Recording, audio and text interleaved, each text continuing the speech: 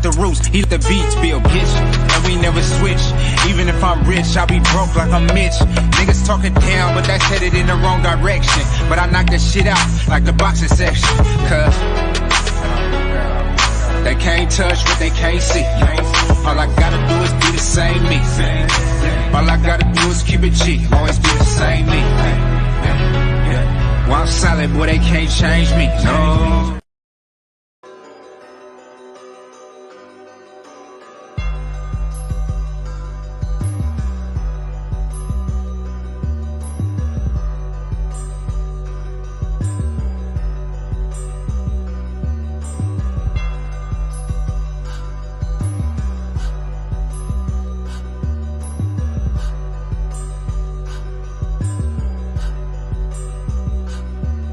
We live from the boxing section, you dusty ass niggas.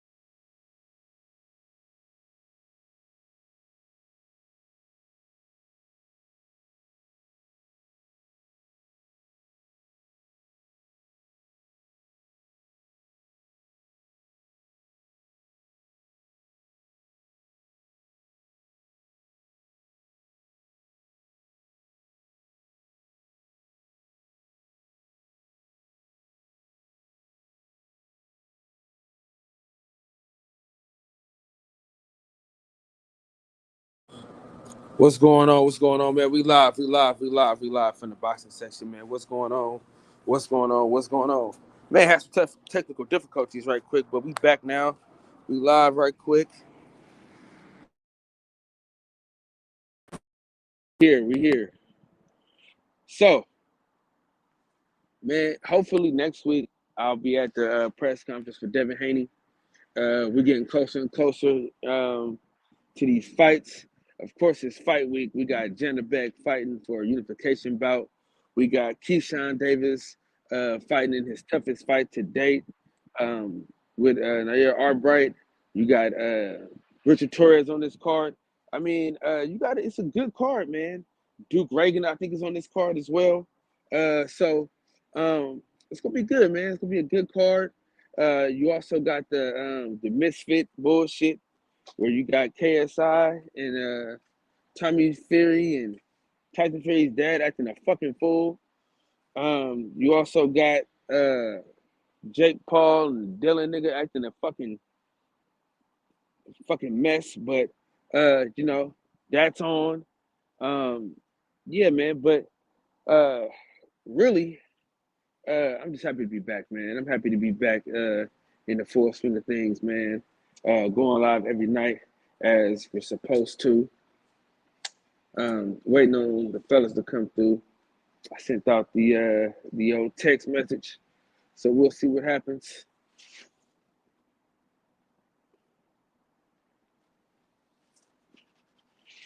All right, let me check on L Dub. Let me check L Dub, man, website real quick, see if we got anything to talk about. I know we had the Benavidez press conference with Demetrius Andrade. Very respectful. Um, the winner of this fight gets Canelo. They say. So they say. Not just extra stone when it comes to boxing, man. But let's hope that that's what happens. You did, because let's hope that happens. Let's hope we can get the winner of Demetrius Andrade and Benavidez to get in there with Canelo, so we can see exactly where everybody is as far as this fight goes. You dig? I'm looking forward to this fight, dog. Really, I am. I don't know if I'm going because Thanksgiving is one of them holidays, man, where you just don't want to dip out and get stuck nowhere. You know what I'm saying? It's in Vegas, so you could probably drive, but I don't know, man. I don't know. I do like both fighters, so I do want to see both fighters get down in person. I think it'd be a good fight to go to. I think it'd be very exciting. So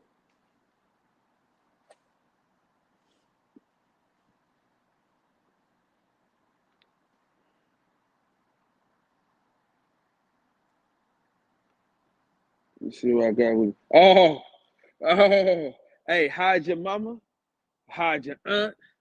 You know what I'm saying? It's that mama's favorite in the building. Man, what's up with my dog, man? What's going on, big dog? Hey, listen, man. Live from the motherfucking boxing section. I got my motherfucking dog with me. You know what I'm saying? Listen. Once again, the two best teams in the NFL are the 49ers and the Philadelphia Eagles. Oh, absolutely. Chris, what up with it, bro? What's up with you, man? What's poppin'? Hey, You know, listen. I know you don't like. I know you don't I'm like the about to say cold. y'all. Listen, I know you No, don't I'm like the rooting for cold. y'all. I'm rooting for y'all until week 13, man. You know what it is. Hey, listen. You already know I'm a designated Eagles fan. You know what I'm saying? All my closest friends Right. are Eagle fans, so man, what is all that racket, my boy? I'm sorry, I was running the sink. God damn. I'm sorry. Yeah, I turned the sink on for a second. I was doing so. Hey, listen. I know you don't like the cold. You know what I mean? I know you don't like the cold and things like that. Mario, what's up with it? You got to mute your mic, DJ. Mute your mic for us, man. You're killing All us right, right hold Hold on. now. on, dog. Give me just a second, but good brother. Y'all give me just a second. Yeah, for sure. Yeah, DJ. I know you don't like the cold and things like that, but damn it, I need you to pull up to that fucking that game. I think it's gonna be a great game, and it's gonna be good to be amongst friends. So I think you have to pull up to that game for sure. And Josh fight that Saturday, so it's Josh fight and then the Eagles game that Sunday. So I'm going already because I already linked in with Josh, so we're gonna be there for the Tevin Foreman fight. So yeah, DJ, go ahead and bang some damn pots and pans and let me know what's up. Okay, so I have to look and see exactly what date it is, but I looked up them. Man, I started looking up tickets. I was gonna try to make that November 5th game, which is the Cowboys at home. Man, fuck that Watch game, it. man. Fuck that game. December. Yeah. Who's going to see the Cowboys? 3rd. Say what? Who said Now they were going to see the Cowboys? he's an Eagles fan. He just wants to see the Cowboys get their ass whooped. Oh, Yes, sir. Especially by us. The boys are back in town. What's up, Playboys? Hey, what's on? up, man? What's up? We definitely here. Hey, listen, because I just think, man, that 90s Eagle game is gonna be fucking lit.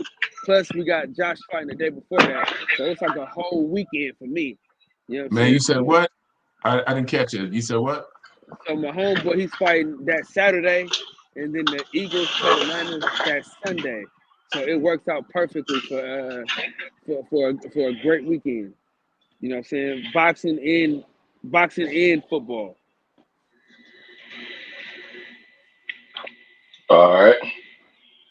And then of course, that week after that, we're going to Devin Haney. Reserve.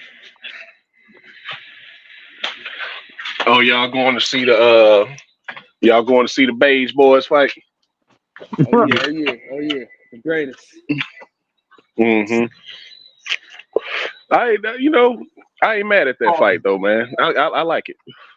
That was a great fight. Yeah, it's a good fight, Loma man. and Regis in the same year.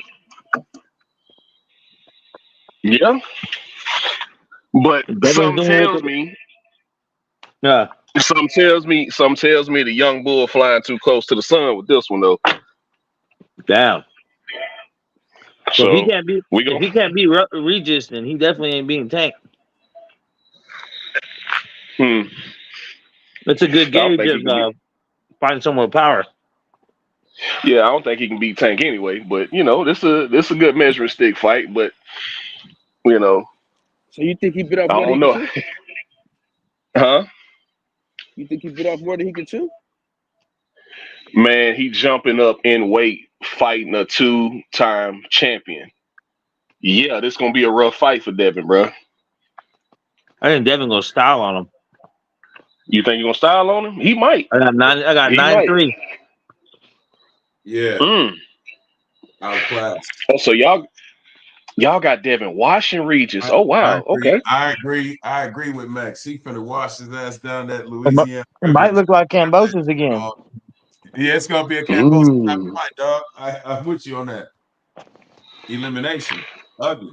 See, I think I never really thought highly of Cambosos anyway. Like I think he caught lightning in the bottle. I think it was a perfect situation. But He cannot get caught. this here, he cannot get caught. yeah, he will. That's the problem. He always get caught fighting southpaws. He cannot get caught. He do. That's gonna be that So be dangerous. Well, I'm also interested to see what the extra weight does for Haney. Like, will it give him a little more pop? Will it give him a little more durability? I mean, he had to be missing fluid from his brain trying to make 135, bro, the way he was looking. Yeah, I listen. Yeah. I think 140 for Devin Haney is gonna be his best weight to date. I think he's gonna look like the Devin Haney before the injury. I really feel like he'll be back, man. Back to business as usual, to be honest with you. 'Cause I just think Regis Prograis is just taking it way too light, man. You know what I'm saying? He act like the nigga can't fight. So we're gonna find out soon enough. In the Bay Area, we're gonna do a little dance that night. You know what I'm saying? And I can't I hear you. Man, the thing about it is that I just think Haney, man, the skills wise, man, he gonna be touching them like Max said. This gonna be like some 9-3, 8-4 type shit. Like he don't get no more than 4 rounds, bro. Believe that. He don't get no more than 4 rounds. I mean, given them their last performances each, I mean, Regis did not look good that last fight, and that was not Devin Haney. And I tell you something, I think this And 140 Haney going up, I think it's gonna put some pop in his punch. And don't be surprised if you see something different from Haney this fight. Just stay tuned. Hey, I'm gonna be honest with you. If you think he better get out the way of that straight left. He better get out the way of that straight left because he couldn't do he couldn't do it with Loma. He couldn't do it with Loma, and he couldn't do it with JoJo. This is what I'm gonna say though, DJ. I was at that JoJo fight. If you think all you can do is knock him out, you keep saying, "Oh, I'm gonna just knock him out." You ain't gonna just knock him out like that. He ain't gonna just let you knock him out. You know what I'm saying? No. And listen, in the words of the great philosopher DJ, what you gonna be doing when you knock? What I'm gonna be doing when you knocking me out? Like, yeah, what you gonna be doing while I'm throwing? What I'm supposed to be doing while you throwing these hands? You know what I'm saying? And that's just the fact of the matter, bro. Regis' last couple fights, though. Nah, that ain't true. That ain't true. Because that Williams Zepeda fight was good. It was damn good, actually. Yeah, he beat the shit out of Zepeda. Yeah, that was a good fight. I feel for that. Ain't that right, Mitch? It was out there. Zepeda. It was out there. That's right. That was Zepeda. We're gonna be at this one too, man. I'm ready. It's gonna tell me a lot, man. Once Regis Man, connect, because he gonna connect with that straight left. It's gonna tell me a lot by Devin's reaction. If Devin just eat it, then Regis in trouble. You know, I hate to say this because I definitely think that Regis is a better fighter than Jojo Diaz for sure, no doubt about that. As far as Oh Loma, yeah, I don't know, oh yeah. but I don't know if he sets up them lefts as like Loma and JoJo did. You know, they didn't just look for it and go for it. They kind of like disguised it a little bit, set traps here and there, angles. They moved a little more, but either way, that is always the concern with Dev. You know what I mean? Between the Linares shit and him getting caught, the way he was getting caught with Loma, you figure that some of that hits harder, is faster, not as tricky, but I mean, you never know.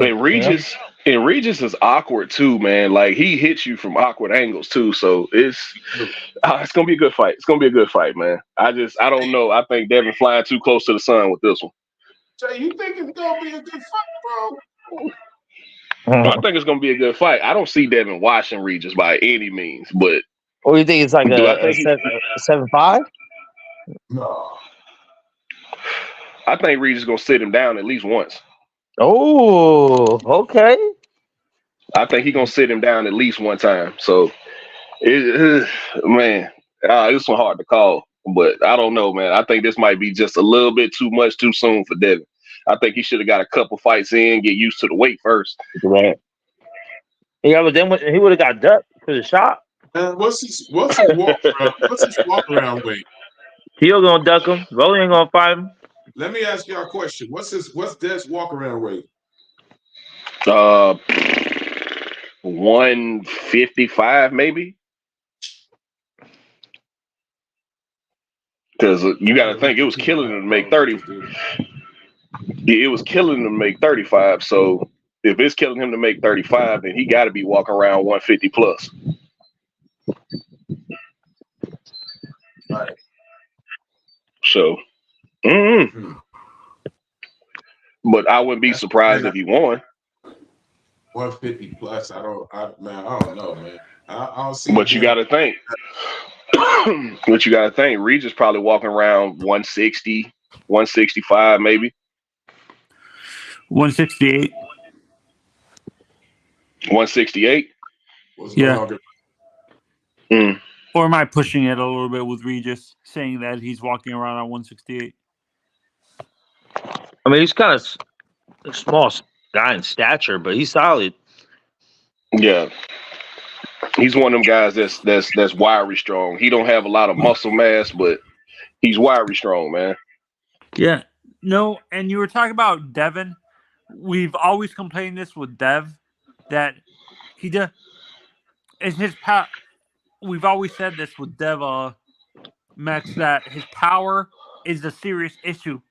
If he hits a guy like Regis and Regis just shakes it off and just walks forward, all that boxing skill doesn't mean shit.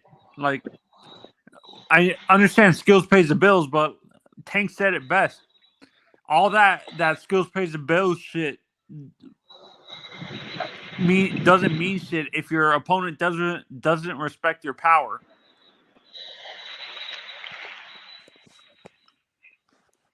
Yeah, I mean that's true, but yeah, but it don't matter. Haney got enough power though, and that could be a dangerous thing too for Regis to think. I mean, if you get hit with a good one, think, okay, I don't gotta respect nothing, then you're just gonna get tagged up. You know what I mean? Like, yeah, he gonna get. No, I'm not saying the worst thing Regis can do in this fight is just walk. Is just try to think he's just gonna walk Devin down. Devin's footwork is too good for that. His stab jab is too good for that. I don't think he's gonna walk him down by any means. So, man, no, I'm not saying Regis is allow his defense to lapse because he doesn't trust. He doesn't believe in Devin's power, is what I'm saying. Let's say Devin hits him with a flush shot, like catches him with a flush shot, and he just shakes it off. What's Devin's reaction to that when he sees a guy like Regis just shakes off his power shots that Devin has, and it's not doing anything to to Regis and stuff like that. Well, I think at that point it'll just be par for the course. So like, all right, cool. Now I think I still got the skills to beat him. It's like So you you think can the same eat thing it. is You gonna play can out eat with it for Dev? 12. You can eat it for 12 rounds, but you still eat it. So you think that's gonna be the same thing?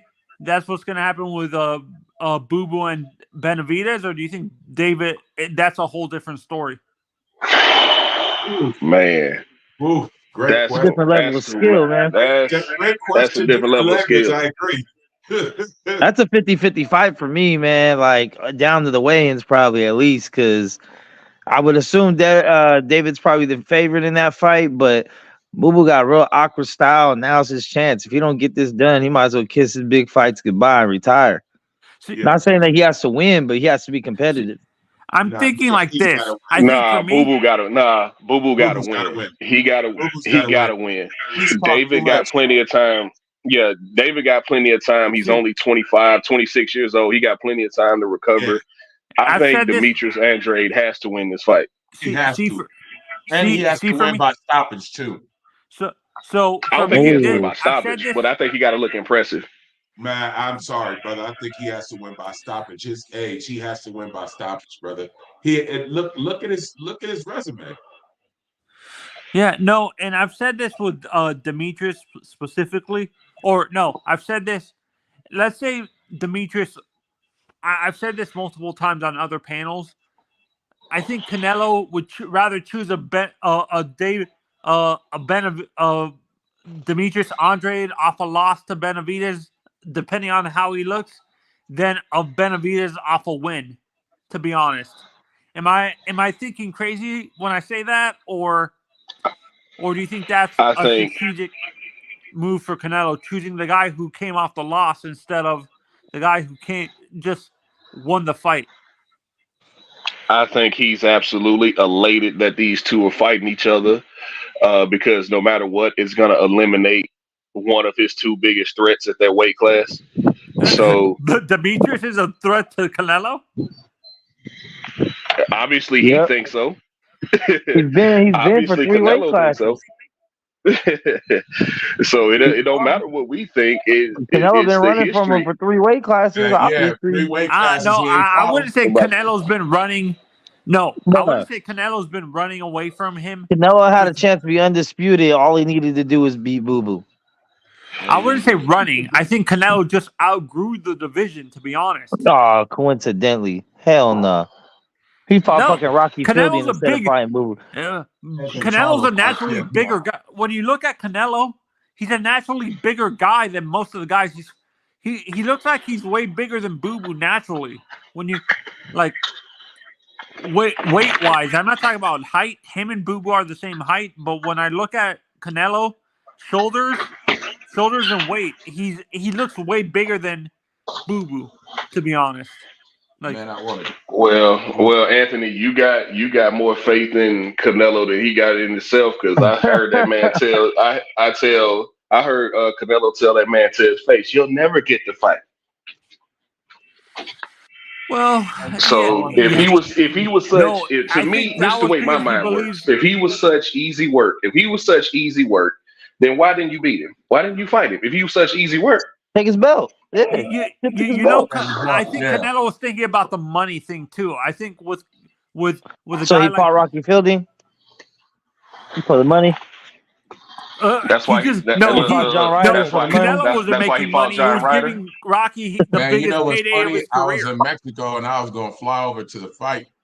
I was at the house in Cosmo. I was gonna fly over to the fight, man. But just the thought that he bypassed all those other fighters, I was kind of busy. Yildirim. That Guadalajara flight and all the extra shit I gotta go through to get to the fight now. See, Not I But- give respect to Boo Boo, but honestly, I don't think his like the awkward to me the awkward thing. I understand what you guys are saying that he can catch him with a shot he doesn't see, but David's timing for some reason throws off fighters when he throws his combinations. It's not like a conventional timing when it comes to like throwing his combinations. He throws it like not in an off-putting manner, but do you know what I'm saying, DJ? Where it's not like a normal thing where David sets it up, but it's not like where a boxer like an Andre can place when he's gonna throw the combinations and stuff like that. You know what I'm saying? Kind of. I wanted to kind of touch up on this Benavidez and Boo Boo fight. Man, how long has Boo Boo been out? When was his last fight? First of all, 3 years ago. It was Boo Boo fought earlier this year. I think it was earlier this year. Was it last year? Damon Nicholson. Yeah, it was either earlier this year or late last year when he fought last time he fought. Benavidez, fair to say he's been more active, right? Yes. Yeah, Benavidez has definitely been more active. Yeah. More active, man. You know, my thoughts on this, I think that I seen Benavidez his last couple fights, he started off pretty slow. I think that Boo Boo's gonna have to use that to his advantage and come on strong early. If he lets Benavidez get going, I don't see the fight lasting, but if he could take control of the fight early, man, this could be a very, very interesting fight. Oh, Boo Boo fought earlier this year, dog. That's what I'm saying. I thought it was early this year. Yeah, but that's his only fight in the past 2 years. Yeah, his only. No, he fought at the end of 21. Yeah, at the end of 21. And when was he fought? When did he fight? The beginning of 23. 21, right? Yeah, that was. No, it was at that was at the end of 21 when he fought Quigley. Then he was out all of 22 because he had an injury, and then he came back in January and fought Damon Nicholson. Mm-hmm. This is still a long way off, though. That was this year. Yeah. Man, but that was on that tank card. That was on that tank card. Yeah, that was on that tank card. Yeah. Man, I understand what Scuba's saying.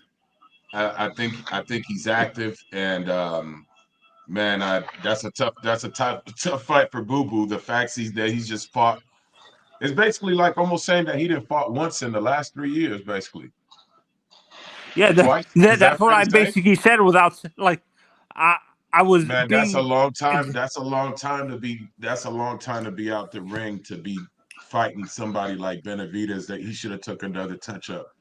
And he cut his hair. Did you see him singing on that Twitter post? He back to 54. He back to 54 Android now. Oh, yeah. Did you see him singing? Did you see him singing R&B on that Twitter post, Max? No, I don't got Twitter. I think he is an awkward fighter that could be a little challenging for David. And like I said, man, his last couple fights I seen, he just started off really slow. So I don't know, man. This one's to me. And Andre typically starts off pretty fast and then tapers off around the 7th, 8th round.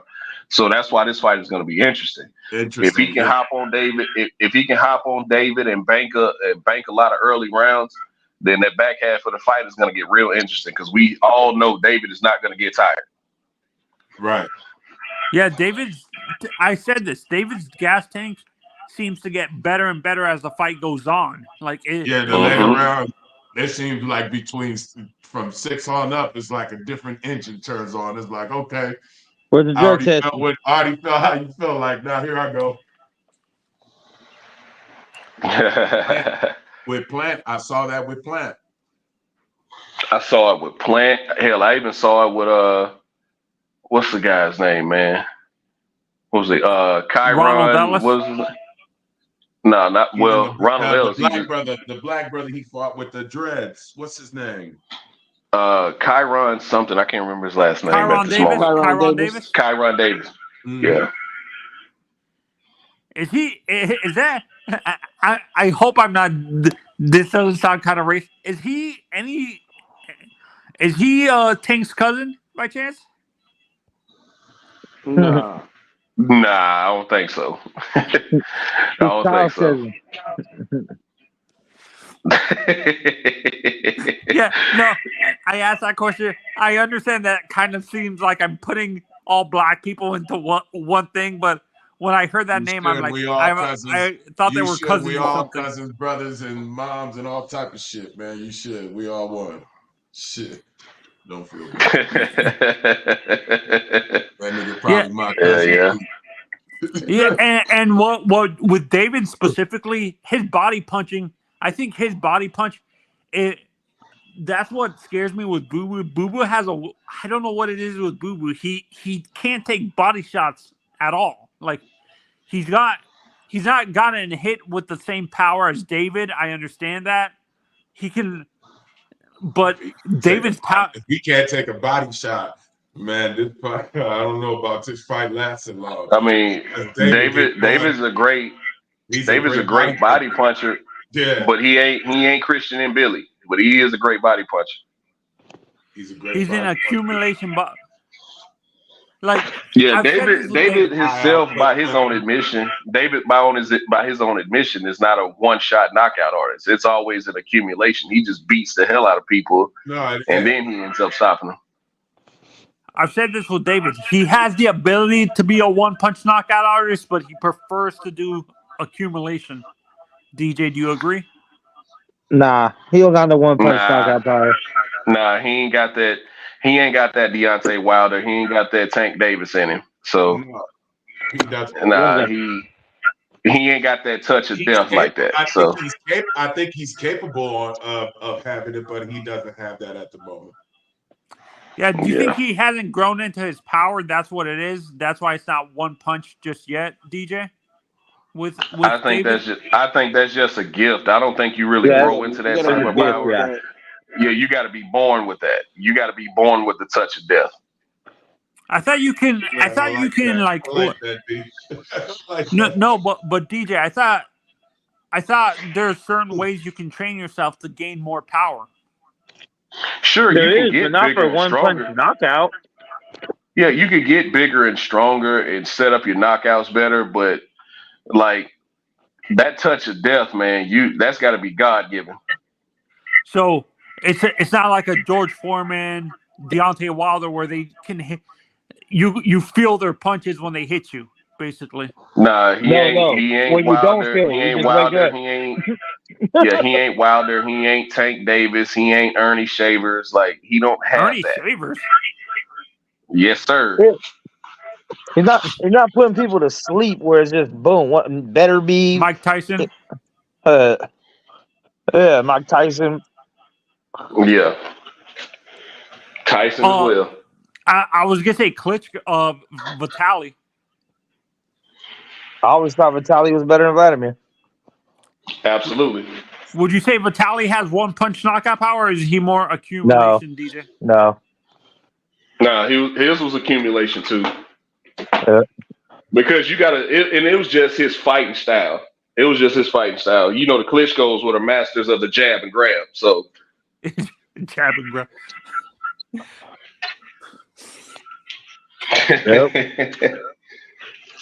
But yeah, it's gonna be. Those are gonna be. Though, man, them some good fights to end out the year, though. Oh, this is one of the best years in boxing in recent memory. Then, of course, at the beginning of the year, possibly we're gonna have Tio versus Ryan. Has to be the best year of boxing, and there's been some years. Since Mayweather was around. Yeah, for sure. But Black Scuba, to be honest, we are within the next 4 months specifically, we're gonna have 3 great fights. We're possibly gonna have during Super Bowl weekend Tio versus Ryan, because Espinosa and Oscar, and is it Aram or Heyman that has Tio? You're breaking up. Can you hear me now? The reception is breaking up. Can you hear me now? Yeah, it just sounds a little. I can hear you. Go ahead, keep speaking. Okay, what I was saying is it's breaking in and out. Kyle. Yep. That might be you, Doug, because I hear him just fine. Yeah, he was cutting in and out. He was cutting in and out a little bit. You sound like that right now too. I sound like that right now too. Nah, you sound clear to me. Nah, yeah, that might be you. That might be you this time, Mario, because I hear everybody clear. Hey, this weekend there's some good shit. Can you guys hear me now? Can you guys hear me now? Yep. Okay, so let me get your thoughts on this week. How are y'all feeling about the top rank card? It's decent. Janabek, Keyshawn, easy. Oh, Keyshawn fighting this weekend? I hadn't. You know, it's football season. I hadn't even really paid attention. You an Eagles fan, DJ? Absolutely. Do you think? Do you guys think you guys will get blow out the Cowboys in a couple of weeks? Beat the dog shit out of them is more like it. Oh, what I was saying earlier. What I was saying earlier when it comes to, oh my God, we were talking about where before I dropped out. Damn it. Oh, Tim Zeus this weekend too? Yeah. You Tim Zeus. You were talking about Teofimo Lopez fighting Ryan Garcia. There's 3-4 fights coming up. You were talking about. Well, within the next 4 months. Wait, T.O. is fighting Ryan Garcia? There's already an agreement with. No, there's. I was about to say, dear God, I hope not. Dear God, I hope not. He's gonna kill Ryan. Man, let Anthony talk, man. Then give him a second because, as far as I know, I've been seeing a couple posts like through. I mean, I don't have no confirmation on it, but I have seen that rumor floating around that T.O.'s supposed to be fighting Ryan. It's supposed to be like January for Super Bowl weekend or some shit. No, like that. it's February. The weekend of the Super Bowl is February, and there's already an agreement set up. Is he with Heyman or Aram by chance? I can't remember which promoter T.O.'s with. Max, do you know? Last I heard, he was still with Top Rank. Yeah. Top Rank and Golden Boy have an agreement for this fight to happen on Super Bowl weekend. See, the last thing I heard about T.O. is he was supposed to be fighting Jose Ramirez during Heisman weekend. So I don't know. He usually fights Heisman weekend. That's his thing. Yeah, that was the last I heard. He was supposed to be fighting Jose Ramirez that weekend. Yeah, but I think this is what I'm saying. I think they're giving Ramirez push-aside money for that fight to happen with Ryan Garcia, with T.O. Yeah, as they should. That's the way you're supposed to treat it. That's the way you're supposed to treat a duck. Ramirez, you're saying Ramirez is a duck? Duck program. He ducked the shit out Regis. He ducked the shit out Regis, man. I was saying this for me. This is how I would rather see Ryan before the T.O. fight happens. I want to see Duarte. And then I said I wanted to see him go get a title, fight a Subriel Matias, then fight T.O. What? You want to see Ryan in with Subriel Matias? Yup, to get that title from Subriel. He's not getting only thing. I'm about to say, only thing he getting from Subriel Matias is a trip to the ICU. His knockout against Subriel would be worse than Tank, you think? Yes. Because, Tank caught him with a good shot. Subriel Matias is going to beat the living shit out of him. Do you think that him going with Derek is going to make any difference, DJ? Over time, it will, because he caught Ryan at a good time because Ryan don't have a lot of bad habits. I don't think Derek James can do anything with Anthony Joshua because Anthony Joshua's got too many bad habits. And what he was doing made him a 2-time unified champion. So he's got a lot of bad habits. But Ryan is still young in his career, still developing. So, there's a better chance for Ryan to take information. Yeah, James, you mentioned Derek James. Yep. Yeah. I know I know that's not a popular thing to do nowadays, but especially after his last two fights. But I think he's still a good man. trainer, man. Yeah. You get a lot of that now. So okay, Max. How's he overrated? I mean, he Not got holding it credit for being the trainer he was because of the accomplishments of his fighters, and his fighters fought weak divisions. Man, I'm not holding him against Oh that my last God, fight. bro. I'm not holding that Bro, you against I'm him. said not, of course, okay, no, okay. So Max, we don't Max, want to you hold said him responsible for Max, any of his Max, last three man, you was so fighters' full of fights, shit. right? No, hold on, Max. I'm with you. I'm Right. with you, brother. What I'm Spence had a saying is shitty that performance. I'm not Charlo had a gonna shitty hold. performance. I'm Frank not gonna Martin had a hold shitty that performance. Charlo fight What? against him. No. Wait. What about Frank Wait. Martin? Yeah, with Charlo specifically, can you blame Oh. it? Can you blame DJ for him Frank just Martin. giving up? Did you say Frank Martin? I said Frank Martin's last fight. Don't mention I was at that fight. Yeah, trash, right? Exactly.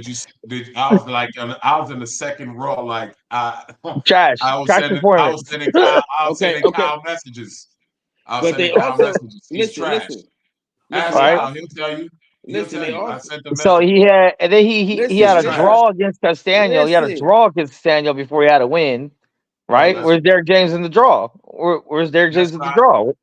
Where's that's Derek not- James in the had a Tony draw? Harrison loss? No, bro, I'm with. All I got to say is that last fight I ain't gonna hold that, but everything else, yeah, I don't know about him anymore. Listen, I'm gonna And say he this. never I'm gonna say, too hold much on. of a fan of his anyways. Let me go. No, Cause man, take y'all out of y'all fucking mind, man. Like y'all motherfuckers take two fights from a nigga and just erase his whole history of being a great trainer. Y'all act like Bomac fighters never lost a fight before. What are y'all talking about, man? I also think that Bo Mack is an overrated trainer because I think most of the thing is Bud's skill. Oh my God, bro. I mean, you said what? That Bo Max over what? I feel like he's slightly overrated too because I can't really like. Okay, so you lost me. Who else you got? Who else you got there? What like trainer is good? You lost me there. Okay. See, Max. This is the credit. This is the credit that I'll give Bo Mack. He made Jamel Herring a champion. That's what. Yeah. Man. I'll give him that. I will give him that. Other than that, and Kyle knows I've had this conversation with him because I had the same conversation about his homie Steven Nelson. Like I give him credit for Jamel Herring, but other than that, I think he got his hands on a special fighter with Bud. And outside of that, I don't know. Because even as good as Steven Nelson is, the reason why I say this about Steven Nelson is because I don't see him beating David Benavidez. I don't see him beating Christian and Billy. I don't see him beating David Morrell. I don't see him beating Boo Boo Andre. And those are his contemporaries at that weight class. I don't see him beating any of those guys. He can beat them guys. But let me tell you this. Let me land this plane real quick because I wasn't able to land it. All right. Let me say this, man. Okay. Derek James still had two unified champions at the same time. Period. No matter how you want to slice it or dice it, whether you say he had a draw or not. Like, let's be quite honest. The only person that has lived this boxing shit undefeated is Floyd Mayweather and fucking Andre Ward, bro. I mean, other than that, dude, you probably got a here or there undefeated fighter, but nobody has went unscathed in this boxing thing. Emmanuel Stewart fighters have lost too. I hope you remember that shit. So it's not like great trainers can't lose fights, bro. Like this is true. But what I'm saying is this is true because he changed Lennox Lewis's career. I'll give him that. I'm not judging him off the losses because all fighters lose and all trainers lose. I'm judging him off what are his biggest wins. Nice. What are his biggest wins? When did he win a fight with another great legendary fighter or prime elite fighter or a big stage fight? When did they show up? I mean, And Max, see, for me, I don't When he blame fought, you DJ didn't for consider that. when he fought Kell Brooks. Yeah. When What Spence was that? fought Kell Brooks, 2018, 17? What about Sean Porter? You talking about Earl and Sean Porter? Yeah. I mean, me personally, What do you mean? I hate to go with the narrative, right? But without that knockdown, yeah, without that, I agree with he you. loses Without that fight too. knockdown, Listen, I don't give a fuck what you say. Did he get the So knockdown? so was that the knockdown? Was that the trainer? Bro, he told Earl Spence exactly There weren't no what to adjustments do. in that fucking fight. Hold on. He actually told Earl Spence how to get that shot off. He told Earl Spence to shorten Sean the was bringing shots. that work. He also But told Earl to Errol's own admission, he fought Sean Porter's fight purposely. He wanted to beat Sean Porter doing what Sean Porter does. If you believe that. See, and what I don't get is they blame Derek James for freaking Charlo not showing up against Canelo. It's not his fault. His fighter just went into that fight. So how good of a trainer are you? Your fighter don't even listen to you. You said that Earl Spence came into the fight and did what? No, I'm talking about Charlo. Charlo. No, I was asking DJ. He said that Earl Spence came into the fight with Porter and he did what? Fought Porter's fight. Purposely.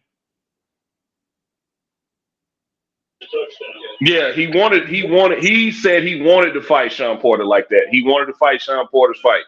But he wanted to box little ass Mikey. Man, come on, man. He didn't want to fight him like that, man. That's bullshit. He got forced to fight him like that. If you believe, that's why I put in that. He got forced into that fight, and that punch is that knockdown is what changed the course of that fight, man. Absolutely. And that's credit to Earl. That was the difference in that fight. That was the difference in that fight, but you can't take that away from him. No, I don't take it away from Earl, but I don't give Derek James credit for it. Don't give Derek James the credit, yeah. So you don't give Derek James the credit for telling him to shorten up the shots? Hey, once again, how can he be such a great trainer if his fighter don't even listen to him? Listen. This is somebody got to mute that shit in the background. Bruh, there's great coaches that niggas didn't listen to. Remember, Jordan didn't listen to Phil Jackson right off. If you remember that shit. He also didn't win right off. So listen to what I'm saying though. So so you can't say that coach ain't great because the nigga ain't listening to him. Yeah, because by this point, how long has he been coached for? How long has he been coaching the Charlos? How long has he been coaching Earl? It's not like he just started coaching them and they're still learning each other. They've been training. He's been training them since they were teenagers. And they still don't listen to his ass. They got problems outside the fucking boxing and shit. He got a mess in his hand right now. I think he's a good trainer though. I'm not saying he's trash or he's a bum or nothing like that. I think he's the upper echelon of trainers. I just don't know if he's the guy everyone thought he was, this trainer of the year, because he had, an undisputed champ and a 3-belt champ and all that other shit. You know what I'm saying? But you can't say he's not a great trainer. You can't say he's not a great. He built Errol Spence up. The only person Errol Spence lost to was a nigga that got all the belts. The nigga he was always gonna lose to. The one they avoided. So he fought Kell Brooks. Terrence Crawford. Shoot me a couple more names. Let's say Ugas, but Ugas. Danny Garcia. Danny after a year and a half out the ring. Sean Porter, which was don't forget the battle. The almost fight with Manny. Okay. You can say Danny a year and a half out the ring, but you can't forget the other part of that, Max. Who else was out the ring for over a year? Hey, DJ. You can't throw that part out. Hey, DJ. He's out of his fucking mind. He's out of his fucking mind, bro. Yeah, the Danny fight was signed before the crash, though. The Danny fight was signed before the crash. But that was a wild time, Max. Max, that was a wild time. Everybody was out of the ring. That was during COVID, and not only was it during COVID, but that was after the car crash. Like, we can't just say because Daddy was out For the ring sure. for that amount And of once time. again, it was another I duck don't know. on I Bud. don't use that like that. I don't know. It was another duck on Bud because Danny didn't have no belt, so he wasn't going to go collect the belts. And But Danny was look, not a mandatory. we not gonna rehash And all Danny that was shit, not a man. mandatory at the time the fight was signed. So The fight happened. Errol lost. We ain't got to rehash all that shit. yeah, never forget. Did nobody duck nobody? The hold on, fight hold on. happened. Nah, he This is does. what I don't. This is what I don't like about Max. This is what The I ducker. despise about this nigga. He's a Bro. mother ducker. He gets these arguments, bro, and tries to hold on to like little things. He acts Not like little things. you act like Terrence Crawford had no capability, like no accountability. Terrence Crawford in the always did matter. everything within his power to No, he try did to not. get No, he that did not. fight. No, he didn't. He resigned with Yes. Top Rank. I don't want to hear nothing you got to say to me, bro. He resigned with Top Rank. So Under the promise that he was going to get the fight. That's why he sued him.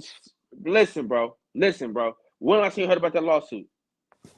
It's still ongoing. Last I heard. Listen, man.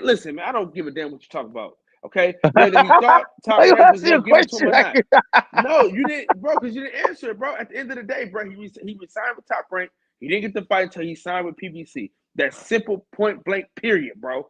So you can't say anything about no ducking because he could have signed with PBC. Exactly. And So if they would've- PBC was never going to let him get that fight without having control of his career. Listen, I really don't like how you just overtalk me, bro. When you had your time to be dumb. Listen, don't overtalk me, man. You already had your time to be stupid. Now it's my time to school you because I've been trying to school you for like the last 2 years about this, bro.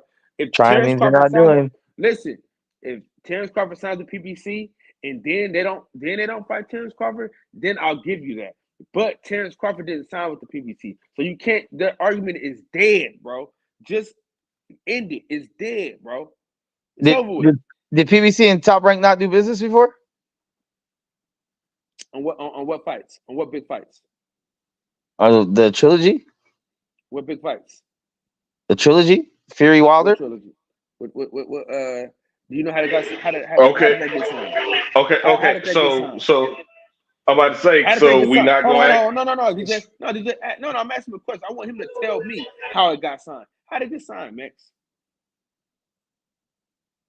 Fury, after the first fight, signed for the rematch, the trilogy, right? Because Fury wasn't. We can't even talk to you about this type of stuff, Max, because you don't know. Just say you don't know. Just say I don't know. Just say it. Say I don't know. Because Fury wasn't with him in the first fight, right? Just say I don't know. Can you say that, please? Just say I don't know. Just say it. Just say I don't know. Tell me. No, I want you to say I don't know, and then we'll tell you. Yeah, I don't know. Say I don't know. Huh? What? Who that talking shit? I'm the trainer of the year, fool. No, I don't know. That's what I miss. You said you don't know. Go ahead, DJ. Enlighten this bum on how that fight was able to happen.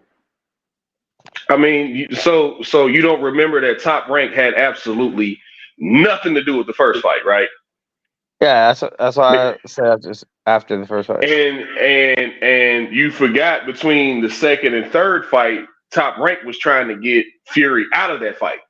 They didn't want the trilogy to happen. Only reason the third fight happened was because he had a rematch clause. And they were trying to get Fury out of that fight so he could fight Anthony Joshua.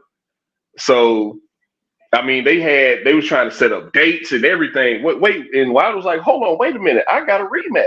I'm not letting that go. Top Rank almost killed the Wilder Fury fight. If they could have, they would have killed it. So, he said, Bud said Bud suing him because he didn't get that fucking Manny Pacquiao fight. It didn't have shit to do with Spence. They promised him Manny Pacquiao. When he signed that contract, promised him Manny Pacquiao. Yeah, when he re-signed with Top Rank was to go and try to guarantee him Manny Pacquiao. When Manny Pacquiao had already had his walking papers, so make that make sense. But like I said, I don't want to go back through all of this because we saw that's why it wasn't the Pacquiao fight. It was. But listen, the fight. But listen, hey, listen, DJ, listen to this, DJ. Remember how difficult it was for that fight to even go down. And the only reason why it went down is because there was so much money involved that they couldn't pass it up. That's why it happened like that. Don't ever And it forget wasn't that. in this one? For Bob Arum, it wasn't. Well, I mean, this fight, obviously not. Because Bob Arum wasn't involved.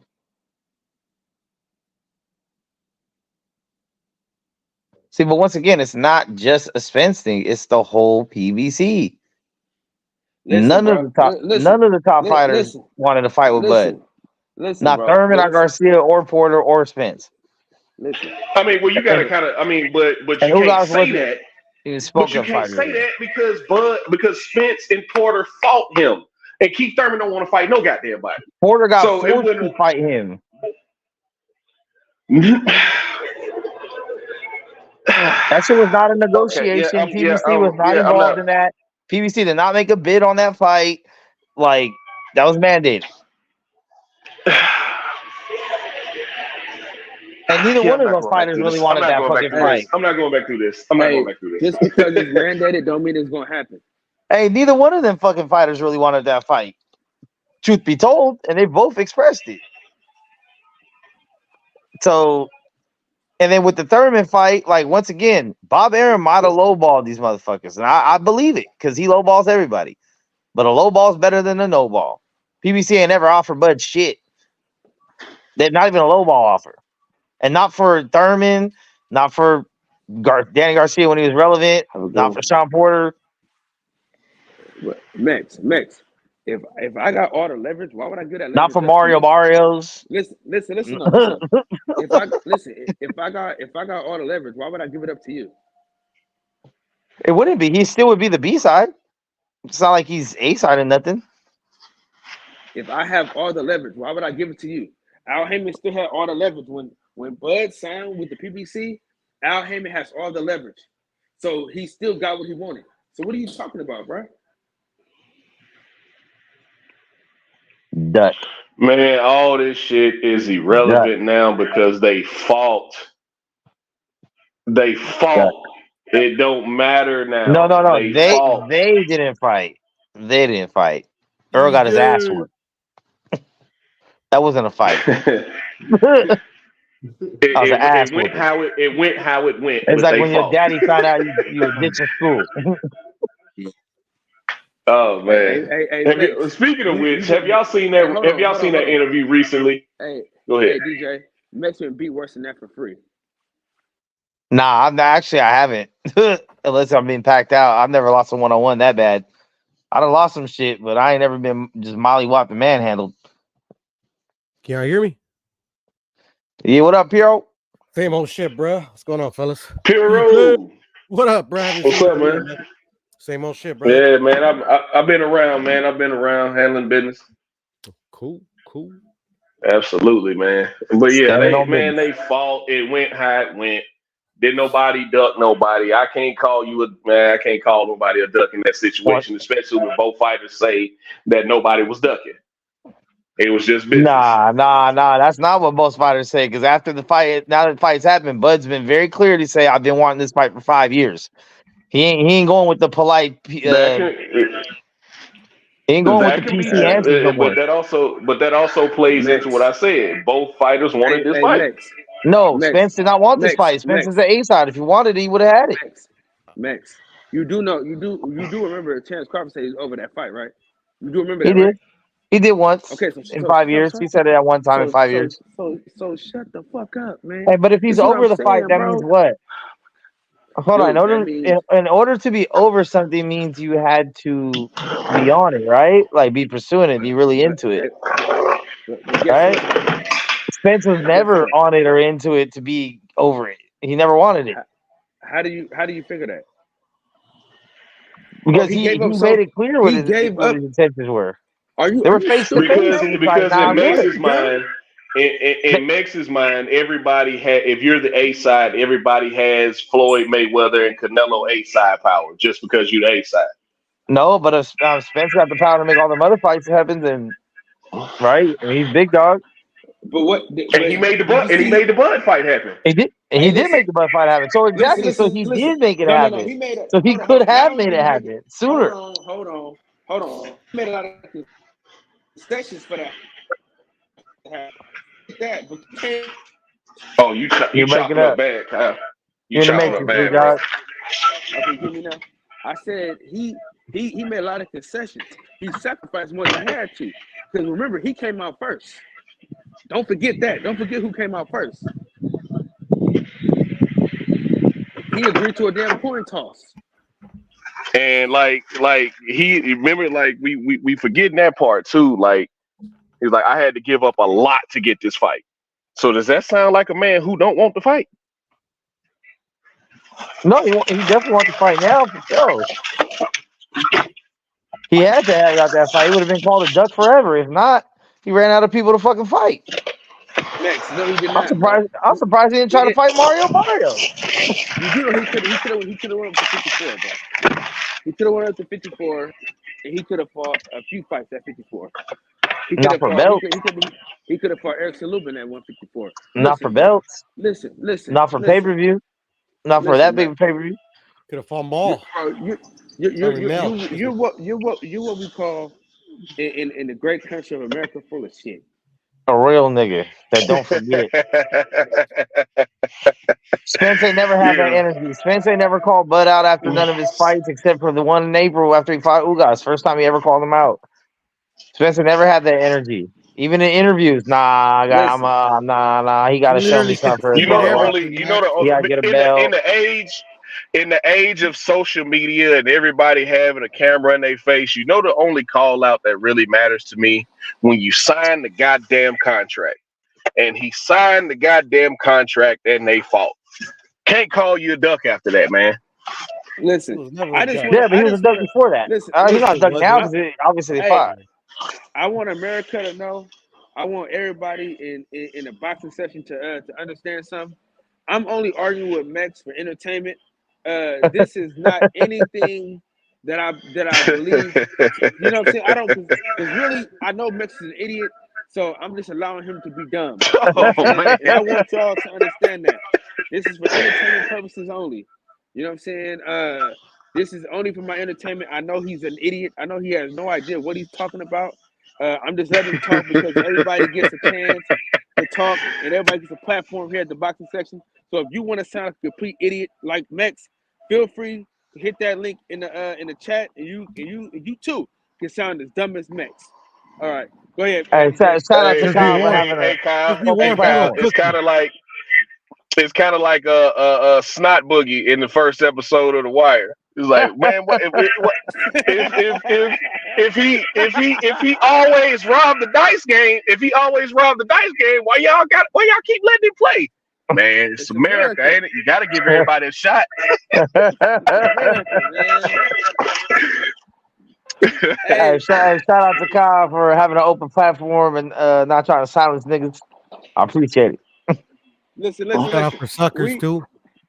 Hey, listen, man. I want to say shout out to y'all, man. Real talk.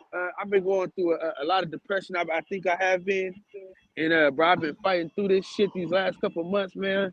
And we here, man. God damn it, and we here to fucking stay.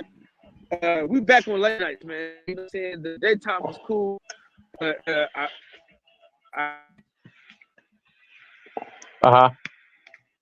You chopping up bad is what you're doing. Matrix. And he's gone.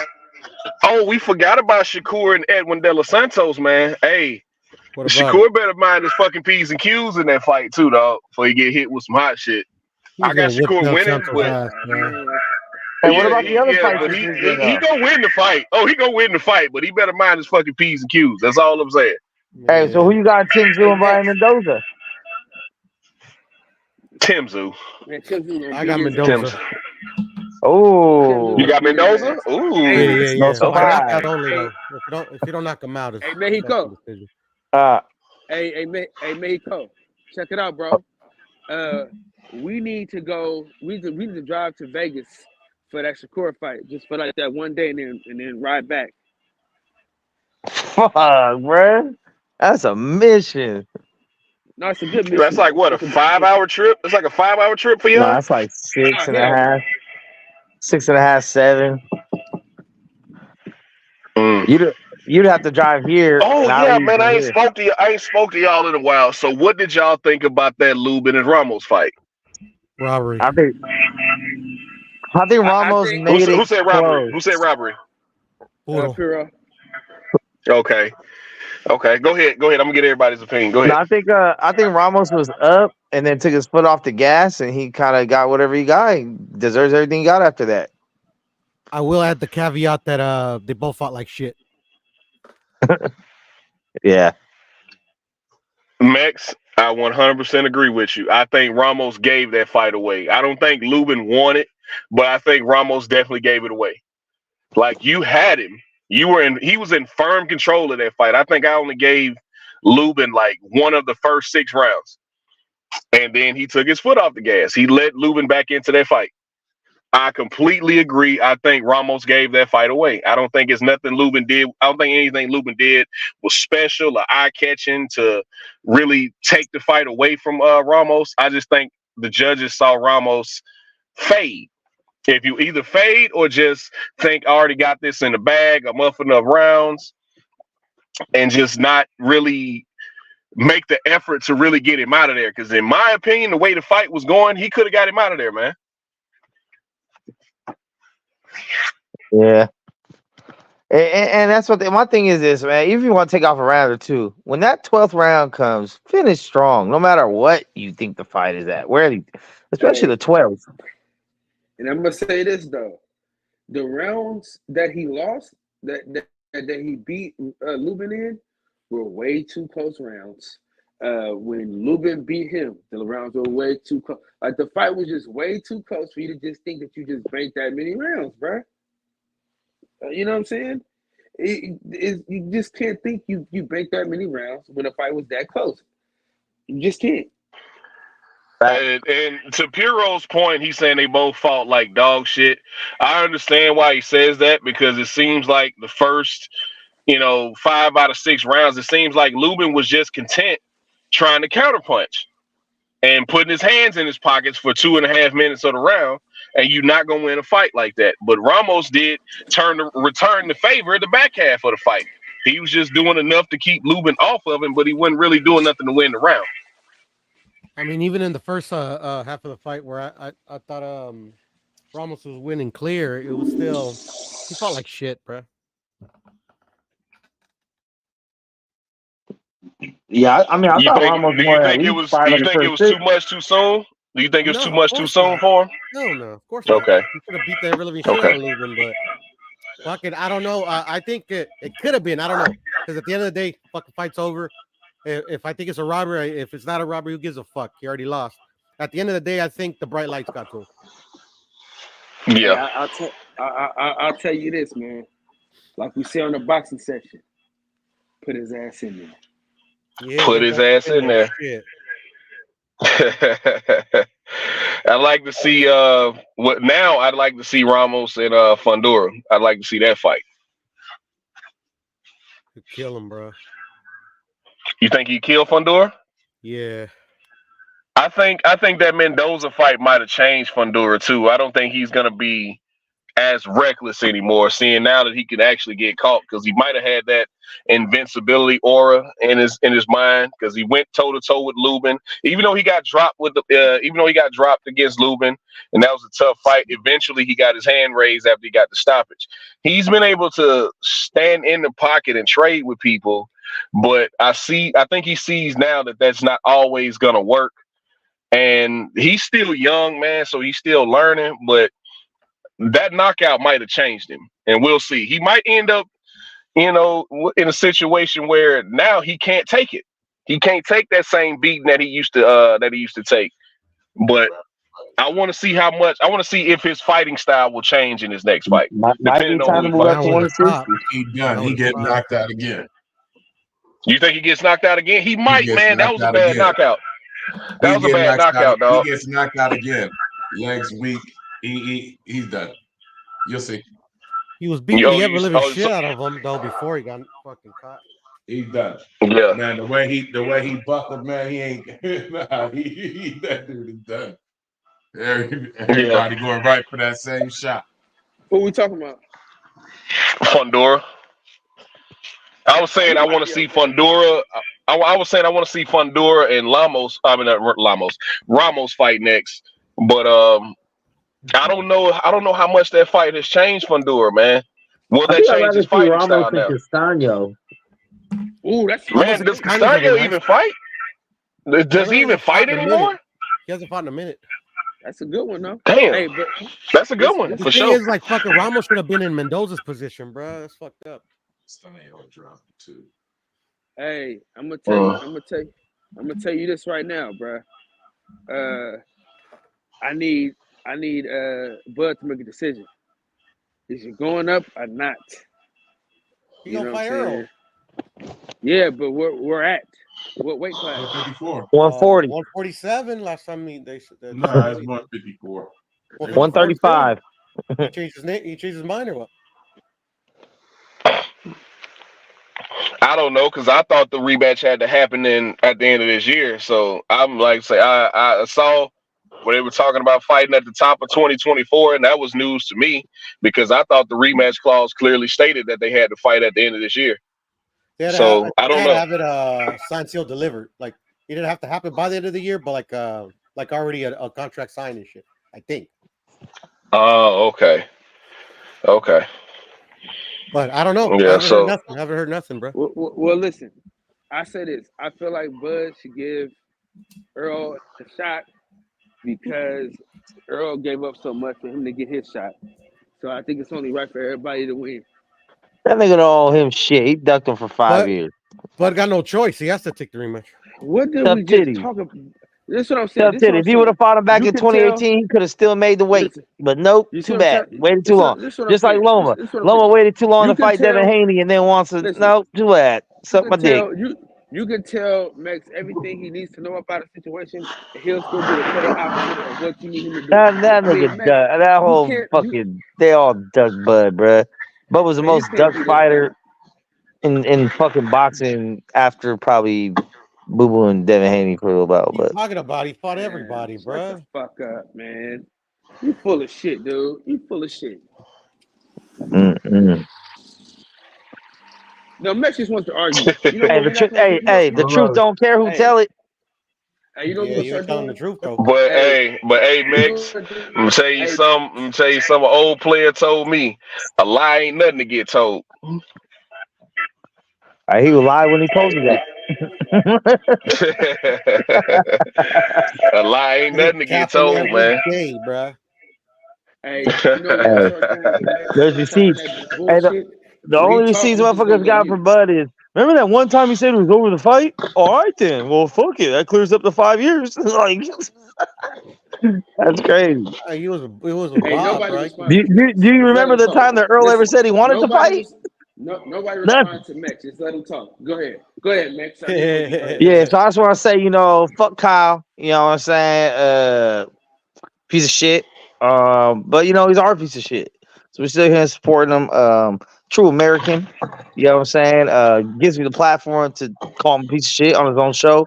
So, that's a noble man. And oh my God, man. DJ, he the little homie, you know what I'm saying? And I'm proud of what he's become. You know what I'm saying? He probably could have been a nose tackle in the Canadian Football League, but he chose to take his talents elsewhere. So shout out to my guy. And Piro, I mean, he's American, but he's really a Mexican psyop. You know what I'm saying? So we go to war with Mexico. I am American. Proud American too, but I'm also proud. That's right, Dave. Mexican. Which one? You got to choose, dog. You got to choose. No, I don't. I have dual citizenship. Can't be a blood hypocrite. I don't gotta choose. I got dual citizenship. Oh, for real? Damn. Yeah. Well, never mind. He found a loophole, so he's a proud Mexican and American. And when one person gets shitty, go to the other proud of it, bruh. And then there's Black Scoop. He's been a cool guy so far. He ain't done no fuck shit. He's Kyle's friend, so it does bring question mark into the situation. But my God, he's a good guy. You know what I'm saying? He's just breaking stereotypes out there, being all. All right, that's enough of his bullshit. Destiny No Black, mames. Destiny Black, come get your No man. mames. God damn. Hey, relax, bro. Man, Relax. No he- mames. he'll he, he'll be back shortly. You know what I'm saying? Yeah, tell Destiny come get her man. No. We good. Some people call me the big homie, the leader. I just like No to be one of the mames. guys. You know what I'm saying? I'm real humble in my Nobody, approach. listen. Nobody has ever called him the big homie. Nobody.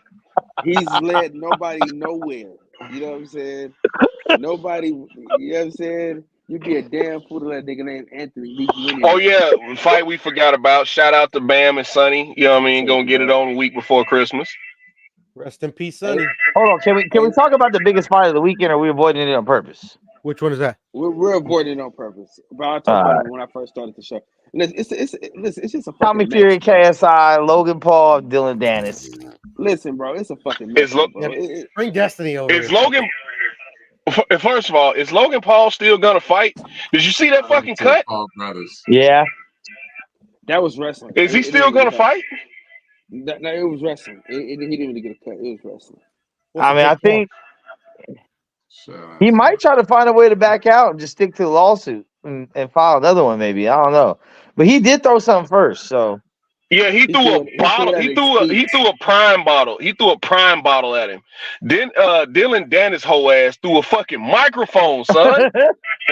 Hey, listen, I don't Like like that guy, bro. I really don't like that guy. Dylan Dennis, bro. Dylan Dennis is one of the biggest pieces of shit in combat sports, and it has nothing to do with this fight.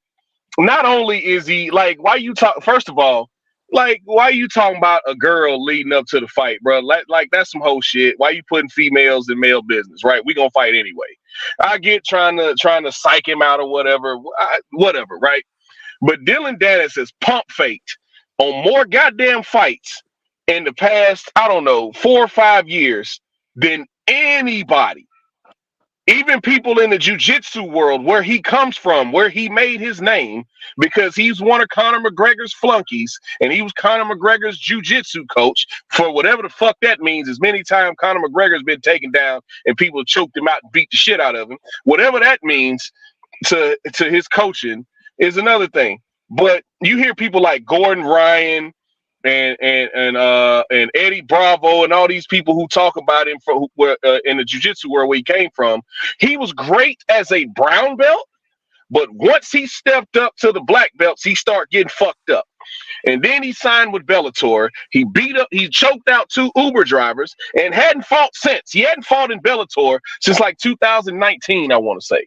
But he's called out and pump faked on more fights than anybody else. He's starting to become a real laughing stock out here. I'm surprised he's made it this far with Logan Paul before he backed out. That's why Logan Paul brought in Mike Perry and said he'd fight Mike Perry, which I don't think is a good idea for either that's one of them weird. guys to fight Mike Perry.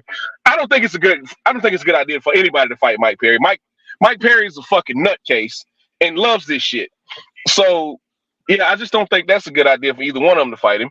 Now But I'm surprised Dylan Dennis has made it this far. I'm surprised he hadn't found a way to back out. Is Dylan Dennis the greatest shit talker ever? Just based on the fact that he has never had like his whole shit. Like you said, he has no actual credentials to back up anything when it comes to fighting. But he talks so much shit. He's in the limelight. He's getting primetime interviews. He's getting ESPN, Ariel Wani interviews with no fights lined up, just from Twitter talking shit or videos of talking shit. Man, he held on to Conor's nutsack. That's why people know who he is. See, but all the other great shit talkers, Mayweather, Conor, Muhammad Ali, even Chael Sonnen, they all had to get in there, fight, and back up what they talked about for the most part. Even when they lose, whatever, they got in there. Dylan Dennis never got in there. He never got in there. He's one of the greatest trolls ever.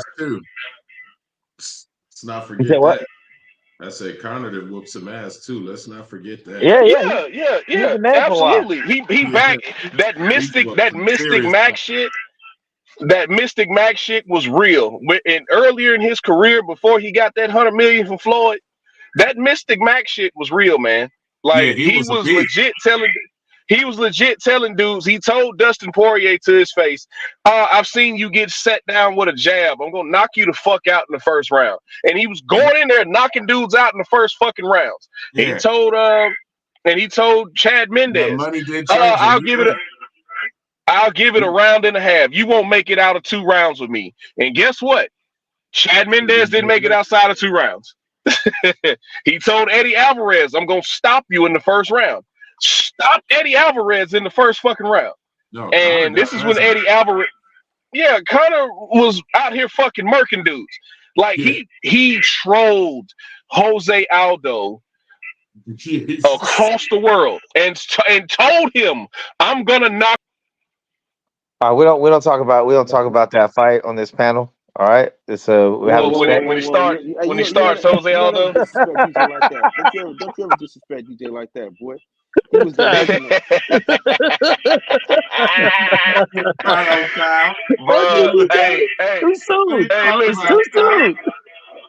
Hey, listen, Mex, wasn't nobody more pissed than I was because I bought the shit, and he gets knocked out in 13 seconds.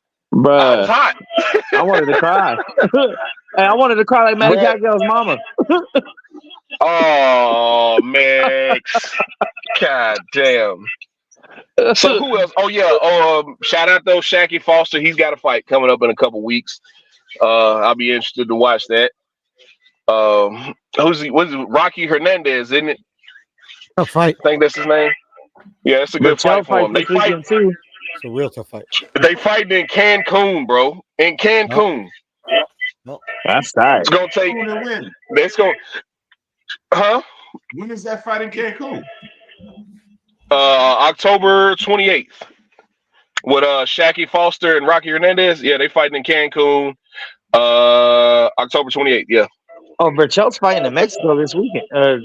On Saturday. Yeah, he's fighting. I forget who. Ruiz. Berchelt and Ruiz. Man. Oh, okay. Berchelt's definitely past his prime, but he's always an exciting watch. Yeah, man. He's one of my favorite fighters. Man, this how out of the loop I've been. Berchelt is fighting again. Yeah. Jesus. I'm gonna pray for him.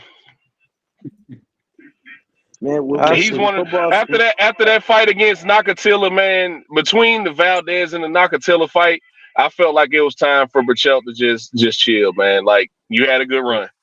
Pray for him twice on Sunday. I'm gonna tell you this, man. With the Niners being so great, I felt like they win the Super Bowl this year. Oh, really? I'm ready. You gonna win the Super Bowl in what? You gonna win the Super Bowl in what? Madden? What we talking about? No, hey, you say you win the Super Bowl every year. One day you do. We got that this year. No, we got it this year. We got this year. The fact that it's in Raider territory, we definitely coming down here. We definitely. I've heard that every year for the past 30 years. I mean, we've gotten how close many to titles the they got in the Bulls. 30 years you've been living? 94.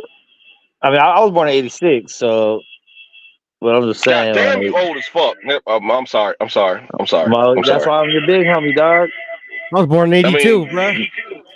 God damn, y'all old as fuck, man. I was born in 80. In 80? Oh shit. So Piro, you what? 40, 41? 41, sir. Yeah. Okay. I'm 43. Damn, y'all old. It's all downhill after this, guy. Nah, it's all uphill for me. Hey, once I start shitting on myself, pull the plug. Once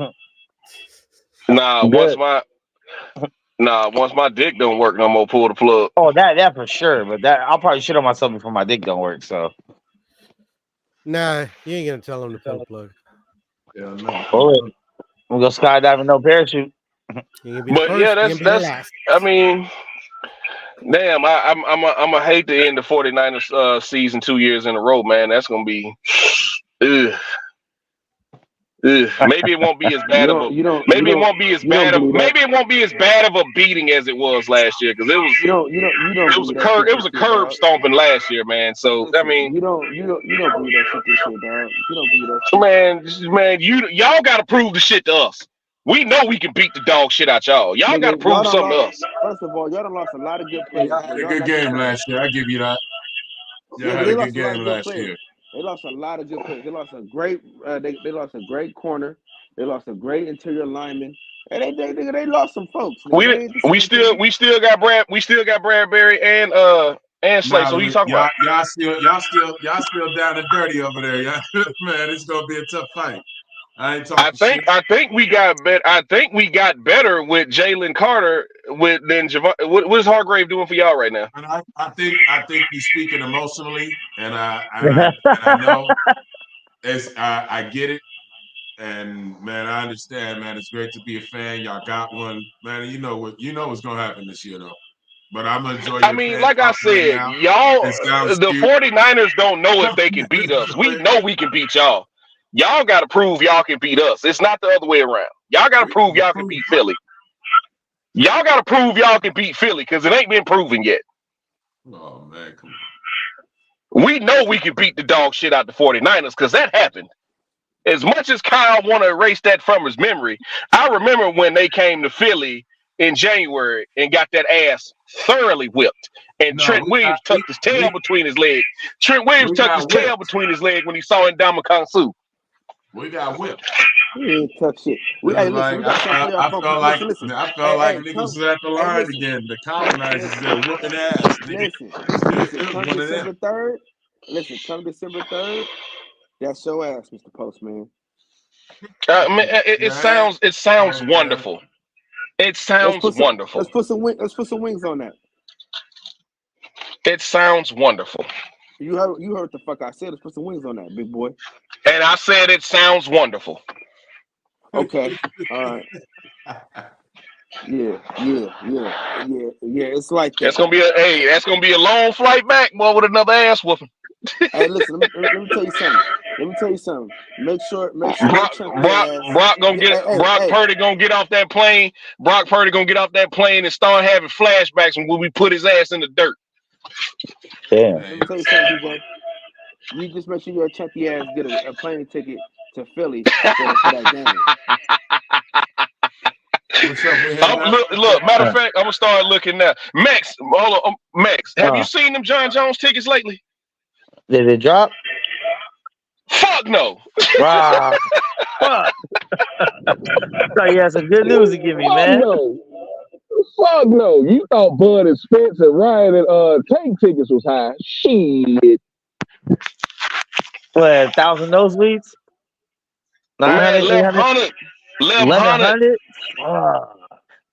for nosebleeds, bro. Plus flight and hotel? Hell nah. I love you, John Jones. I'll support it. I'll buy the pay-per-view, though. I'll buy the pay-per-view like a motherfucker. I wanted to be there. I wanted to be there, man. But especially since the rumors been getting louder and louder that he might retire after this fight. So, God damn, man, I really wanted to be there. No, I don't even care. But I can't give you. I can give you 1,100, but the fucking flight gonna be another 6. Hotel gonna be another 4. Right. Hold on. Like we talking 3 racks. We talking 3 racks, man. Huh? Yes. The last tickets I saw was 11 just to get in. Yeah. And you know what? Man, I don't care if the Eagles and Niners win. I don't care if John Jones retires. I just want Jada to disappear. You said who? I just want Jada Pinkett to disappear already. I'm tired of seeing this shit on my phone. Fuck that cunt. Fuck that cunt. That's right. Oh my God. That's right, DJ. That's fucking right. Man, hey, where the fuck are the Avengers? Where are the Avengers tonight? Where they at? Man, I know someone will be watching. Look. Where the Avengers at? I was one of the first people to defend Will when he did that shit. But as time has gone on, I'm man enough to admit when I was wrong. Fuck that cunt. That's right. Now watch out, man. The Caped Avengers are gonna come get you. Bro, she says a lot of shit unnecessarily. Like we didn't need to know y'all been separated 7-8 years. We didn't give 2 shits and half a damn about that. We didn't need to know that Chris Rock tried to holler at you, which adds a lot of context to the shit happening and why Will reacted the way he reacted. But then again, y'all relationship is set up the way it's set up, and so how y'all relationship work is on y'all, right? But what aggravates me more than anything is this shit with Tupac, bro. Like, oh, dude, she's obsessed with him still. Like you got your daughter writing letters to Tupac, who died before she was even fucking born. Like, so man, fuck that cunt, bro. Fuck her. Will was a good man before her, man. Will was a good man before her. He still is. He still is. He just married a cunt. He's a sucker. And He's a sucker too. By now he's a sucker. Man. That whole family weird, man. Not as bad as D-Wade and Gabby, but I can't say the whole family weird because Jaden ain't out here. Like, they ain't out here like they might be into some extra shit, but they ain't out here like they man, they were raised in fucking Hollywood, bro. So like, we got to give them a mulligan. They were raised in that house with those two people. No, they were raised in fucking Hollywood, bro. And I give him a mulligan for that. But you look at Trey, his oldest son, who's a Stanford graduate and is mainly like detached from all this shit. So, and he grew up in the same house. So it's on the individual, man. This is a perfect scenario where you can have 4 or 5 kids raised in the same house and they all turn out differently.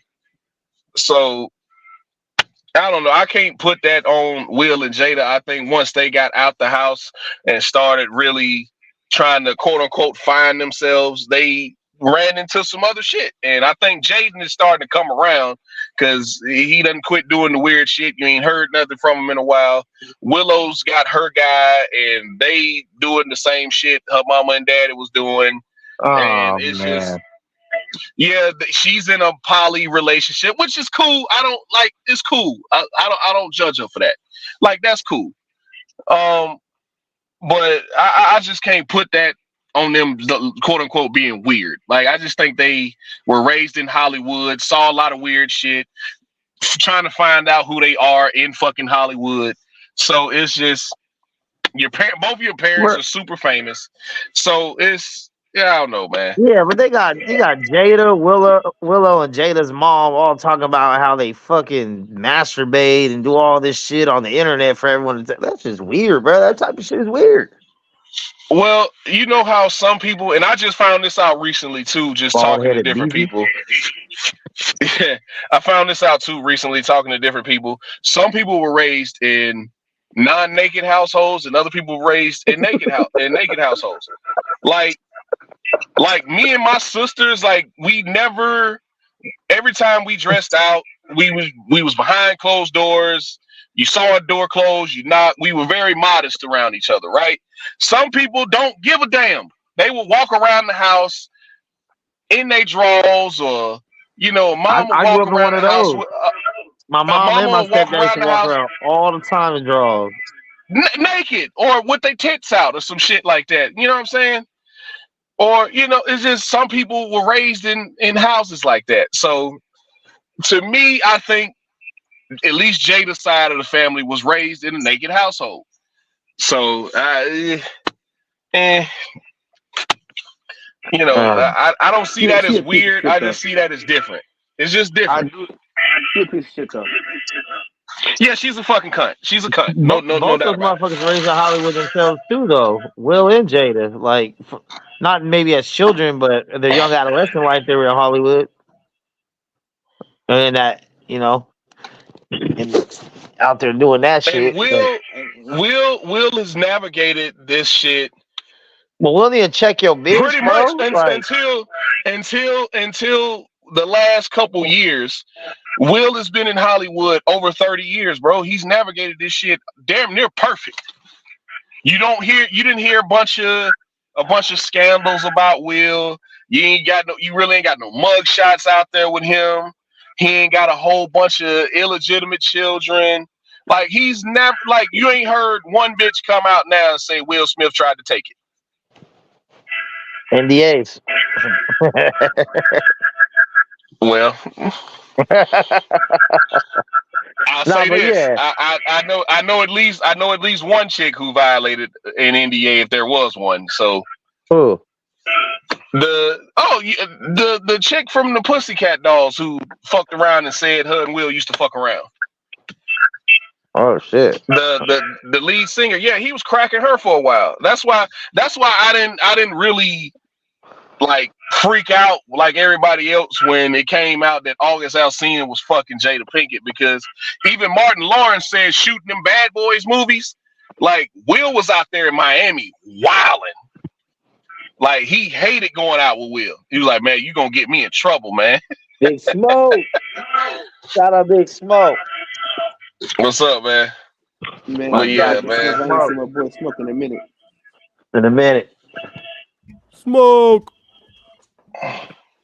Yeah, I mean, but for them just putting all their business out there like that for entertainment purposes, like they ain't even thinking about how they they're not even thinking about their kids through this process. Like at least Jada ain't. I can respect that Will is trying to keep things private, even though they had what they had, even though they were broke up for 7 years. Like, cool, he tried to keep it private on the low. This bitch want to come out here and just air out everything.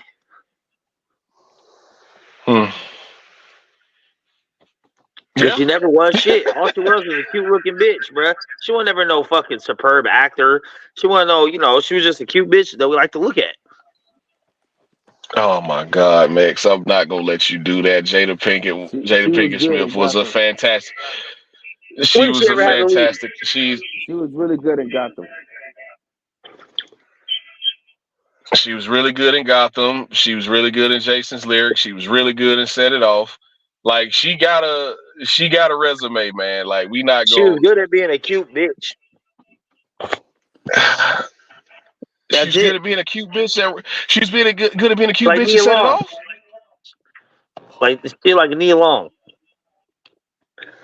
I'm not doing this with you today, Max. I'm not doing this. I'm not doing this shit. About, man. All right, guys. I'm not doing it, man. In the words of the great philosopher Lil E, I want y'all to breathe in and live life. I go drop the fucking link and then get off. I'm sick of you tonight. I'm just sick of you, bro. Like, hey, it's cool, brother. There's some bitches I wish I could have take my jack off back too, but you know, find out what I'm out. You find out what they are later. You know what I'm saying? Gabrielle Union's in that group too. You know what I'm saying? And so these bitches end up not. Boy, don't finish. I told you. Oh, don't treat me like a boy. Then I'm gonna finish my sentence of my idea. I'm not. I want to say fuck Showtime. They done fucked up my plans for Thanksgiving. Damn. With the Boo Boo and Benavidez. Yeah, I thought it was gonna be in San Antonio and shit. I was looking forward to it. Where is it? It's in Vegas. It's in Vegas, right? Yeah, but initially they were gonna. They never even said Vegas. Initially it was San Antonio or Arizona, right? Somewhere. No. Yeah, I think Arizona or San Antonio. No, or two venues in San Antonio, maybe one in Arizona. I don't know. Fucking Vegas was never in the fucking. Look, Piro, like, hey, look, Piro said, what's up with this Vegas shit, man? No, I love Vegas, but I just can't afford to go to Vegas right now. And but the homies live in fucking San Antonio, so it'd been cool to meet them. Okay. How does Maul fall to an undercard though? What? I mean, like shit, we ain't with Maul being on the Maul's almost 3 years. But I mean, he could still at least headline his own comeback. Yeah, I mean, free fight or some shit. You know what I mean? Like, shit, I would think. Kenny? I mean, not after his brother's performance. Man. But I mean, if he's on that card, it'll be like a co-main, bro. Because what was I gonna say? David don't sell shit. Fucking Boo Boo don't sell a goddamn thing. Excuse my blasphemy. Obviously Mal don't sell nothing. So it'll probably be like a co-main if he's on it. And guess who he's fighting, Piro? I don't know if you've heard, but guess who he's fighting? Jr. Yeah, Benavidez Jr. Man. That's a rumor. Man, good, at this point in both of their careers, that's a good fight. I don't know if I would call it a good fight, DJ, but It's a fight. It's a good comeback for them all, I guess. And whatever happened to Danny and Laura? I got to talk to Elder about that. I got to ask him about that. Whatever happened to Danny and Laura? Well, they never got nothing like they're like I think they have agreement in principle, but that first they had trouble with the venue. This is what I've read. This is first I had trouble. They had trouble with the venue, and then like the date that everybody thought it was gonna be at. It's like, oh no, a contract was never signed for that date. I don't know. That shit ain't gonna happen, bro. Yeah. I was low-key kind of hoping that Bam could have got that hometown fight against Sonny. I was looking forward to going to San Antonio. I've heard good things. I got it. What was I going to say? Where's Bam fighting? I think it's Arizona, isn't it? I don't fucking know. I think it's Arizona. If I'm not mistaken, it's Arizona. Somebody look that up real quick. It's Arizona. It's San Antonio. Yeah. Bro, maybe fucking Glendale. I believe it's Glendale. Glendale. So they probably they're gonna fight they probably gonna fight at the Suns Arena. What was that Talking Stick some shit, I guess? I don't know. They keep renaming these arenas. Yeah. Oh, the Staples Center is not even called the Staples Center no more, huh? No, it's called it's Crypto.com. It's crypto some shit. Arena. Yeah. Yeah. It's at the crypto. Yeah, so but everybody is crazy. Everybody still call it Staples Center. Man. I still remember when they opened it, like barely. When it first opened when they opened Staples Center? Yeah. I still remember that. Okay. Yesterday. Yeah, man. Fresh out of Who high else school. is fighting? I don't know. What else is up for the year? Oh, Fury Nagano's coming up. No, gas on that fight. And then it's Fury and Usyk though, man. Undisputed heavyweight. About fucking time. Right? Yep. Cool. About fucking time. I hope Fury don't backdoor his way out this one. Nah, he's gonna fight him. Why wouldn't he, bro? I mean, yeah, he's gonna fight him now since he saw Dubois stop him with a body shot that didn't happen. Man, Fury was always gonna beat that man. You think so? Yeah, bro. It's just hey man, size matters, bro. Like fuck, bro. We gotta remember that shit, bro. I mean, they always said as long as you knew what you were doing with it, it was cool. Yeah. No, I mean they're both skilled, but the thing is like Fury to me is a fucking just a bigger version of Usyk. Yeah, I think Usyk has better footwork. But I think Fury's a better like fighter. Like when it comes to fighting, like when the skill's not working. You know what I mean? I hear you. I just don't think Usyk is a very good heavyweight, bro. He was an excellent cruiserweight, but I don't know he hasn't been looking very good at heavyweight. He got 3 belts, and see that's what to my point, Puro. Usyk's used to fighting bigger guys, so he's used to punching up. He's used to fighting bigger guys. So why doesn't he look so good at heavyweight then? He's so used to punching bigger guys. These are big ass motherfuckers, bro. I know they are. That's what I'm saying. These are some big motherfuckers. Hey man, I'm gonna say it. Heavyweight is a different animal, bro. Heavyweight's a different animal. These some big motherfuckers, bro. Hey man, Kyle, I know his manager or whoever is your homie, but hey, we gonna send a quick shout out to Joe Joyce. I hope everything's all right. I hope he's awake. I hope he's awake now. I hope he keeps fighting. But man, don't fight that guy again. leave Zhang the fuck alone. Ain't nothing over there for you. Hey, he single-handedly turned Zhang into a star, right? Yeah. Because everybody kind of felt like Joe Joyce was next up, man. But Zhang Zhang twice. Yeah, man. Second time he stopped him quicker. Yeah, I called it fucking too, man. Third round. Yeah, first fight he just he closed that fucking eye. He beat his ass and closed that eye. Yep. Second fight he dirt nap. You know how many times I watched that fucking shit play over on Twitter? The knockout. I didn't. And I was watching football that day, and then I heard about it. It's like I forgot who hit me up. It's like, man, damn Joe Joyce. All I kept seeing was damn Joe Joyce, damn Joe Joyce. And I looked on Twitter. I was like, oh, he went to sleep. He did. He went nighty night, bro. Fell face first. Put the blanket on him. Yeah, man. Yeah, that was bad. That was bad, man. That was bad. And he's like 38. So, but Big Bang Zhang and Big Baby Anderson, let's make it happen. Shit, I don't know. I don't think he's ready for Zhang. Let's make it happen. Let's make it happen. Put his ass in there. Let's go. Fuck it. I'm with it. Fuck it. Put his ass in there. I don't give a fuck. If he dies, he dies. You said Big Baby? I said Big Baby and Big Bang Zhang. Let it happen. Fuck it. Fuck it. Let it happen. I'll say a prayer if he dies. I won't. I will. Put his ass in there. We got to get out of this thing. Like he looked good against Charles Martin, right? Charles Martin, former champion. He looked good against him. But we got to get out of this thing where we letting Big Baby beat up PE teachers, bro. Like, it's time. I've been saying this for over a year now, almost 2 years. It's time to. I think he wants it. I think he wants it. He said he don't want it. This top rank. He don't want what?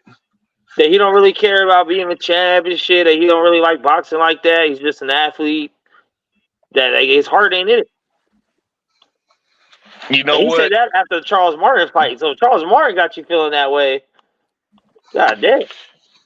And Kyle, I don't know if you remember, but this is normally a question I ask fighters when they come on the show. Are you a boxer or are you a fighter? Because it sounds like Big Baby's fighting because he's good at it, not because if I wasn't fighting, I'd probably be in jail with a long history of assault. You know what I mean? I think certain guys are just fighters, man. If they weren't doing this shit professionally, they would really have records. Like Eddie Alvarez, Dustin Poirier, Justin Gaethje, Nate Diaz. Like, I think they would really have records if they weren't like lone records of assault, battery type, that type shit, man. Some of them actually if do still have records. Right. If they weren't fighting professionally, I think they would still be fighting. Some guys, I think, are great athletes who learned how to box or learned how to fight. Yeah. And they just that's did what I the had shit said. because they were good at it. That's what I had said the difference was between Spence and Bud. I think Spence saw it as a sport. I'm the best boxer. I'm the best at this thing. And Bud's just like, it's life or death. No, I think Spence is like he said before the Danny fight. I'm just a fight motherfucker. And you hear guys talk about Spence growing up in Dallas, like EJ always been fighting. That's why his daddy put him in the gym. EJ always been fighting. He always been fighting. This was the first fight. You heard guys say this is the first fight we actually seen him lose. Like the Olympic shit, we didn't see that. We didn't see him lose. He just came back, said, I lost in the the quarterfinals or whatever. But this was the first fight a lot of people from Dallas said they ever saw him lose. And the fight with Mo 3. Casuals, bro. Fucking fighters lose, bro. Get over this shit. Yeah, and man. And the fight with Mo 3. Allegedly. Allegedly. Everybody. I don't know. I've heard conflicting stories.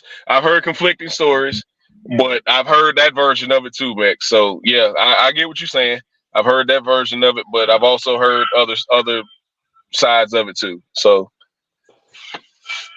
yeah. I don't know. I wasn't there. So I gotta say allegedly. I was there. I was in the car. Gotcha. Yeah. But yeah, man, Spence is another one. I think he's just a fight motherfucker. Sean Porter, I think he was just good at it. Athlete. Yeah. I think Sean Porter was just good at it because, football was his first love. You hear him talk about football and how good he was at football, and his credentials back that up. But a lot of these guys, man, Bud's another, like you said earlier, Bud's another case. I think if Bud wasn't boxing, Yeah. Oh, man, Bud would probably be in some shit right now, man. But, bro, they're all good at it, bro. Fuck. yeah, they're good at it, but some guys love this shit. Don't nothing get them going like a good fight. And some guys just do it because their hands work.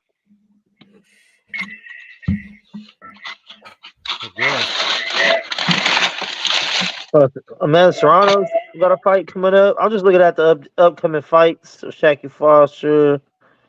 Yeah, Shaqy Foster's on the 28th. Catterall Linares. Catterall Linares Headlining too. Yeah, for sure. What in the fuck? All right, cool. Cool. Everybody get some money. Cool. All right. Callum Smith and Better Beef. That happens in January, right? Callum Smith and Better Beef. I think I think that happens in January because Better Beef, something happened to his fucking jaw. Jamel Herring's coming back to fight? Yep. I heard about that. 8-round fight against Molina on a Tuesday. Yeah, I didn't think he was actually serious though, but he was talking about it. I think at that what was that Maxie Hughes and fucking what's the name? Maxie Hughes and Camboso's fight. He was saying how much, like, man, fights like this make me miss it, man. I might get back in there. It was like, oh, okay, yeah, cool. You might get back in there, but he's actually coming back. We got what was I gonna say? The weekend before Benavidez and that other fucking crappy boxer. We got Shakur and The Santos on the same card. Edwin De Los Santos. And Navarrete and Conceição. Yeah, that's a good fight too. Yeah, Navarrete and Conceição. Yeah. The same card. Yeah. I'm gonna go to that one. If Conceição loses this, I think he needs to go. I think him and Joet Gonzalez need to go ahead and call it a career. Especially Joet, man. Oh man, it's just it was never in the cards. He ran into a lot of special guys, man. Yeah. He ran into Shakur. He ran into Navarrete. He lost to Dogbe, and he just lost to Luis Lopez. Yes, he did. Wait, is Monster going back down? No, he's fighting. No. Undisputed. Yeah, he's gonna be fighting for Undisputed, man. They working on that now. Yeah. Oh, they already got it signed. December 26th. Apparently, they fucking walked in the ring and shit, Oh, it's Apollo. Yeah, okay, yeah. So that guy beat MJ, right? Yeah, that's the guy that beat MJ earlier. Okay. Yeah, he beat him earlier this year. I want to say earlier this year. He did. I'm gonna beat the shit out of that dude, man. Yeah, he'll be undisputed again. Yeah, man. Hey, man, they're finishing off the year pretty strong. We still got about 4 or 5 good fights coming up before the end of the year. Yeah, we've said it several times, man. This has been the best year of boxing in a long time. From top to bottom. Haney and Rougarou coming. Who? Yeah, we were talking about that earlier. Rougarou, the werewolf. I don't know who that is. Prograde. Oh. Rougarou. You never heard the story of the Rougarou? No. Shit, I might go down for okay. Hey, come on up, Yeah, bro. See, we out here, man. I'm about to say, they all going. Yeah, they all going. Fuck it, man. I'll meet you guys over there. Fuck it. Got my tickets. So far, I know Megs, Kyle. Yeah, they all going. It's in San Fran, right? Yeah, I got my tickets already. Me and my cousin got ours. I know Money got his, and Hannibal's gonna pull up from Chicago. So those are the only people I know that actually got their tickets so far. Kyle gonna wait till last minute, probably get some out for scalper or some shit. Right, you know what I mean? Try to get That a he lock will in. look. That he will do. Kyle will wait till the last minute on your ass, boy. Yo, what about UFC? What about UFC saving 294, bro? Like, what the Oh, fuck? chaos. Like, Pure yo, fucking chaos. Shout out to Usman and shout out to that fucking little savage Volkanovski, man. Volkanovski, bro. Shout out to them two, man. Taking these fights on a week's notice. Fuck yeah. I think they were backups already, though.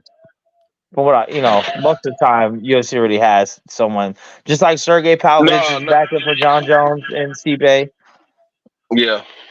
I think Volkanovski might have been a backup, but Usman came out of left field, man. I don't think he was expecting that at all. Damn, man. But Usman's been trying to fight Khamzat though. His thing was he was like, man, look, I'm ranked number 1 in the world. Right side still alive? Yo, shout out right side, bro. My bad. Oh, Dub right side, yeah. Yeah, he'll go live though, boy. And I ain't heard him. I ain't heard him on here talking shit about Georgia ass, even though they,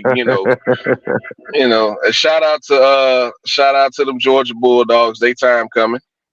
Oh, see, this dude said Gamrot was the backup, but they went with Volkanovski. I'm not gonna lie. Look, I had a bias toward Volkanovski because Max is my guy, but Volkanovski is the dude, bro.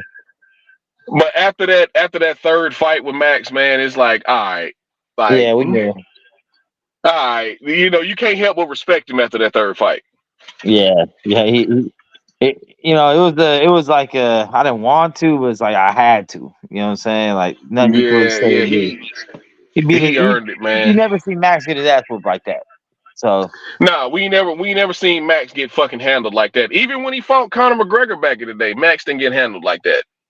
Yeah, that was tough. But that card is looking crazy though. I mean, Islam Volk, Kamal Khamzat. You got Ankalaev and Johnny Walker. Ankalaev and Johnny Walker is gonna be a good fight. That's a good fight. And then you on the prelim you got the other Nurmagomedov is fighting on that. Tim Elliott's fighting on that. Mm-hmm. Who's headlining? Aliskerov. Yeah, there you go. And then you got Alameda and Derek Lewis. Go Trojans.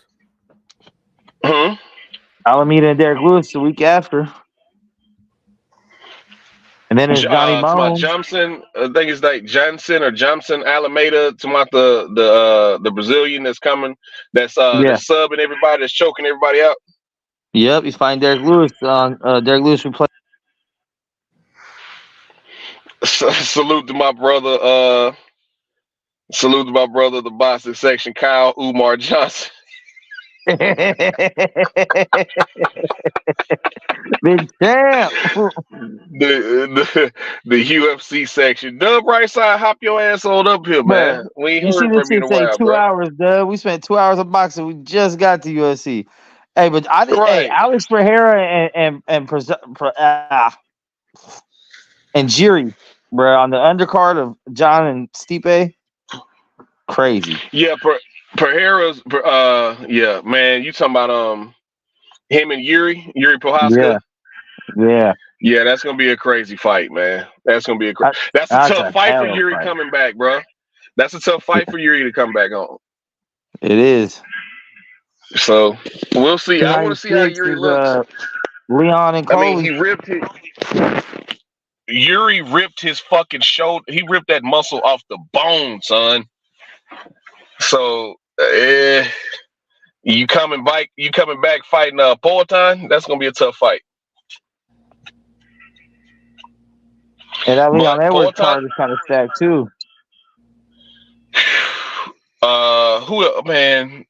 Leon and Colby, Pantoja and Royval for the title, and then Shavkat and Wonder Boy, Tony Ferguson and Patty Kendrick. That's a tough fucking fight. And then from Vicente Wonder Luque Boy. and Ian Gary. I like that fight. I like Luka and Ian Gary. That's a good fight. That's But a that's good ass fight. Shavkat Rachmanov and Wonder Boy. That is a tough fucking fight for Wonder Boy. Picasso, what's good? Hey, we got the game back in this motherfucker. What? Pull up. We got Champion Heart, Picasso, Dub right side, Smoke pulled up today. Heroes on the panel. Bro, we got Derek James. I ain't heard from Picasso. Yeah, I ain't heard from Picasso in like a year. Even Miss Bitch came through. Combo, man. We had the gang today. You know, and Kyle is nowhere to be found.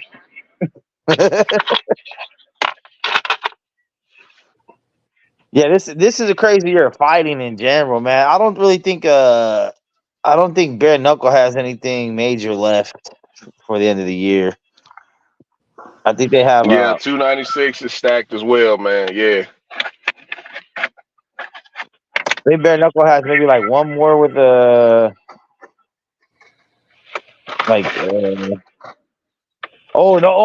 Knuckle got the fucking the Thailand shit, bro, with Bukal and Pittsburgh salute. Fucking Bare Knuckle got Senchai and Bukal in Thailand. Sanchai, the Muay Thai legend, Sanchai? Yes. Get the fuck out, man. Sanchai's like 45, bro. Still out here smoking cigarettes and drinking. Legend. Man, out here smoking cigarettes, drinking, and fucking dudes up, man.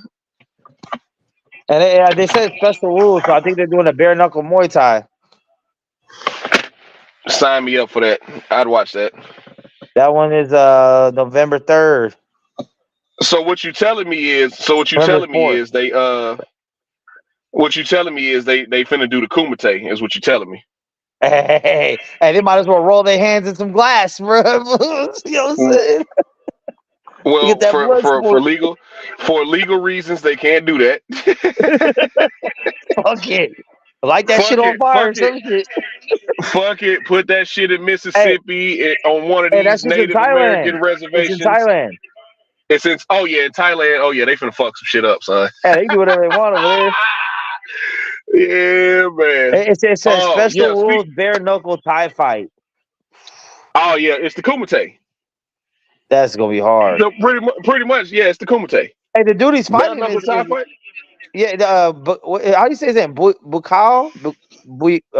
Bukal? I've seen his highlights before. I don't obviously really follow. I know who you're talking about too, but I can't pronounce his name. Yeah. But Yeah, that's like the last big fight. so pretty much they about to air the Kumite live. Okay. Yeah. Man. A great year of fucking fighting.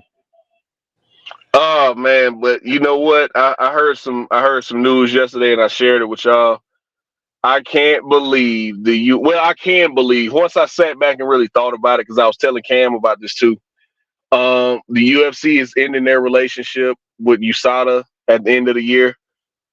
And it's all according to USADA, it's all about the Conor McGregor shit. Conor McGregor, if y'all are not familiar, if whoever follows the UFC or follows MMA, Conor McGregor was supposed to fight Michael Chandler in December, but he didn't enter the USADA testing pool. And the way this has worked, if you were with the UFC, if you signed with the UFC, you also signed on to be a part of the USADA testing pool, which you have to be, if you retire or say you're retiring or you've been out injured, you have to stay in the testing pool to be eligible to fight. If you call USADA and notify them that you're getting out of the testing pool, they will not test you anymore, but you also cannot compete in the UFC. So once you decide to come back, it's not like, okay, I've been out, I want to come back now, and 6 weeks later or 8 weeks later, you got to fight. No, you have to be in the USADA testing pool for at least 4 months.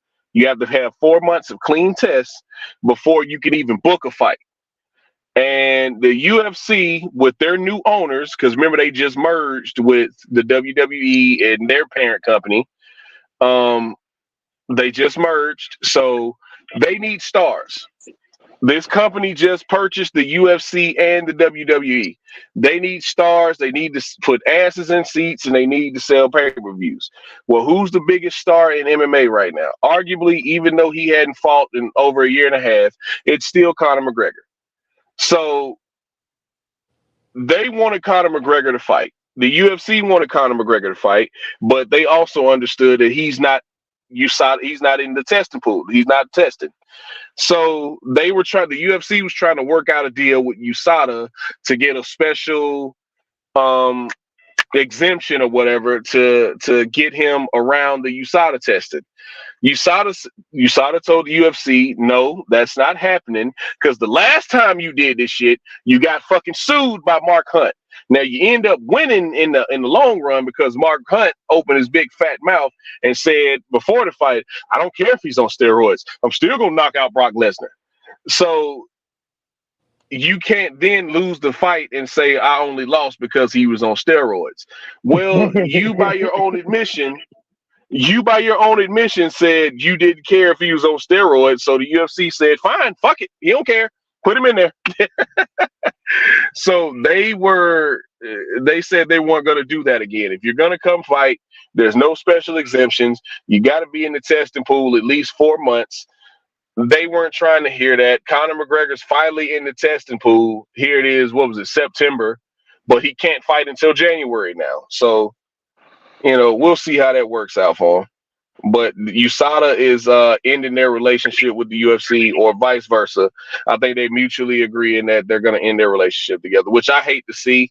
But now, Champion Hart, to answer your question, he's still one of the biggest stars in the sport. No matter what, he's still one of the biggest draws in the sport.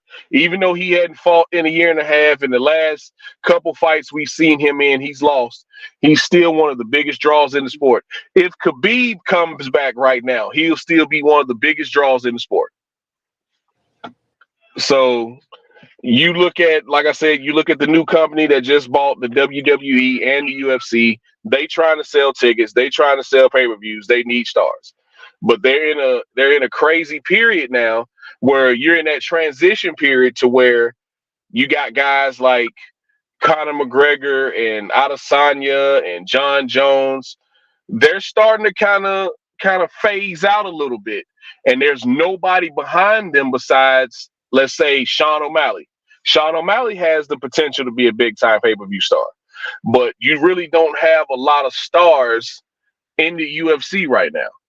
So they're going to go back to what they know. But as far as like competing for championships and shit like that, no, Conor McGregor's not on that level right now. He's going to I think he gets smoked by Volkanovski. I think he gets smoked by Dustin Poirier again. I think Justin Gaethje smokes him. Islam damn sure smokes him. So I think Charles Oliveira, that would be a competitive fight maybe.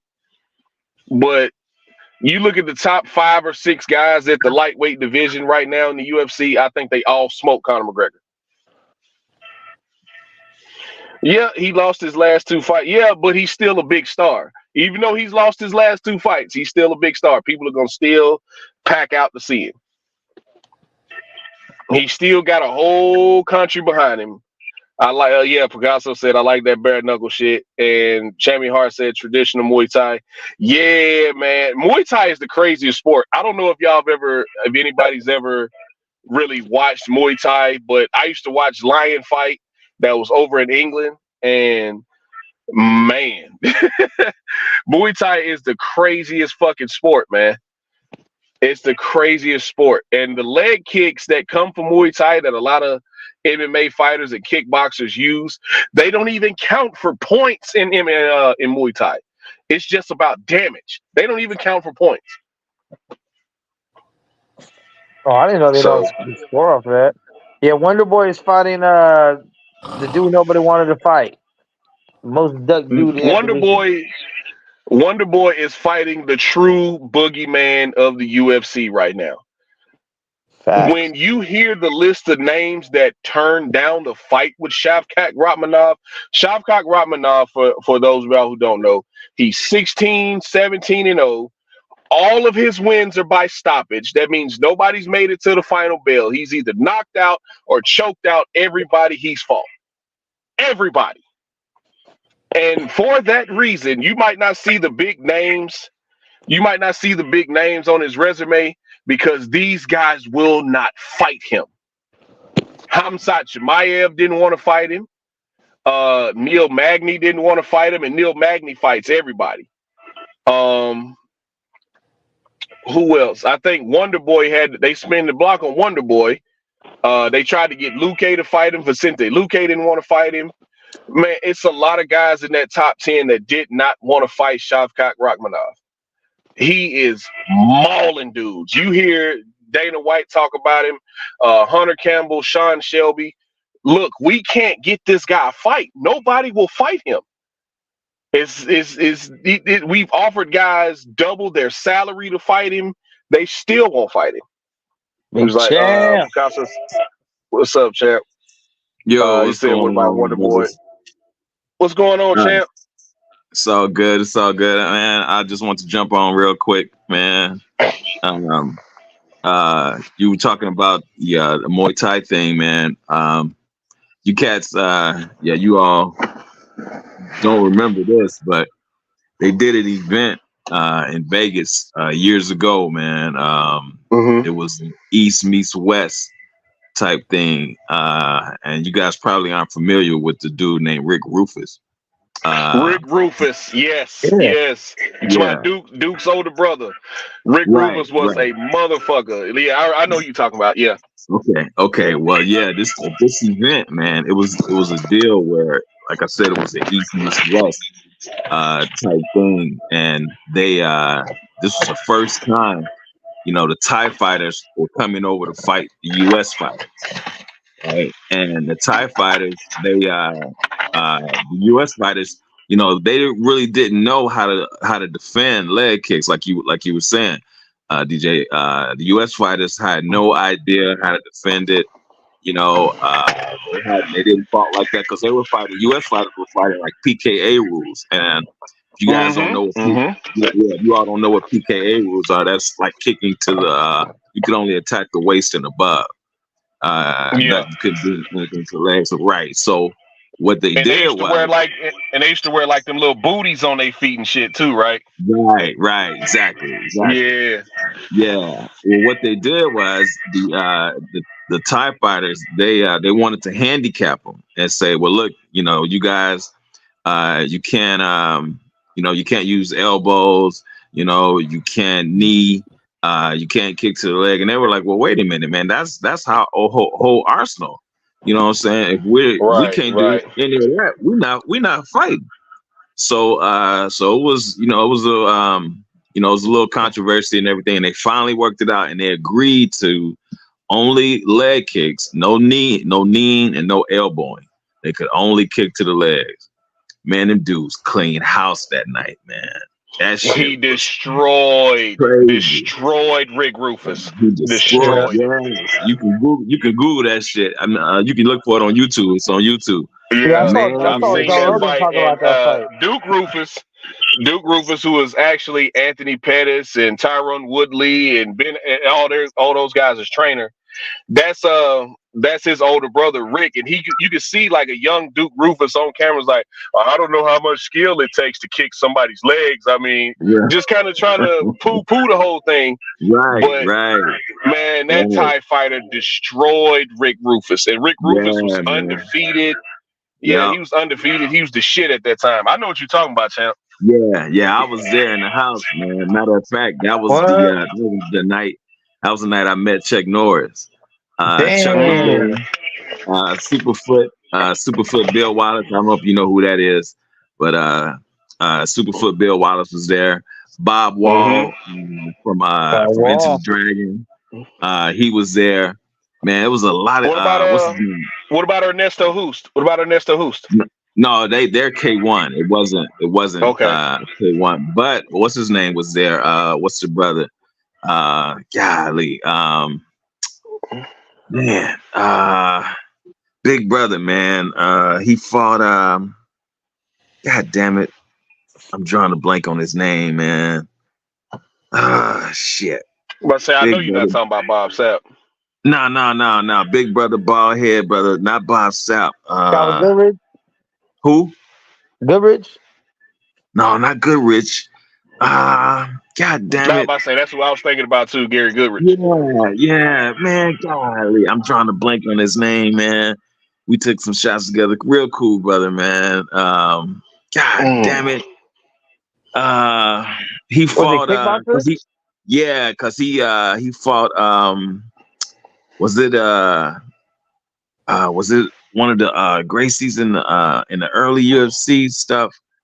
God damn it. Michael McDonald? Nah, not him. Golly, man. I don't know why I'm drawing a blank on this brother's name, man. But anyway. I can see his face, but I can't remember his name. I know what you're talking about. Yeah, man. It'll come to me. Yeah. But man, that night there, man, was crazy, bruh. That shit, man. Superfoot was mad. Chuck Norris was mad, man, because those fights were over quick. You know what I'm saying? Because the U.S. U.S. fighters, we didn't know how to defend leg kicks, man. When I saw that shit, I was like, man, I gotta learn that shit. Man, that shit was crazy, man. Yeah, man. Yeah, like I was telling Mex and all the other guys out there. Once I found out, because I used to watch Lion Fight. That was the professional Muay Thai I was watching. That was over in England. Once I figured out that, wait a minute, you telling me the leg kicks don't even count for points? They just doing this shit to fuck them up? Right. It's like, right. Oh, wow. Muay Thai is a crazy sport, man. Crazy sport. That's why the careers they start out young, man, like little kids. Mm-hmm. But they start out like 6-7 years old. Yeah. Right. And their career is over early because the career is over by like in their 20s because of the punishment that their body have taken for the years of that style fighting. Right.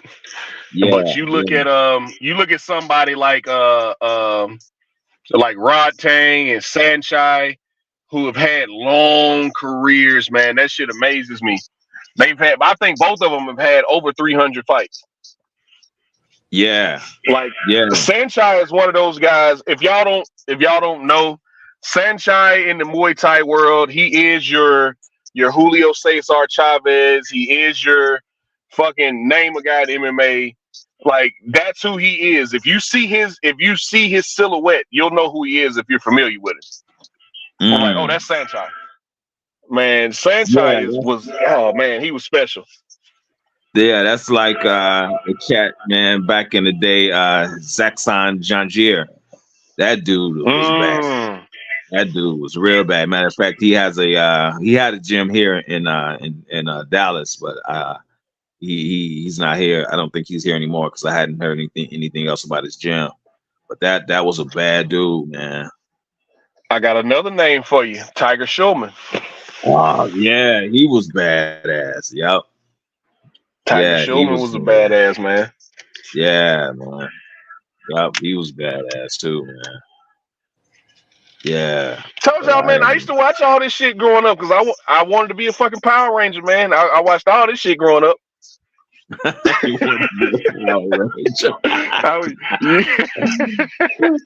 Maurice Smith. That's Maurice Smith. God damn. Yeah. Maurice Smith. Yeah, that's him, man. Yeah. Okay. Yeah. Yeah, he was there. Where did wasn't Shoney Carter a kickboxer too? I think Shoney Carter was kickboxer too, right? Yeah. I think he came from that world. I thought Shoney came from. Wait a minute. Yeah. He did do because he did because he had he did do some kickboxing. Yeah, he sure did. Yeah, Mr. International, Shoney Carter. Mr. International. Yep, Shoney Carter. Yep. Yeah. He was the first person in MMA to land, and not only landed but knocked somebody out with a spinning back fist. When he knocked out who was it that he knocked out? He knocked out Matt Serra As a matter of Matt fact, knocked Serra. out Matt Yeah, Serra yeah, with a spinning back fist. I remember that shit. yeah. Yeah. Yeah. Yeah, but Yeah. I did a I don't know if you remember Pete Spratt. Yeah, you remember Pete Spratt? Pete Spratt. I remember Pete Spratt. Okay. Well, yeah, they called him the perfect weapon. And remember when they fed him to Robbie Lawler and they was expecting Robbie Lawler to that was the upset. Shit didn't go according to plan. That was the upset, man. Yeah. I filmed a reality show with him, but they never picked up with Pete Spratt. Pete Spratt, but it never got picked up.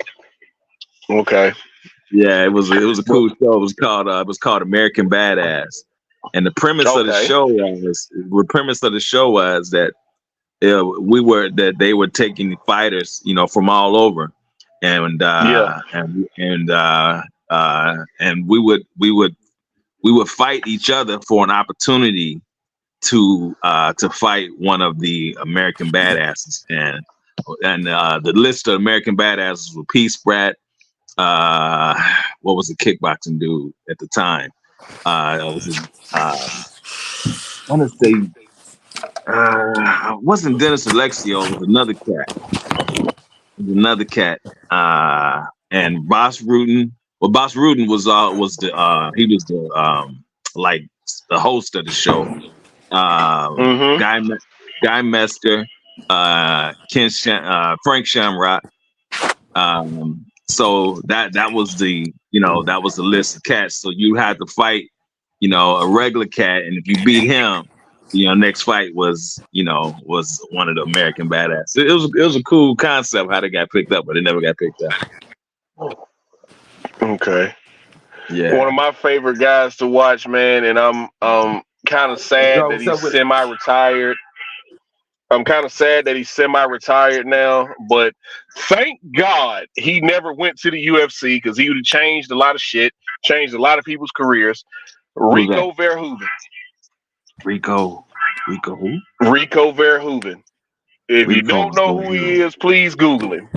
Yeah, I'm about to Google him. Rico Verhoeven, heavyweight. One of those Dutch kickboxers, man. He was. I think he just not too long ago. I think he smoked Alistair Overeem not too long ago. As a matter of fact, yeah, smoked him. Rico Verhoeven was a beast, dude. I'm talking about. He's like 6'6", 250, 260 pounds.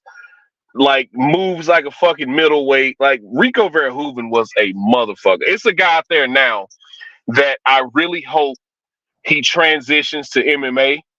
Because if y'all thought Izzy was good coming from kickboxing to MMA, there's a guy out there now named Donovan Wisse. Y'all think that shit Yair Rodriguez does at 145 is impressive? I'm talking about this guy does spinning back kicks, jumping roundhouses. Like he's special, man. I like Donovan Wisse he's from Suriname. Donovan Wisse, Wisse, Donovan Wisse, or Visse, however they pronounce it. Whatever happened to that brother? I thought he was gonna come over to the UFC, but he never did. What's his name? Michael Venom. Was it Michael Venom Page? He's a free agent. Yeah, MVP. He's a free agent right now. He might be working some shit out, or I think he re-signed with. I don't think he re-signed with Bellator. But I think he's working out a deal with the UFC now to come over. But he didn't rule it out. He's either gonna go to PFL or UFC. I don't think he's gonna go overseas to one. But I'd like to see MVP I'd like to see MVP in the UFC. I really would. One of my dream matchups was him against Wonder Boy. Right. So I'd like to see that fight. I really would. Yeah.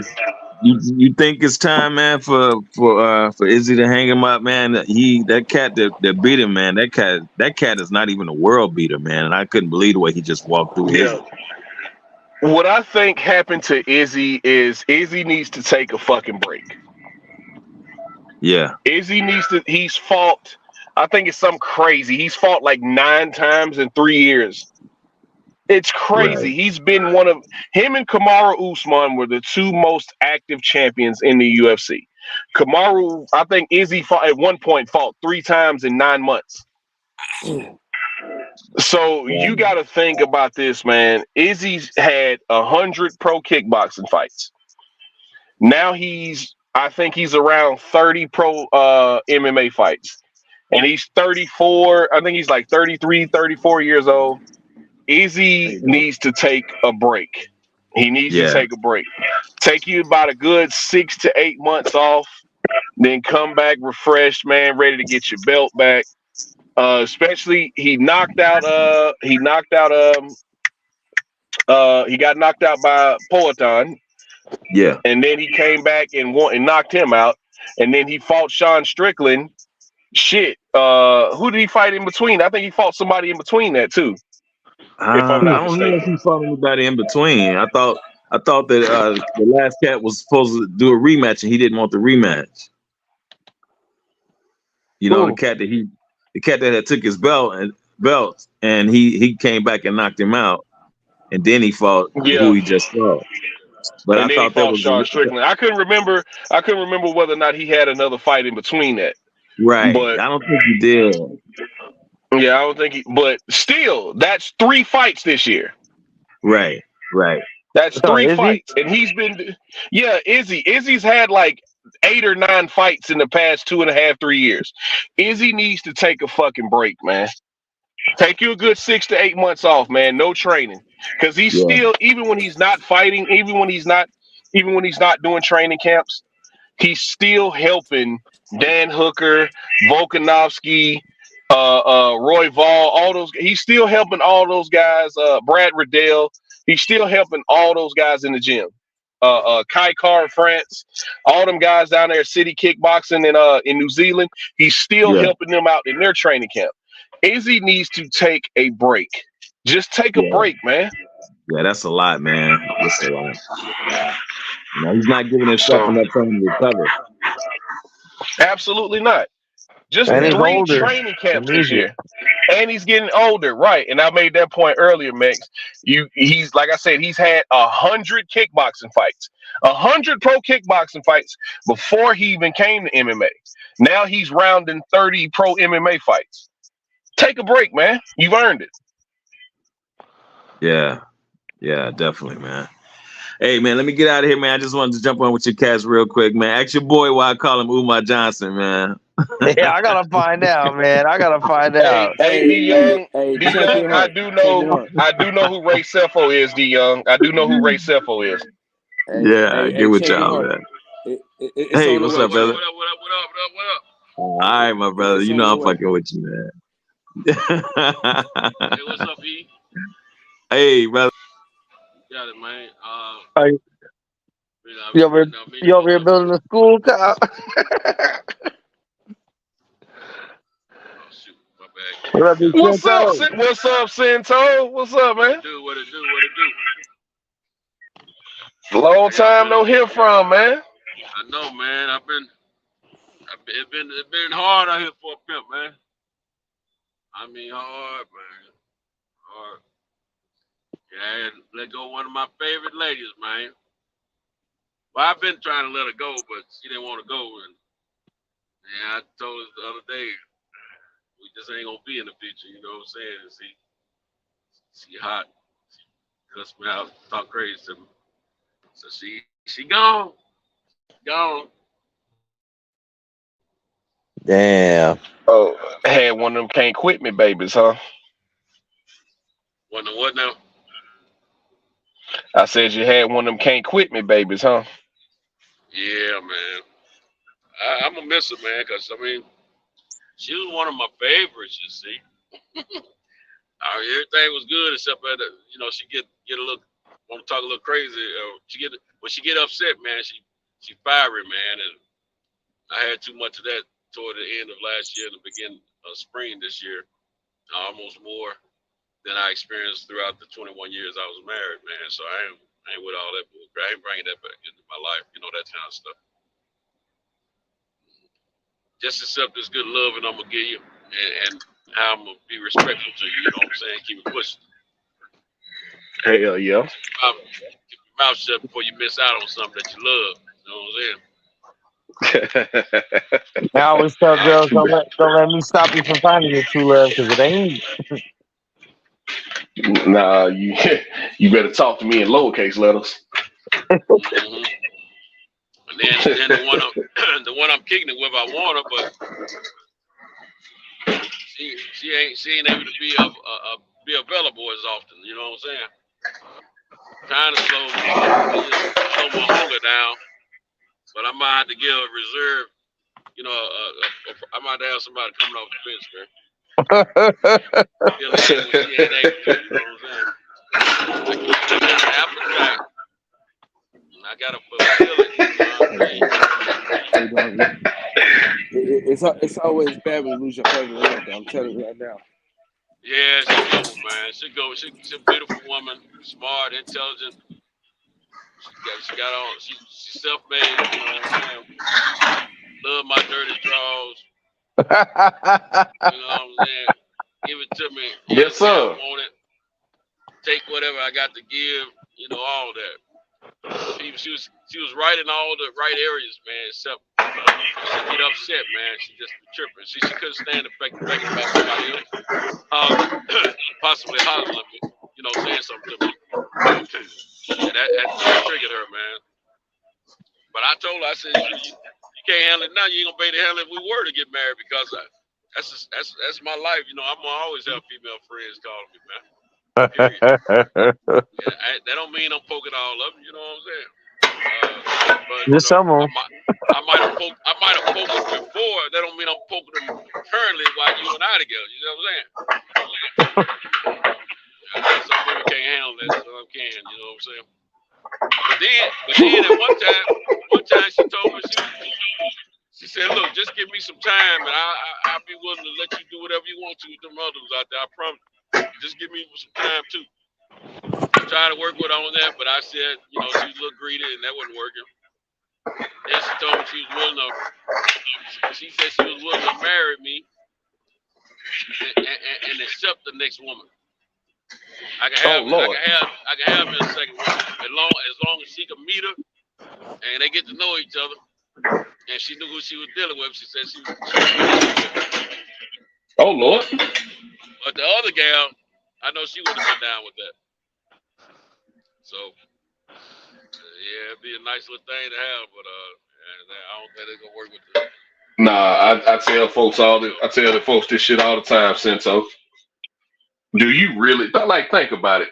That's why, you know, I don't knock polyamory, but would you really want to live with two women? Think about it. Like, it sound good, but man, we really don't want to live with two women. I started living with 8 women. Hey, what do you call it if you got two different households and then you live by yourself? What do you call that? A player. Papa was a rolling stone.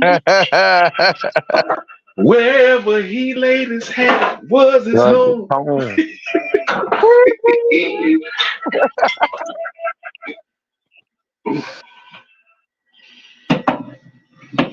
I call that a piece of shit, if you ask me, but yeah.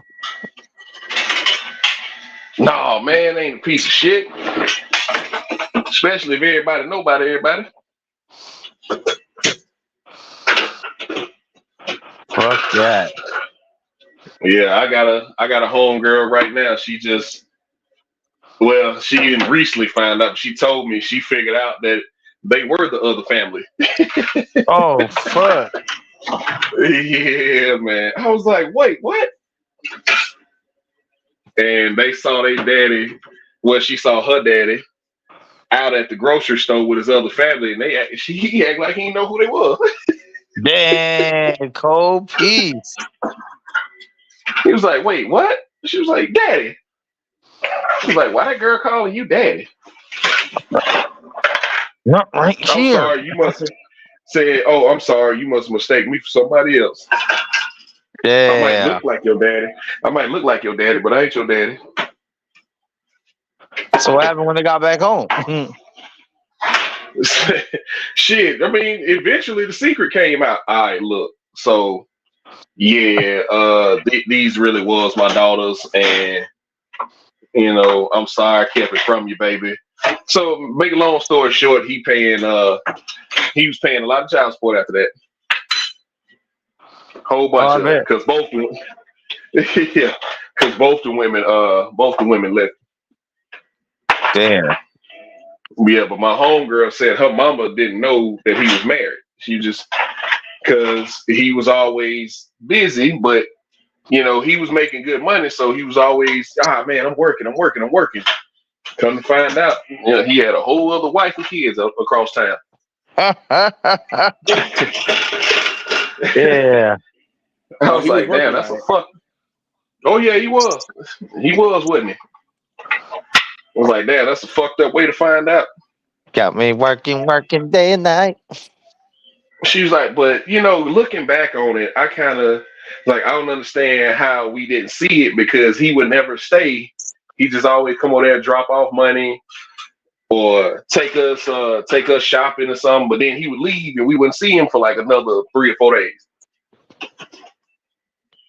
was like, huh. I was like, so you recognize that now because you're an adult, but as a kid, you didn't think nothing about it.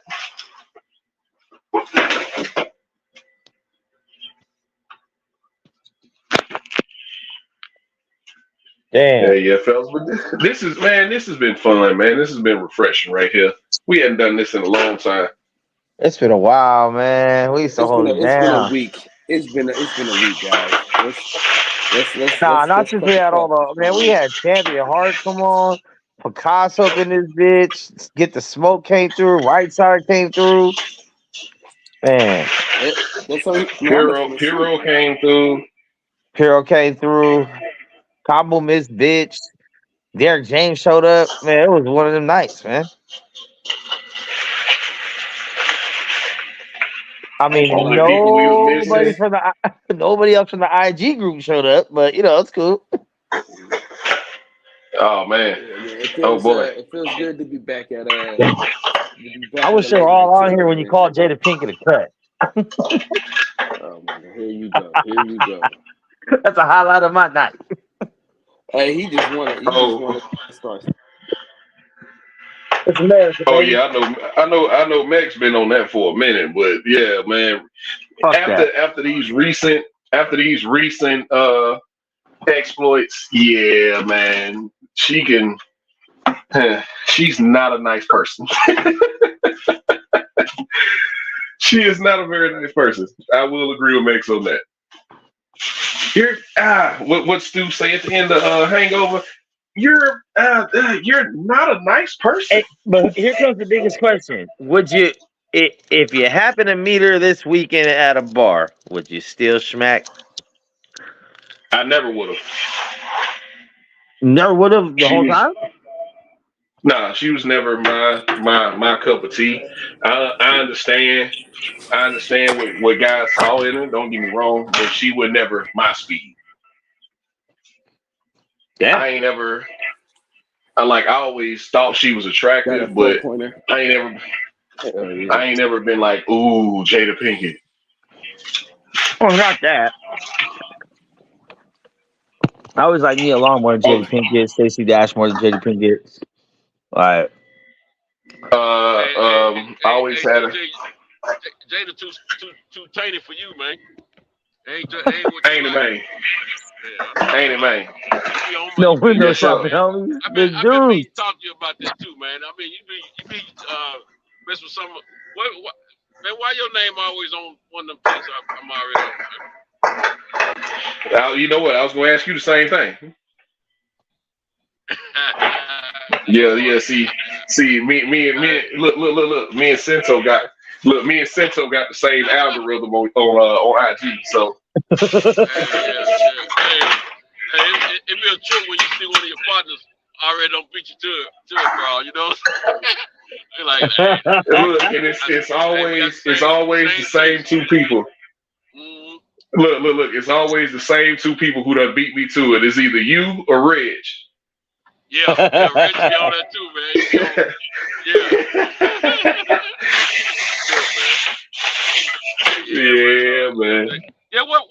that. I've been seeing some little comedy skits on YouTube. With that Jada Pinkett just did an interview or something talking about her and Will. Yeah. Crying Yeah. about Tupac. Yeah, she talking about how her and Will been separated for 7 or 8 years, and I was like, well, that was useless information. We didn't need to know that. You should have said that in the entanglement interview, bitch. Like, but this is the thing though, Max. They kind of did. Like, Will mentioned that Breaking up with her. while they was going. Yeah, he was like, I was done with your ass. Like, I was done with you. People was doesn't mean, you know what I mean? Yeah, they were decided trying to to save reconcile. They decided to reconcile and not get divorced, but they were separated. Yeah, that was. I mean, when it first happened, it was talked about in the media, but it was hushed up real quick. And they just try to act like they were out, kicking it with everybody else. Like they were swingers. Because before they were. They were. They were. Yeah. Oh yeah, I'm sure of that. But I mean, before it was told that they were swingers. They talked about they were possibly separated.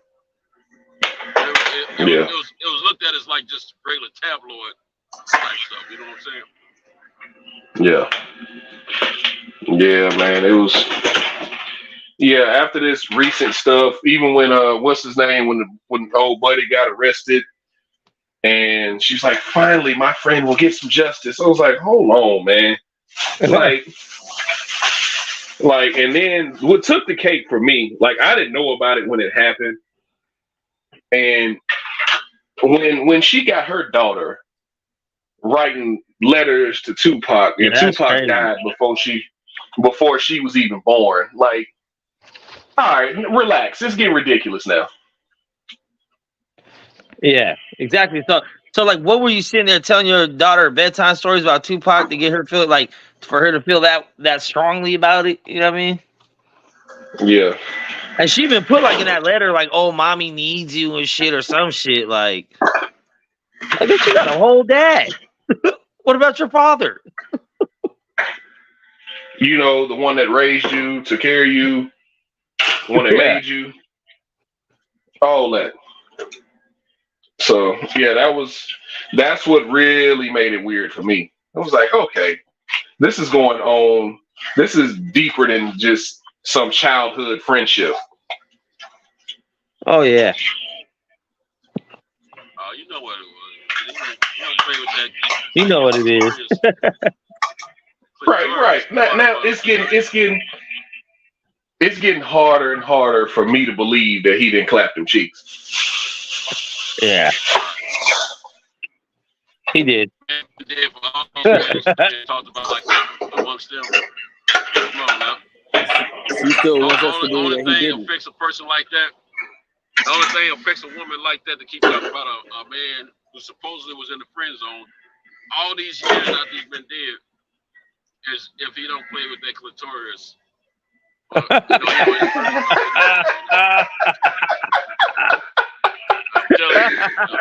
telling you what I know. You have to affect a woman. Women are internal, man. The internal, yeah. I'm with you. Like, I want mine. I won't use up on the explicit, but you have but women are internal, man. If they think a little different than we do. They use brain muscles to. They're more emotional. And so they have an emotional attachment to how they think and feel about certain things. Whereas we just think on the surface. It is. It either is or it isn't. You know what I'm saying? For him, it's more methodical than that. So, let me tell you something. A past female that I kicked it with back in the day didn't talk to me for 21 years while I was married. I was trying to be cordial at a different time. Forget it. It was my son's mother. All right. Okay. I go through a divorce, and last year, all of a sudden she's okay to talk to me. Then it's like, I'm sorry for the stuff I did to you. I never stopped loving you. I've always been in love with you still. You still ain't getting none of this. Because of some stuff she did. You know what I'm saying? It ain't she was telling me something I didn't already know. I already knew. She just clarified what I was already thinking.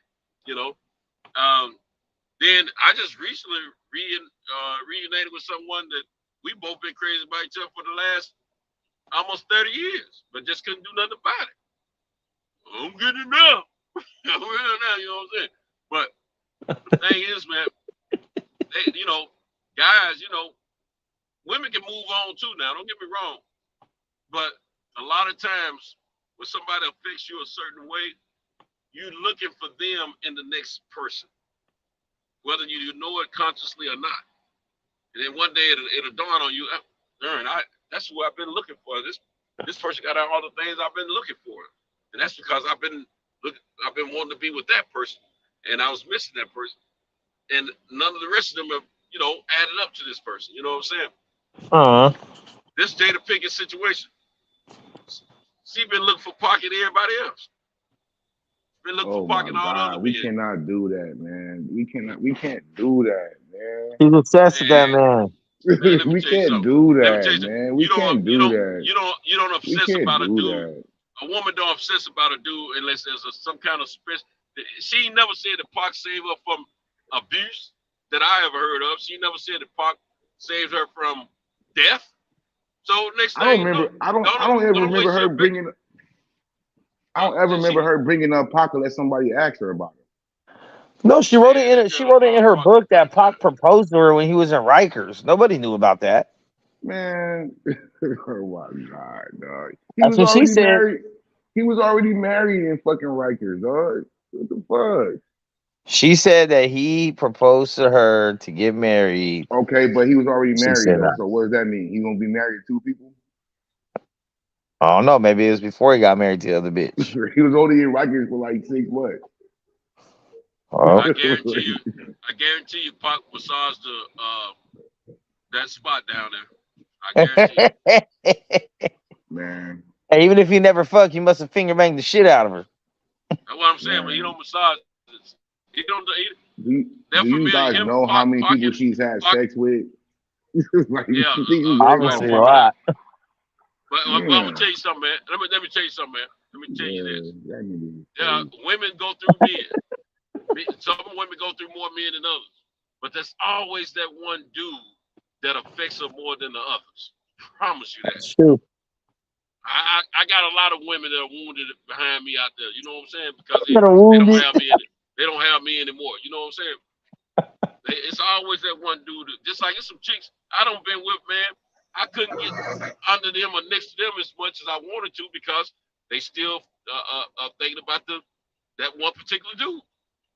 It's always one dude. Let me tell you something. You can run celebrities are different though, man. No, they ain't. No, they ain't. Celebrities are way different, man. Celebrities are hella weird. The only thing different about a celebrity is their money and the fact they feel like they can get away with a murder when it comes down to laws and all that kind of stuff. Which are two big different things.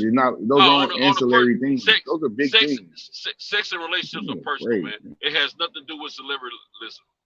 Now, when they get their freak on, that's different. But when they in love with somebody, ain't no different than what you and I experience. Everybody want to act like she's in love with Tupac. Yeah. It ain't everybody. We don't know that. She was so in love. We don't know that. Yeah. But wait, we don't even know if that's true about the whole Tupac shit. That's some shit they just keep pushing. I ain't heard that lady say that. No, she wrote it in the book one time and that's it. Camera. It's coming out of her mouth on camera in an interview. She said, look, just like if somebody asks you about who's the most, you made mention hey, I really liked this person when I was with him or I was in love with this person. That don't mean the whole rest of your life that you live in your life like that. We can't excuse bad behavior. Okay. That broad and her husband, they just got bad behavior, man. Them motherfuckers is wild, man. Using your critical thinking skills. Using your critical thinking skills, why would her daughter at 12 years old write a letter to Tupac? Because she Bro, was crazy. Have you seen how these kids operate? You see how them kids? That's not no normal kids. But where was she get introduced to Tupac? Where was she on feel the so internet, strongly about bro. Tupac? On the internet. The internet. That bitch don't And even have her she would kids write like to that. Tupac that my mom needs you right now. Bro, She would you write think that she's to a Tupac. mom? How you think she's a house mom? Like reading bedtime? Well, you never okay, but wait, you never heard. But wait, Like, you never heard crazy, kids dog. think. You never heard kids have an idea what their dad is that they never met because that's what they've been told. You never heard of that? Exactly. So Like they've if been that's told, but they've been told. right, but that doesn't mean you're told that from your mother. That could be the grandmother, the auntie. Like things are said about people all the time. You think it was the grandmother? I don't know who said it, but we can't assume You that it's think it was like it's everybody not but always. Jada? Like you think it was Will? Like come I don't on. know, We know bro. the fuck was Jada. We know it was Jada. I don't know that. I don't know that. I mean, if you want to She's a say cunt. assume that, then We don't know shit. We don't know shit. that. Y'all We wanna know. sit here and Hey, pass we bad dispersion. yeah. We don't know. We know. She wild as fuck. She whole lot. We can say that. We don't know about that Tupac shit.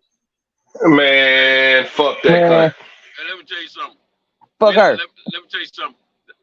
When it come down to getting your freak on, that's getting your freak on. When it come down to having people that affect you in some type of way along the lines of your life, you run into different people that affect you in different ways. That's a life-lasting effect. What Tupac had to do with her messing with her son's friend? What Tupac had to do with that shit? I don't know nothing about all. I don't go with all that. That's Yeah, Tupac ain't had shit to do with that. Tupac. What are you doing? Knucklehead, man, I'm gonna make me cuss you out with this horn, man. Hey, you know why? Man, It's because August Alsina was wearing his bandana like Tupac used to wear it when he had it tied in the front. Shit is the whole dog. Shit is the whole dog. That's y'all all. niggas love to sensationalize shit, man. That's so salacious. This That's what not I'm saying cool, about man. that. I think her and Park had a special relationship, but I think it went further than what she said it did. Me personally, I'm not going by. What makes you think that? Just because you want to? I don't know if you remember me or not, Deuce, but I'm a coochieologist first of all, and I'm also I'm a woman whisperer. I know women, and I'm telling you, man, this So woman you is. say. I ain't talking about all So you this say. rumor. I ain't talking about all this rumor stuff they got out there about her. I'm talking about stuff I've heard her say through her own lips myself. Regarding Like? that. And I can tell you, Like? I can't quote exactly what she was saying, but I just remember some stuff she said. And the thing My it nigga. let me know that it was more than what she's been telling us. Being that I am a coochieologist. But look, if it was Tupac, she would have got a dude that looked like that dude. Like you ever see somebody that they leave somebody, the next person that looks very similar to them? That's a person that's obsessed with a person. She admitted Wait, that's a dude that's obsessed with a person. She admitted that's why she went after Will. Hold on, Max. Pump your break. I'm gonna put something on all y'all, man. Why is it that your husband felt like he needed to go approach and confront your good friend? Why is that? Because the nigga was trying to fuck her when he got payments, dog. That's why. Yeah, that's 20-something years ago, bro. That's like fucking ancient history, though. Okay. And also, hold on, real quick. Why did he feel like he can still screw her? Or why he feel like he need to wait out? So you can see Tupac can screw any woman. Hold on. Nah, exactly. That nigga knew he couldn't compare to Tupac, man. Tupac had hoes all over the place, man. Hell no. Will Smith was up, nigga. Will Smith can get hoes forever. Bro, literally today, Jada Pinkett said that Tupac was her soulmate. She said that today. Bro. Yeah, because that's the seller fucking book. That's the seller book, dog. Exactly. Y'all fall for the okie doke, man. Come out of her motherfucking lips. She's a hoe, dog. Ain't nobody copping for her, bro. She's a hoe. We know that. But that ain't got nothing to do with Tupac. What's wrong with that? Man, she messed with her son's. She messed with her son's friend, bro. If that ain't hoe and some low down ass shit, that's some dirty shit, man. Did that nigga grow up with her? Did that nigga grow up with him? Her son? The son. The son? Yeah. Yeah, the son. Her son's friend. The son. Her son's friend. Her and Tupac went to school together. For how long? For how long? Because Tupac lived everywhere. So how long did they go to school? How long did they know each other? Listen, bro. So what? So what? They went to school together. Listen, man. I am listening. You know you're not, because you ain't let me get it out. I'm trying to tell you. All right, let's say it, bro. They went to school together in Baltimore. Okay, for how long, bro? Because Tupac lived in New York, Baltimore, Oakland. L.A., Atlanta. He lived everywhere, dog. Tupac was born in New York. He grew up a lot, and he grew up part of his life in Baltimore. That's where he went to the School of Arts. That's where they met at. I want to know how long he lived in Baltimore. We gotta look that up. Google that. Google that, Max. You fell for the okie doke, Santos. That's the same lady that got the red table, that got the dude that she cheated on to stand there so she can get some attention. Yeah, that's all about attention, bro. She don't give a damn about none of that stuff. Listen, bro. This man Tupac and her was supposed to be just good friends in high school. So what makes him want to try to poke her after she get married to another celebrity? He didn't go to high school. He didn't go to high school out there. That was like a fucking. Dude, I saw the video, man. I saw the video. They did a school play together and everything. It was a rap and all that kind of stuff. Don't tell me that. Bro, high school has got to be like 30 years ago from this lady almost. High school got to be 25, 30 years ago from this lady now at this point. Well, guess what? So she mentioned in that just to sell books. It's to sell videos and books. That's it.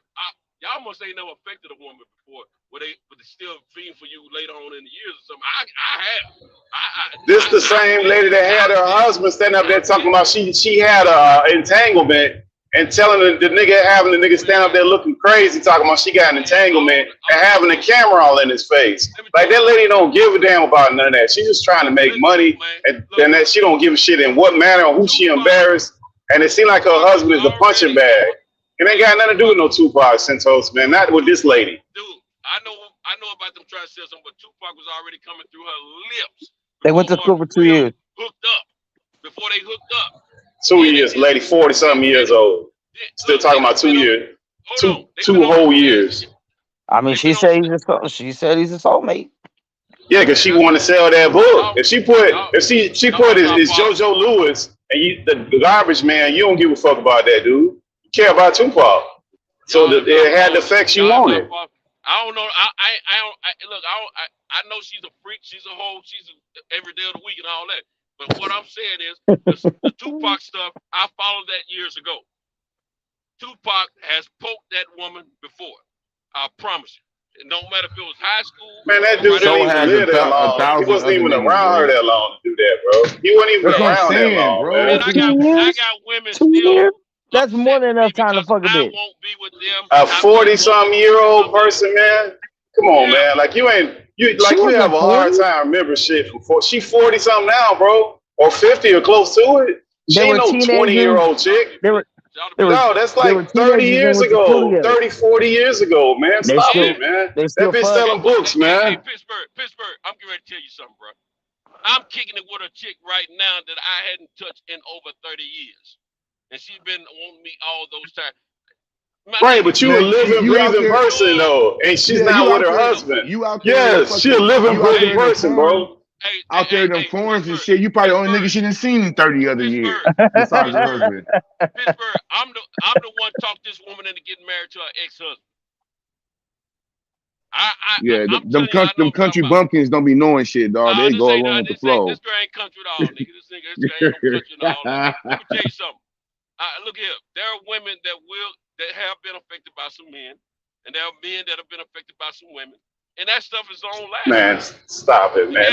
Them dudes, that dude and that lady are highly weird, man. They do all kind of strange things and ain't nobody else doing. And they do it to sell and make money. And they'll do it for their kids. They put the kids out there. They put the friends out there. The friends of friends, whatever. They don't care, man. Everything is for sale and everything is clickbait. That's why I don't pay this shit no attention with the lady. They don't have no type of standard or nothing, man. Spit some facts, PT. I ain't arguing the fact of I ain't arguing against you about none of that you just said. I'm arguing the fact I know me being a coochologist, I know Tupac don't have something going on. I'm telling you, I'm certified. You sound like a nigga believe anything a girl tell you. Pimp Souls and Max know what it means. Hey, dudes, you don't even believe that about me. You don't even believe that about me. You know, I'm certified, bona fide, qualified, and all the way any other. I know what you say. I know what you say, but I know a bitch. You can't trust a bitch mouth. I know you can't trust a bitch mouth more than you can judge, man. Especially when it's money involved, dudes. When it's money involved, you better not trust it. Let me tell you something. I just met a little broad last year. I ain't kicked it with her since early this year. She out there in Oakland right now, waiting on the nigga. When you gonna come? You know, I ain't touched it in months. You know what I'm saying? Well, I'm gonna touch in December if I come to that fight out there. You best believe that. I don't care who she kicking it with. Hey, I'm just telling you. What was your point in saying that, dog? I don't get it. I just give you more. Just let you know how much more certified I am. I've been. They don't let me know shit. They don't let me know shit. You saying something, bro? I've been affecting women for 30+ years. They don't let me know shit. Ain't a woman that I ever went down the road with that I can't go down the road with again. I'm just telling you. And so I'm just saying that you can affect women and men can be affected a certain way by certain people. It's always a certain person that affects another person a certain way. Man, if nobody else I know man. bitches. I know niggas that got bitches pussy on lock, and that bitch ain't fucking nobody else. Can't no other nigga even say nothing to her. Okay. And you got her shit on lock. She marrying. Hey, Deuce, is that broad marrying somebody else? Is that broad marrying somebody else? Like, come on, man. What we doing? That bitch selling books, man. Hey, dude. It's bitches that leave that got niggas in jail to walk by a nigga, high value man, $100,000 a year man, just for that nigga in jail. So don't act like These females that you talking about, were they virgins before these guys? Your homies virgins. Got them, virgin. How you know she was a virgin, bro? No, I'm asking you the chicks you talking about. I don't know, bro, but I know bitches that wait on niggas in jail. That let niggas roll by. No, I'm talking about the chicks you talking about, the ones that are on lockdown by some niggas that you know. Man, they all kind of bitches, man. Hold on. Were they virgins before these dudes locked them down? I don't know everybody's sexual history, bro, but I know there's plenty of people. No, I don't. And I wouldn't believe them if they told me. Let me tell you something about women. If women have had a few relationships before they get to you, if she's ever been in love before she gets to you, or infatuated greatly before she get to you, there's always a nigga on her mind. Even if you with her and she crazy about you, I promise. Even the coochie, I'll just go. But Santos, remember. Hold on, Pittsburgh. Even the coochie, I'll just of myself know that there's some women I've been with that other niggas affected them greater than I did before I got there. So don't always think that ain't what it is, man. I'm telling you, it is what it is. Santos, wait a minute. This lady had a husband. She was cheating on her. She had time enough to get married, have a husband, have her son's friend banging that back out, and still be thinking about Tupac. Boy, goddamn, boy, shit. And that's just what we know of. August wasn't just that's banging just her what we back out. know August said he was in love with her. Man, let me tell you. Yeah. Of course, because he a little young dude, but I'm talking about her. Like her, she's so in love with this one guy, she got time to get married, have a whole side dude and some other weird shit going on at the same time. But right, exactly. So you're only proving her point. So what is she supposed to do? Pittsburgh, the girl. She's selling books, man. If he wasn't dead. Hey, I ain't saying she's not selling books, but the girl I'm kicking it with now, she been married. She just got out of a 15-year relationship, and guess what? A few years ago, she was at a hotel and on a trip with me. I didn't touch her though, because see, I put that on her mind. You could be here with me, I could be here with you that way physically, but I choose not to, and I'm not gonna disrespect what you have. There we go. We're talking about these people who live with a population of 300 people in their damn town. And they got one liquor store. Talk about how many hoes this nigga got. 1.7 million in Nashville, bro. 1.7 million. Now, look, I'm just trying to tell you, y'all giving women too much credit, man. No, we're talking about this woman. We're talking about this one though. This one right here ain't. You might be right with everybody else, but not this one. So this woman right here, it's about that paper, man. That's all it's about. Let me ask you something. Is she human? Is she human? Yeah. If she's human and she's a female in the United States, she's got some of the same thoughts as the average woman in the United States has. And she ain't now her celebrityism, her trying to sell stuff, that's a given. But when it comes down to those inner feelings about a man or about relationships in general, it ain't no different than what you and I experience. The difference is she's trying to exploit stuff in the public's eye. Yeah, trying to exploit Tupac's name. That's all it is. Anytime you talk about Tupac, it's gonna bring eyes. Yes, she does have to sell that book. Hold on. She been talking about Tupac way before she wrote a book, dude. And every time somebody asks her about Tupac, every time. Tupac ain't never had as much money as Will Smith ever. Yep. Ever. And that's why she wasn't with him. And that's why she wasn't with Pac. No, man. I mean, Pac had way. She knew Pac way before she knew Will, man. I'm telling you. I've seen. I know that's why, and she could have went and got with Pac. Man, y'all be with it, man. Y'all be with it. No, yeah, you just be bewildering to me that niggas believe anything they hear on credit, man. I'm just telling you. We can't do that shit, man. We cannot believe everything we see on TV or written in the fucking article. You just can't do it, dog. I ain't arguing the fact that what they doing for clickbait and for tabloid sake, for social media and all that. That's the whole point, though, bro. That's the whole point. I'm talking about. See, y'all arguing about everything about her freakiness and all that. I understand the woman. No, the whole point is she's making up shit. I'm talking about the history of her and Tupac. Her talking about them. She's never been in love with. That's bullshit. She don't even see how she loves. But oh shit! It's a party. Yeah, the homie here. Tell these people, Hey, Brady, watch it. Let him know Jada Pinkett's piece of shit. Hey, listen, the only reason why she didn't get with Tupac is because he had multiple women. And he didn't care too much about her.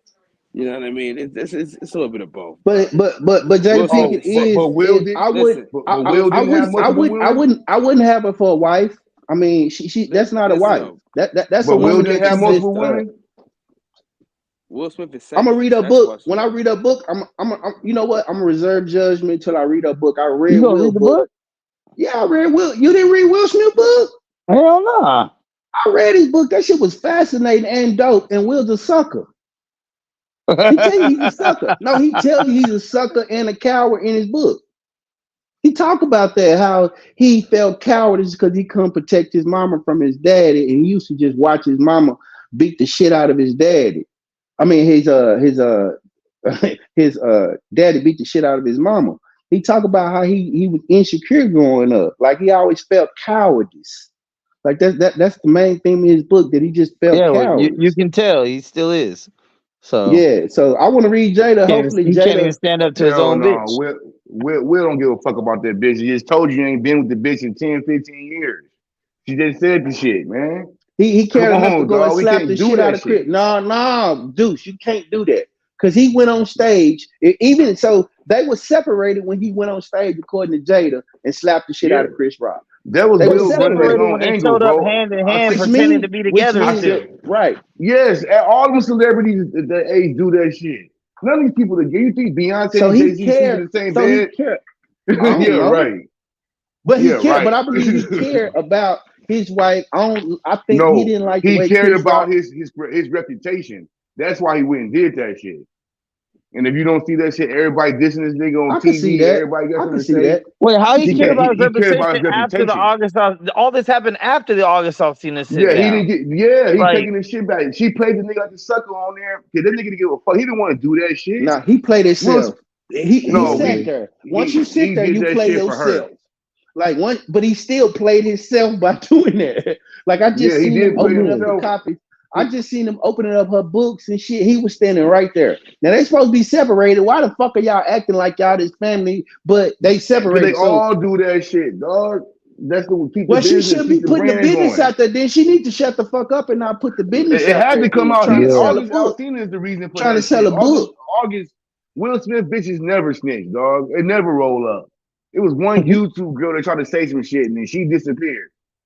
But August, Jada fucked up about bringing the wrong nigga around, bringing the wrong people into their circle.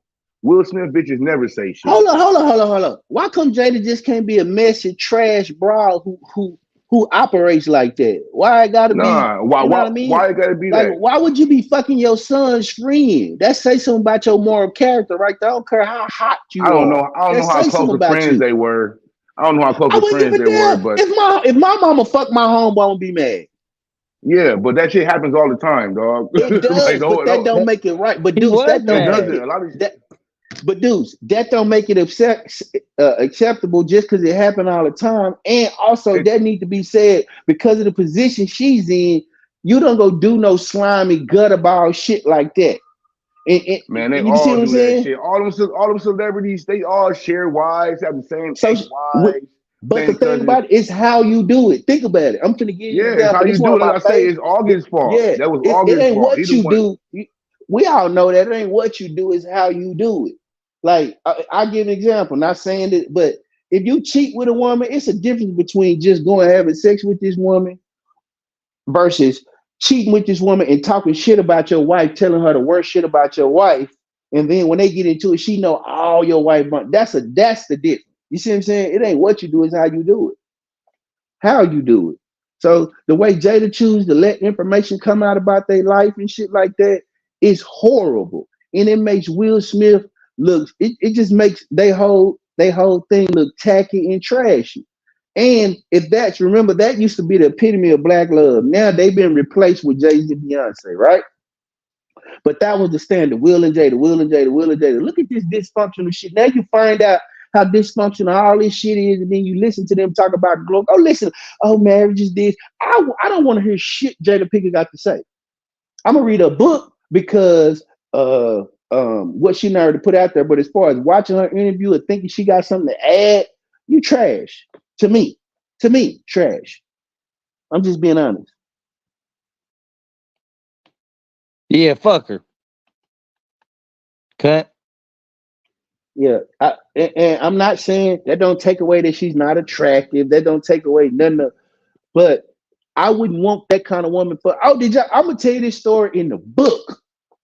Will threw her a beautiful birthday party. This how fast Jada Pinkett is. I remember that. I don't know if y'all heard this story, but he threw her a birthday party. He flew all her people out to this island. It was like this 3-day thing. They had this big old huge dinner. He brought all her uncle. He put together this collage of pictures of when she was young. I mean, just 3 days of celebration. Everybody come proud, everything paid for. During the dinner, she was upset. And after the dinner, they went back. She was like, "What's wrong, babe? This wasn't for me. This was for you. I don't ever want nothing like this. Don't ever do this. This extravagant. This was for you." He was like, "Nah, this for you." Basically, she threw up in his face that he brought all her people together, had an extravagant birthday party for her. And she felt like she wasn't the center of attention. So she threw that up in his face. They went to a private island. Like, that's the kind of woman that he got. Ungrateful ass bitch. Yeah, I wouldn't have no woman like that. Centos, what's the word though? Come on, Cento. Come on, dude. Oh, darn, I was talking, man, and I was on mute, man. My bad. Hey, Brent, I agree with everything you said, but I'm gonna tell you something a lot of people probably don't remember about her and Will's relationship that I do remember. In the beginning, when they were dating, before they got married, it was obvious that she was the carrot that Will was chasing, and she used that. She's been using that since day one, man. Been handling that dude. That dude been having the hots for her for such a long time. He's been letting her have the advantage of situations and that they their life, their romantic situation. He simped out a little bit in the beginning to get with her. And the way you start a relationship, most of the time that's the way you have to keep that joint. So he's never really been the controlling person in that relationship when it came down to them being together intimately and things of that nature. She's been, I mean, it might look a certain way on surface, but it ain't been that way exactly. Occasionally she comes out and let you know. Like Brandon was talking about with the birthday party. I remember hearing about that. The August Alsina thing, and a whole lot of other things. She was on Keenan Ivory Wayans show back in the day, talking about, I don't know about all that, talking all pimptress and all that kind of stuff about her and Will. Man, I remember all that stuff, man. Will ain't never controlled that gal, man. That girl, look, this is my coochie. My mom been a pimptress. I'm gonna be a pimptress too. You know what I'm saying? She's just following suit. I like to take a mama down through there though, for sure. But anyway, that's just who she is. That's what she's been doing, man. And like I said, I'm gonna stick to what I said. I don't care celebrity or not.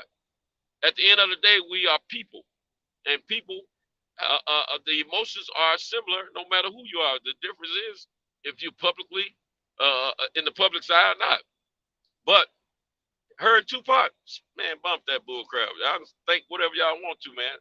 It's more to what she's actually come through her lips and said. She said enough come through her lips that anybody that can read between the lines understand what time it is. Preach. And that's from your coochieologist, woman whisperer. And it ain't just me tooting my horn. That's women telling me that's who I am. You understand me? I'm telling you.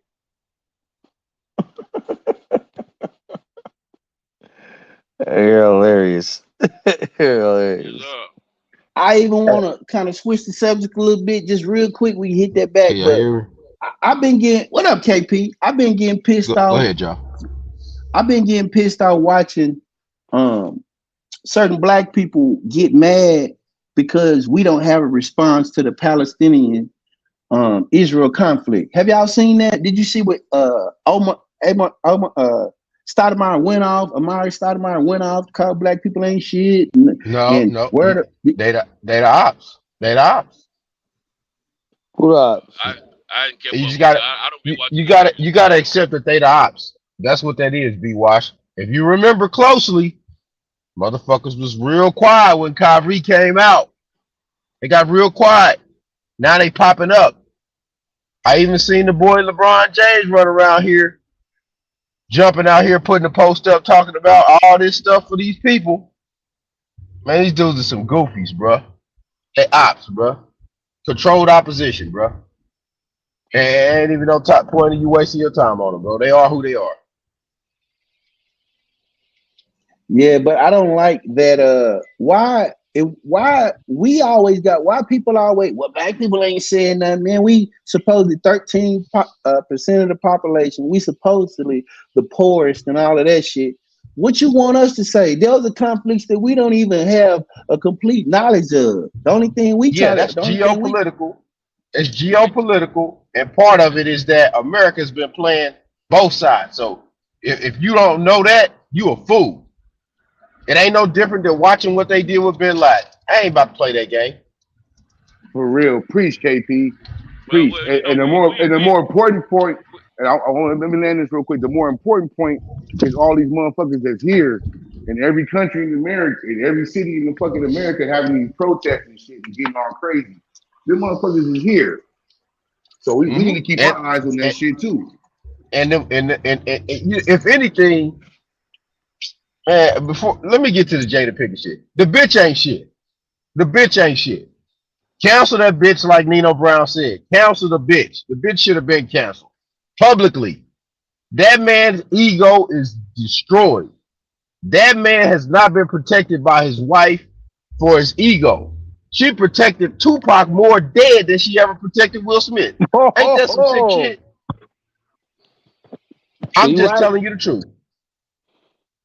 Fuck her. Hey, we should throw her in the middle of the you might want to jump off right now. That bitch ain't shit. That man has represented black men, quote unquote, in a beautiful light, and his bitch brought him down. Now this shows you that you never worship a woman. If you worship a woman, she will fucking destroy you. That's what Will Smith showed you. If you didn't learn that lesson from Will Smith, you a fucking fool. Damn. That's what it showed you. Where are the when Avengers you pedestalize tonight? a bitch, where that's are what the happened to you. Crusaders tonight? Man, where y'all at? Wake up. That's what happened to you. Tell me if I'm not lying. If that's not what you just said. Hey, where are the Cape Crusaders? Wake up and cut, bro. When I don't understand why to sell a book that she will continue to keep doing that, to keep just giving little salacious bullshit about her family. Be washed. She's doing Operation Black Man Breaking. She's operating black to break the black man in public on fucking in international news. And all the bras that like her, that follow her red table bullshit, that's what they feeding off of. The carcass of a black man that's damn near a billionaire and was the top of the top. Think about this psychologically. Even a black man that's a billionaire can't get respect from his bitch. That's what that says. Oh, you mean Kanye West? No, not Kanye West. Jada Pinkett. Dr. J. Oh, Jada, you keep. I hear you keep naming them all, but that's the game. That's the game. But this is even worse because this is a global scale of Operation Break a Black Man psychologically. Look, bro, it wouldn't surprise me. I'm telling y'all. Everybody think the shit funny game. Will Smith taking the shit, laying down and all that. If Will Smith go Chris Benoit, everybody gonna be mad though. Oh, that's a little extreme. Man, you niggas think this nigga care about that bitch, man. I don't think he care about that bitch. He do. It's not about caring about the bitch, dude. It's about his psychological ego as a man, He bro. care about all of that. Yeah, facts. Wait. I'm about to give y'all another one. I'm gonna give y'all another one. The way that Michelle Obama talks about Barack is disrespectful as well. And these bitches keep doing this shit, and y'all gonna see a lot of shit change. Michelle Obama called a nigga her baby daddy. That ain't your goddamn baby daddy. That's your husband. That's the president. The nigga Barack, he's gay, dog. You know what time it is, bro. Listen to you, bro. Listen to you with all this shit. Listen to you with all this shit. This the type of shit niggas do. They give these bitches all these conspiracy theory outs and all this old shit versus what's on the surface that they know. Versus what you know. You know they got 2 kids, Deuce. Deuce, if you got 2 kids, I can't. Deuce, hold on. Deuce, if you got 2 kids, I can't just say to you, hey man, that nigga babies are surrogates or some shit like that. How do we know? Have you ever seen Michelle Obama pregnant? I remember a bisexual man is just a gay man. Y'all see this shit? Y'all see this shit? This is the type of shit we be dealing with all the time.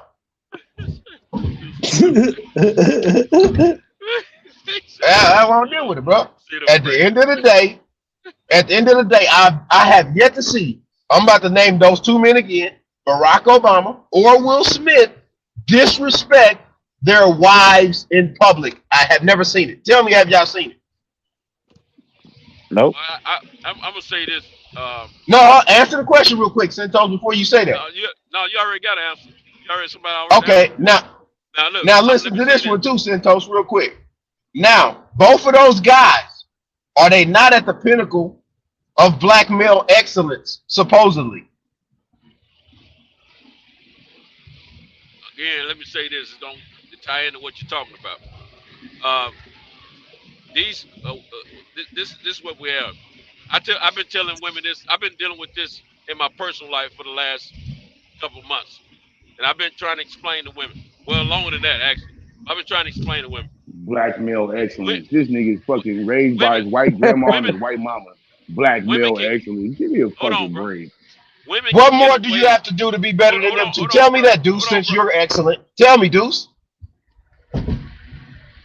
Not be brought and paid for by fucking special interest lobby groups and gay people. That's what you gotta do to be excellent. Damn. Man, you can never make this shit up. Go ahead, Sinto. Go ahead. What I was gonna say, part of what I was gonna say, I've been trying to explain to women in some private conversations I've been having for the last few months. Women can, you know, it's easier for a woman to say whatever it is on her heart to a guy. A lot easier than it is for a guy to say what's on his heart to a woman. If it's something negative that the woman don't want to hear, or something negative that the guy don't want to hear, it's easier for them to expound on it and not bite their tongue than it is us. And that's because of how society is here in this country. When a woman says what's on her heart and mind, no matter how cruel it is, she's strong, she's not weak, she's standing up for herself. When a man does that, he's low down, scandal, he's a dog, he's no good, period. Because we're the bigger, more, stronger being, for one thing, to the eye, and then the title of us being natural to women in this country is exploited and penetrated through the minds of every man and woman in this country, boy and girl. Okay, so you can't always partial up against a woman as a man, so to speak. Now, these guys have way bigger brands than each one of their wives have. So, being that society is the way it is, it's not good business for them to do that anyway, publicly. Now, I don't know what they talk about in that, in behind their closed doors in their private conversations with these women, but apparently it ain't on the pimp level of, bitch, have my money. It ain't that kind of conversation behind closed doors. Because if it was, these women wouldn't, no matter what society is telling them to do or encouraging them to do, they ain't coming out publicly and saying, the stuff they're saying about these men. Yep, they not. So this is an act of where these guys being a bit submissive publicly to these women for two reasons. They don't want to hurt the women that way publicly, and they don't want to hurt their brand publicly. Because Will's been worth a lot of money way before him and your girl got married. Barack, he made his, Michelle, him and Michelle came up together, but he surpassed her with politics. And he's on a much bigger stage than she is now. That she's trying to make her stage, but at the same time, I don't think she's been as abusive about her husband as Jada has been about her husband. No, she has. Jada just don't been out here. Jada's just a public, a celebrity public personified thought whore. That's what she is. And it is what she just been doing her thing, and she just comfortable in her lane. So she's out here talking about whatever she done, or if somebody do bring it up, she go ahead and talk publicly about it and act like her Will is cool with it and all that kind of bull crap. It's all trash and bull crap, But we can't. We as good men, when we're trying to be an example of what a good black man should be, we can't be posturing up against the women verbally, physically, and all that like they can posture up against us because it's not. You got to check your bitch though. It is what now? Yeah, but I'm gonna say this. Santos. You always got to check your bitch. This shit is run roughshod way too far. So what's gonna happen is some far shit gonna go the other way, and these hoes ain't gonna like it. Look, bro. At the end of the day, it's way too many hoes, and when you got way too many hoes, laws start to change. That's why all that Me Too shit start popping up. Hey, you don't just show up at a man's house at 3 a.m. and then talk about, well, he did something to me. What the fuck was you doing over there at 3? Oh, no doubt. I mean 3 a.m. 3 a.m. You show up and now the dick slipped in me and he wasn't supposed to do that. And hey, I don't believe you with the bullshit. Look, bro, at the end of the day, the thing has gone way too far, and the legislation is gonna change. And what's gonna happen is a lot of these bras is gonna be out in the cold because there's too many hoes without a pimp. The experiment failed. And don't forget about that Michigan coach. Was it Michigan that coach that he was dating a white woman? They fired him over some text messages, bro. Yeah, but remember that chick that he was with? She was doing like these seminars where she said you had to keep affirming that you wanted to have sex. You had to affirm that you was with him. Like she had her thing was giving these seminars, telling these young men that they needed to go ahead and keep affirming that the woman was okay with it. And now we got these women that are going across the water with that same Americanized nonsense, and their ass getting locked up when they hit that water over there. The one that went to Dubai, the crazy bitch that went to Dubai. Remember that? It's some more recently that got locked up behind the same nonsense. Like they're not playing that in other countries. You're not playing that craziness. You can't do that. And America's trying to take that culture to another country. They did change the laws in the U.S. where instead of the no means no law, it's a yes means yes now. So it's like instead of just no means no, like women actually have to say yes. They got to keep saying it though. But look, it's so screwed up. She said yes. She said yes. Yeah. So Pittsburgh, you gotta be like mid-stroke. You gotta be like mid-stroke, and she gotta keep saying yes.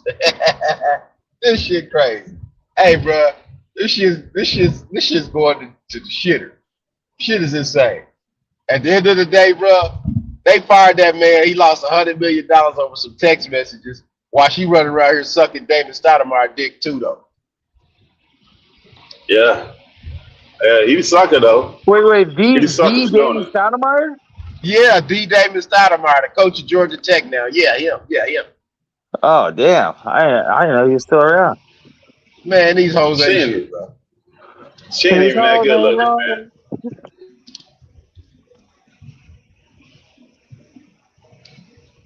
What you say, Mac? These hoes ain't loyal, man. But then, you know, too, they got a lot of they got all these arranged marriages stuff too. Like a lot of these politicians, all those are arranged marriages. And Hey, they I'm be gonna tell having you us right now, tricked, though. man. Hey, we They can talk got us about tricked with all them arranged marriages, we man. can We talk think about these all people these. really want to be together. Like Clinton, the Obamas, the Bushes, Reagans, all these politicians, even the Trumps, all that's arranged marriages. Hey, at the end of the day, though, bro, we can talk about all the bitches, but it's a man's world, bro. It's our fault the bitches are like this.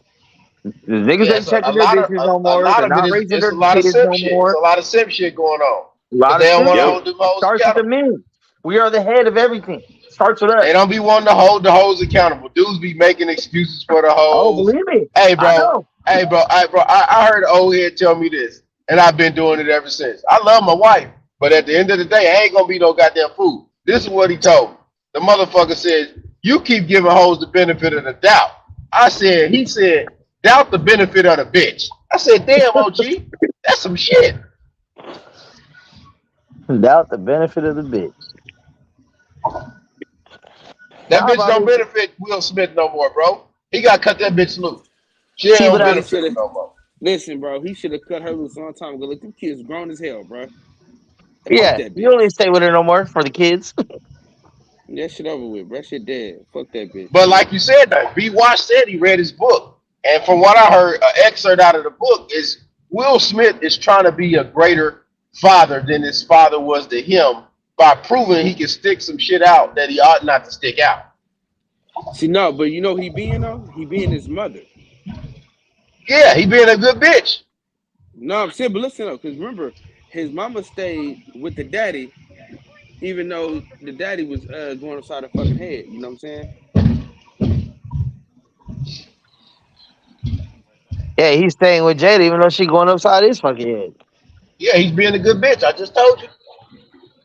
Hey, I'm gonna Yeah. When tell you like this, when man. she march his ass on that red carpet and just talk all crazy to him on TV and record that shit, Yeah, dog, that's crazy. there's no way you go backwards from that type of shit. When you let a woman bring you all the way down to that level and just piss on you right in front of, like that's ridiculous. Like he could never go backwards from that shit. He is officially like Mr. Glass, bro. We watch Mr. Glass get break right now. He's getting broken right now, all the way through there. Like, just think about this, bro. As long as we've known Denzel, Samuel L., you have never really seen their wife. Never. Quiet You as don't even see kept. their wives. This bitch run around here. I got a book coming out, and I'm about to tell about my life and all this. So, hey, Bruh, hold on, bitch. Jada Pinkett is sitting down with her mom and her daughter talking about how they all play with their pussies. Bro, it's ridiculous. Come And on. niggas be having excuses for this Hey, bitch. Three I don't want to hear generations. none of that. Hey, The I'm gonna tell you horse. like this though. I'm gonna tell you like this, man. A wise man once said, "Don't get a bitch that you want. Get a bitch that needs you."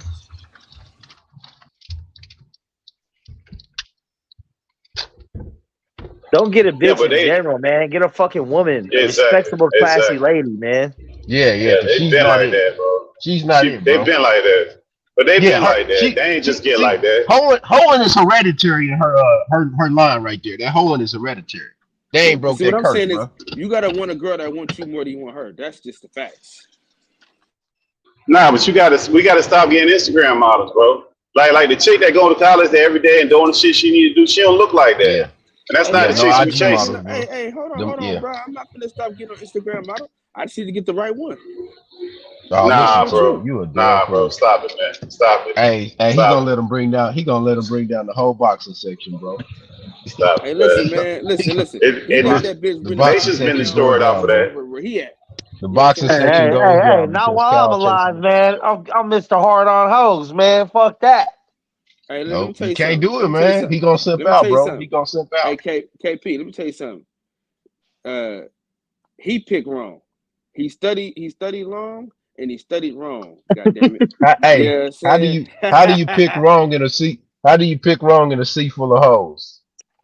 Hey, listen, especially when you got so much status. You know what I'm saying? She might got that good shit, man. You know what I'm saying? She Bro, she Will probably got Smith, a he ate that Will spaghetti. Smith should have did. Will KP, Smith man, he should have ate that pulled the spaghetti, KP, he ate that spaghetti, man. That's what it come down to, man. This is some no spaghetti man, shit right here, Cal. man. This Will is some Smith should have spaghetti shit pulled here. the Will Smith should have pulled what's the Leo DiCaprio. He should have pulled the I Leo agree. DiCaprio Nah, she on might them not. hoes, bro. Man, that girl might be special, man. She might be special. Brandon, you know she Yeah, she ain't got some special. That witchcraft bitch played pussy. in Yeah, Ali. Bro, She was a let me whore in tell you Ali. she's something. special. Let me tell you something. B We all Wash, done you been know she She's around played. women. special. She was a I'm whore gonna in tell you a Ali, so secret. you know she ain't Me and special. you done Got a all been girl named around Jada. women She's and a done real had deep women. pleaser. All of us done had women where we like, yeah, she fire. I'm not fucking with her because I can get caught up. Y'all ain't been with them kind of way. I have. I leave them Oh alone. I yeah. done You told go them you deep down through there with the fire. I'm wrong finna one. leave you alone. Yeah. Hey, that's Like I know his what this is. hey B Wash, that's his Lady Heroin. That's Lady Heroin. Yeah, like you see, that's a little bitty short woman. She in good shape. She athletic. Come Those on, are bro. She probably sirens. doing. Come on, you know what she doing. You know what she doing to him. Be watching Hey, it, but come hey, on, man. This man got a lot of money, and he got stuff people yeah, bro, that hiding money don't in mean nothing, suitcases. man. Wait, but he got women hiding in suitcases trying to sleep with him, sleeping in the hotel room, going backstage. Like we ain't never had. Like we comparing the women that we got compared to them women. That's not the same thing, I bro. agree. Like that's Listen, not I'm gonna tell nowhere you remotely this. close to being the same thing. Look, man, I'm gonna tell you this, man. We all been here before.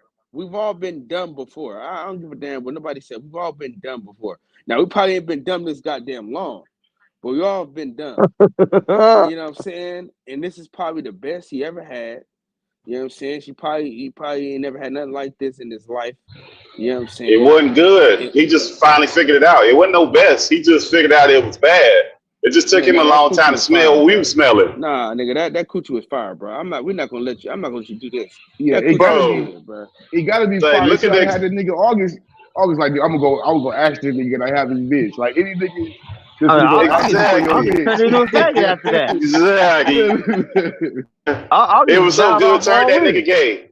Turn that nigga gay. That's how That good it is was. gay as fuck. Yeah, nigga, he said if he can't be with her, he'd rather die. He That nigga rather turned take a into dick. what did he say? He rather Hey, take a remember? dick if he can't get that, huh? Hey, Better off dying. what's her name? The one that Beyonce played in the movie. I'd rather go blind. That was Etta James. yeah, nigga turned the Etta James out here in these streets. You know what I'm saying? You know, the thing about Will Smith, man, I was listening to the Young Jeezy song today. You know, him and Neo, I Can't Leave You Alone. See, he was supposed to be Young Jeezy, but he ended up being Young Jeezy make trash music. Oh, I'm listen, sorry. man. Oh, hold on. He, Thug Motivation 101 is a motherfucking classic. hold on. Let me finish what I'm saying. Don't you Man. ever disrespect Thug Motivation 101. B. Washington? Yeah, Let me tell him, tell you Max. something. Yeah, Mike's mad Hey, before that one. That's Hey, OD. that motherfucking Hey, hold album on. better than anything Public Enemy ever dropped. Get the fuck out of here. What? You I don't said went it. too far. Whoa. You don't went You too don't went far too now. far. You don't went Hold too on real far quick, though. now. The gloves is Hey, off. Hold on real quick. And Nas just started making good beats. Hey, listen. Anyway, No, hold this is what I'm saying, on, man. I can't support Man, he just started yeah, you making couldn't good get that beats. off. Six Nas just albums in the started making last good beats. six albums in the last 2.5 years. Hit boy. Yeah, he and nobody talk finally about none of can that make him a shit. hit. Hey, B-Dub, Oh, he yeah. You finally out your found. mind, Deuce. Hey, You we was out your almost mind. united tonight. You just don't hear them Hey, talking B-Dub. about it. But Hey, everybody talked B-Dub. about that shit. Hey, B-Dub. I don't hear nobody talk You about. I said, hear nobody playing it. Nothing. hey, B-Dub. He finally Yes, got sir. somebody to get him a hit, boy. Listen. I What I'm gonna say is fucks this with though. Hit Boy. And I'm gonna tell you something, Listen. dudes. You need to go listen to Nas Magic. You'll change your mind. Go listen to Magic. You'll change your mind. All right. Be that as it may, we'll get to Nas when we First get one. to The him. But first right one. now we're talking about Young Jeezy's song, right? This is what I'm saying though. See, Will Smith supposed to be Young Jeezy, right? He's supposed to be Young Jeezy, right? He is the female in the song that Young Jeezy is talking to. That's who he ended up being. What if I could, but I gotta leave you alone. Remember, y'all know that song with Neo, right? That's Will Smith in a nutshell. He's the bitch. You know what I'm saying? He can't shake her. You know what I'm saying? No, But listen, he tried to be something he wasn't, bro. If he would have been who he was, he wouldn't have ended up with her, bro. He tried to be somebody he wasn't, and he ended up with that bitch. That's what happened to him. She was supposed to be with somebody who could have checked it. He just ain't. He ain't that dude. Somebody he not. He trying to get into whatever she wanted. That's what he was going to perform himself into. When y'all look back at it, when you see all the brides he had on Fresh Prince of Bel-Air, which one is the bride that would have best suited? Nia Long? Hillary. Yeah, that's who he should have been with. Hillary. Nia Long, I think. Matter of fact, he was better off just staying in Philadelphia and getting beat up on the basketball court every day to deal with this shit. But I'll say this though. He's better off dealing with them couple of guys who are up to no good. I'm trying to make trouble in his neighborhood. Listen, man, she got that kryptonite, man. She, you know what I'm saying? She put that on him. I believe that shit too. I believe she He probably probably got did some fucking voodoo to that motherfucker, bro. Yeah. I think she got some shit. That dude been sucking for a long time. It just got she public. that down south spaghetti for your boy. That dude been sucking for a long time. Hey, Deuce, I'm gonna agree with you on this one. I think she got that Shang Tsung. She take a soul out of motherfuckers. Hell yeah. But I want to say though, that nigga don't give a fuck about that bitch, dog. They ain't been together. Let me say this. That nigga been smashing hoes, nigga. He care about that bitch. That bitch is ruining him, dog. bro. He care about his reputation, dog. That's why he slapped the her. public perception and reputation is fucked up, though. Yeah, that's what he cared about. Hey, Will Smith more stressed out on the outs than R. Kelly is, and he in prison. Nah, Will Smith straight. Will Smith got Jada hoes. Pinkett. Hey, listen, Jada Pinkett and Erykah Badu. They fucked some niggas up, dog. I ain't gonna lie to you. Yeah, they did fuck some niggas. Look at August Alsina. Look at August Alsina, man. Yeah, look at him, dog. He gay. He done, man. Hey, listen, I seen that dude perform. He over there taking dick at a concert. Listen, I seen him perform at a concert, bro, and it was sad. You know what I'm saying? It was just sad, bro. You know what I mean? He took up all the time talking. You know what I mean? Get your ass off the stage, real? man. Let somebody else sing. Oh, it was bad, man. He's done. Stick a fork in. And it sucked the soul out them niggas, bro. Yeah, but Erykah Badu been crazy, bro. Like, you ever seen her do some? Like, she always been weird and a little eccentric. She pretty as hell, bad body, but you can't run up on. I love Erykah Badu. I hug her. But Brandon, you can't see her outside of music. You can't see her outside of music and say she a little. You as a man, you run up on somebody like that. That's eccentric like that. You know what you get into, bro. Yeah, you use the right word. She's eclectic, eccentric, and eclectic. That's her. You know what you know what you're running up on, bro. Day, right. I wouldn't want her for my daily woman every day. Like if she was something I could sneak and go get, Erykah Badu. I'm scared of her. I don't want that. I don't want that. I just saw her in April. I'm cool off that shit. Well, you didn't like her concert? There wasn't no concert. Bitch was high on shrooms, just blah blah blah blah blah blah blah. What the hell you were? Where you see her at? San Francisco, 420. Oh, I thought you came down here and didn't say nothing. Snuck down to Texas and didn't say nothing. Come on, bro. If I ever touch through the state limits of Texas, I'm hitting you, bro. I mean, I don't know how because I don't got your contacts, but I know Kyle do. So Kyle got everybody's. Centos do too. Anybody that needs to get to me, they can get to me. Kyle for president. 2024. We're gonna find B-Dub. You know what I'm saying? You know what I'm saying? Listen. When you see B-Dub, you ain't gonna recognize it. You ain't gonna think that's who he is, man. Kyle keeps saying that. Kyle, do I really seem? I sound like my voice sound like I'm a little bitty dude. Hey, on a smaller note, Will Smith and Papoose committed the cardinal sin. They worship the bitch. Indeed, Papoose hurt my heart. Papoose hurt my heart. Hey, at least Papoose knocked the nigga out though. No, that don't count, Max. The thing about it, look at least he put Papoose hands on him. Fuck it. No.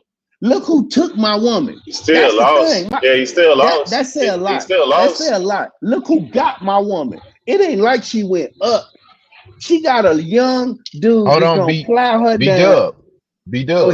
You Yes, can't sir. control who a bitch pick.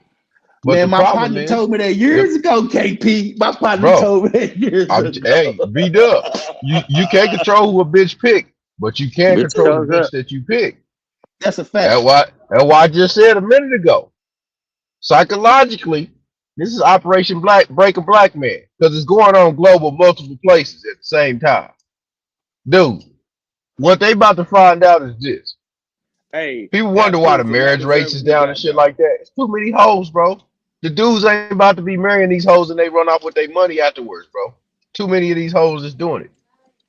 Hey, but let's do this though. There's a difference between Papoose and Will Smith.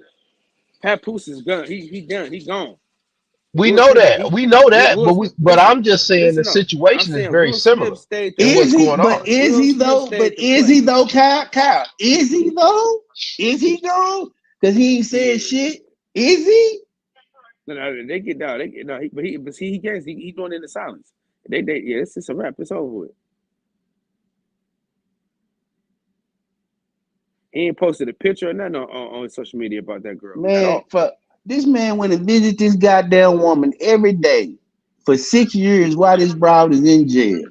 He going like I And couldn't she's imagine. still with old boy too. Like she with him. She with Easy She ain't got no choice. She stuck with him. for now till She she got no go to the next choice. nigga. She stuck. Yep, you ain't lying. But the whole world gonna view her as a fucked up person.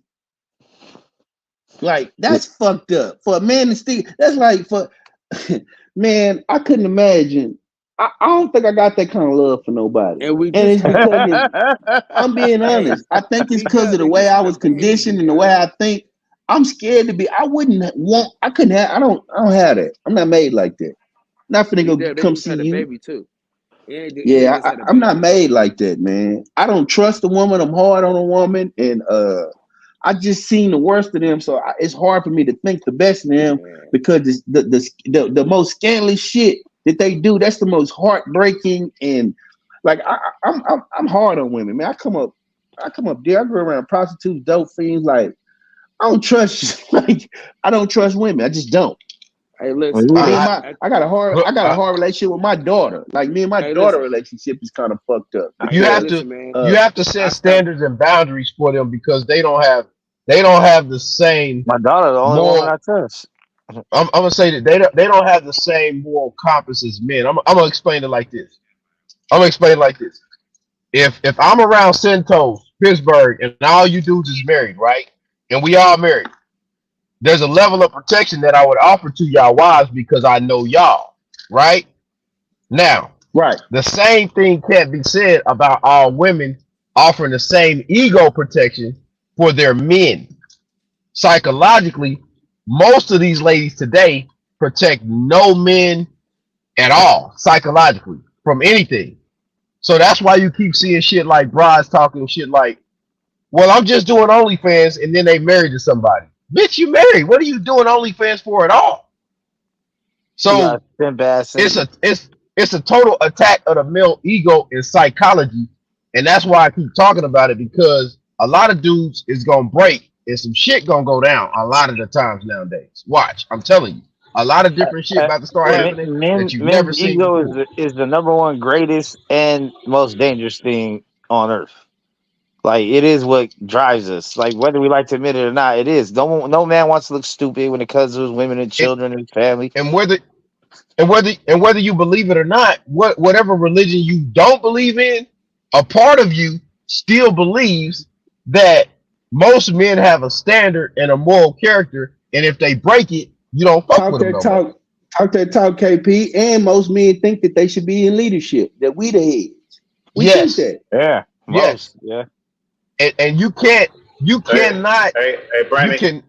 Y'all talking about that old standard, man. These dudes operating the cameras on the OnlyFans, man. They taking pictures for the OnlyFans. Yeah, dudes, man. They fly them out, taking pictures when they get out, shooting the photo shoot on them, man. Like, man, we gone, man. This shit over. Way so I can get it on the camera. Pittsburgh said, this shit over, man. Look, welcome. Hey, this is Babylon on the steroids. But look, it's too many they are trying to phase out us that think this way because quote unquote we are dinosaurs. So that's why there's such a huge attack on religion, morals, and standards. Because if you remove religion, morals, and standards from men, then the bitches is gone. They gone. The bitches ain't got a chance. Because they gonna go with whatever program they drop down to them. It's automatic. They gonna eat it, hook, line, and sinker, bro.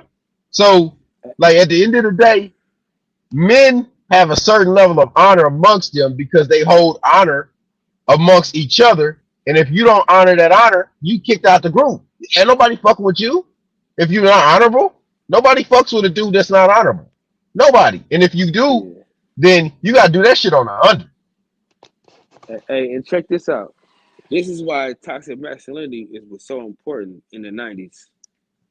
Nah, don't even call it that. Ain't no fucking such thing as toxic. Stop that, Cal. Ain't no such thing as no goddamn toxic masculinity. No, that's some bullshit that feminists made up. No such thing. Hey, that's why you can put it back on it. Hold on, Cal. Can you honestly say, Cal? Can you go? Hold on, Cal. Cal, can you go? That's the name they call it. I'm just telling you I'm just saying what they call it. I'm not saying. I'm saying that we didn't have this problem when it was so-called whatever they calling it. You know what I'm saying? I'm saying that's just what they call it. I'm saying we didn't have these problems when it was like this in the 90s. That's all I'm saying, guys. Calm down, relax. Chill. You got packed out. Man, God, shit. Yeah, you use one of them trigger words like what's the other one? That triggered the fuck out of everybody. What's the other one? Critical. What's the other one? KP, critical race theory. We like, man, y'all started that shit. Y'all came up with a straw man argument, put it on the political stage, and said, yeah, we want to change this. They want to change. We like, dude, we have no control of nothing, no books. We don't control what y'all teach us or what's in them damn books. The small hats do. So they create this argument in the critical race theory, and then you got dumb black people that sitting there arguing for it, and then dumb like this is a straw man argument that they created for a political issue and something that they always use. You got to remember, anytime elections, anything come up, black people come to the forefront. We the scapegoat for everything. We are they can kick us around. We the reason for the crime. We the reason for poverty. We the reason for high incarceration rates. We're the reason for all of this shit. So if you want to get elected, just find you a black person and kick him in his ass. Ask what's his name? What's the dude? You remember the fucking what was the goddamn dude from Massachusetts? David Dukakis. Not David, but remember Dukakis? You remember what happened to him? Dukakis. You know what they used against Dukakis? Do y'all know? Do y'all remember this? I don't remember. Beef. It was a guy. He was a governor. I think he was the governor of Massachusetts. Dukakis was. Dukakis lost because they ran the Willie Horowitz. Y'all remember that Willie Horowitz commercial where they kept running? He got out on furlough. They allowed him out, and he did this. Remember they kept running that goddamn ad. But that's the kind of shit they do. Find a black man, post their ass up there and vilify him. Only thing you got to do is just say you against Black Lives Matter, and that you are with law and order. That's what Nixon did. He ran on law and order, which means kick black people in their ass, which started the fake drug war, blase to the blase. Watch what happened this time around. Trump gonna use immigrants, and he's gonna win. And I believe Trump gonna win because only thing he got to do is just say the same rhetoric that he's been saying. I'm gonna close the border. The border issue now, right now in New York, they said they don't want no more immigrants. In Chicago, no, I thought y'all wanted all the immigrants. I thought y'all was a sanctuary city. They begged for them. They were sanctuary city. What happened? Hey, hold on. Be wise. And they used 2 idiot black mayors to do it. You see what I'm saying? You see what I'm saying? But you see, but you can't write this. And you hold on. Hey, you cannot write the shit. They took the people's gym and everything and told them, hey, fuck y'all. We taking this gym. And we about to let people stay in it. But see, when you get somebody strong that's black that's in politics, they get them out of there one way or the other. Yep. Like their name. The ones that hang around a long time. There's a reason. There's a reason Harold Washington died early. Even the ones that hang on TV. Marion Barry, Kwame Kilpatrick. I know. Look at all the people.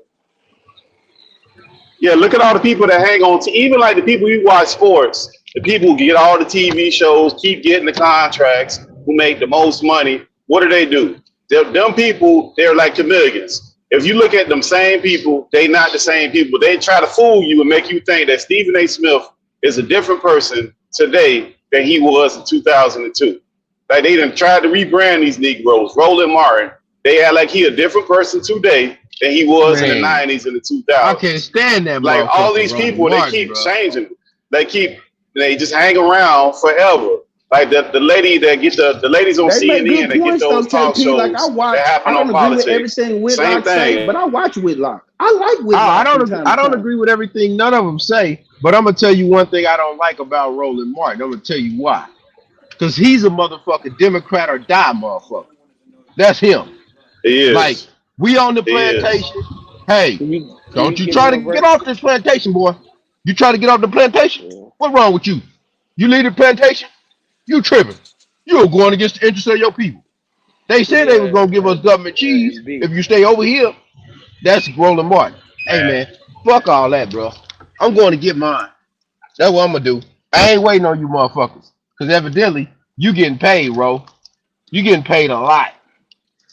You looking real comfy. And Fatlock, real comfy. And Fatlock comes off as a hater. Fatlock come out. Jason Fatlock come off the way Fatlock is hating on Dion right now, and he kind of turning me off. B-Wash. I'm ready. I'm ready. He is ready to get that motherfucker. Black people, he go hard. Hold on. He go hard against black people, though. Yes. He goes super hard Yes, against he black is a stars. hater. LeBron, anybody black, Serena Williams, anybody black, he got all that smoke, folks. That he don't got none of that shit for white people. Nope, he don't. But I'm gonna tell you what he do a good job of. When he point out some flaws, see the thing about your critics, it depends on how you take them. I use that shit as fuel for my fire, like at work. Like it's so many people that dislike me, that shit don't bother me. It do, but it don't. It just fuel for my fire. For me to protect myself, for me to yeah, hilarious. hey, everywhere I go, I get the same thing. I'm the type of dude you either really like and be like, man, that's a good dude. I do not. I don't have an in between where like, oh, he all right. I'm extreme. I'm either the dude you like or I'm the dude you just do not like. And I always been like that. And I ain't tooting my own horn. I ain't bragging, but hey, I got an aura about me. I know that. I've always had it. You know, have you ever been around people with an aura? They just get where I'm around myself like every day, man. Yeah, hilarious. But I'm one of them kind, man. I've always been one of them people where I could just walk into a room and automatically people be like, I don't like that dude. I don't know why, I just do not like him. It's probably because you walk in and say, we are the nation of domination. I don't. Yeah. I just walk in. Man, Max, you a damn idiot, bro. What it is most people are used to seeing us in a certain light. So I'm not the type of man that walks around with my head down, or I don't speak or project like I don't know what I'm talking about. And I guess I seem too sure of myself. I've been told that before. What make you so confident? And then the problem is a lot of people don't like to know that people that they didn't think read the way that they read, talk the way that they talk, and investigate things. They don't like that. They don't like that. They really don't like that. They also don't like somebody that's as big as you are with that low ass voice. Yo.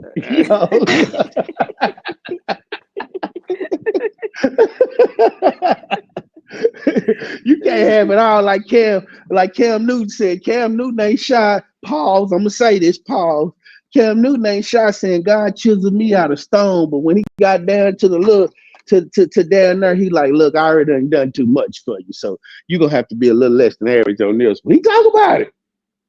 Cam Newton. So I can dig it. I can dig it. God made me a certain way, and that's what it is. That's right. Shit, I ain't mad at it. And plus, he made you my fellow American.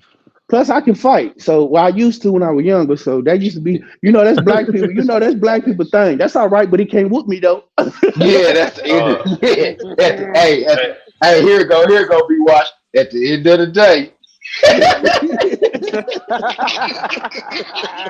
hey, fuck what happened at the end of the day. Tell me what happened at the beginning, motherfucker.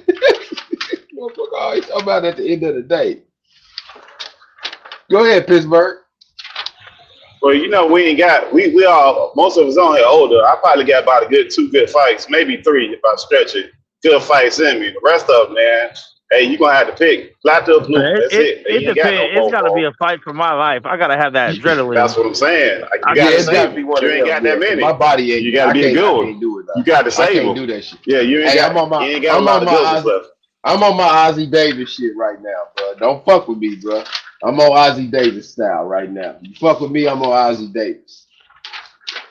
You can get it. Hey, yeah, we all believe in the Second Amendment, so that's what it's gonna be.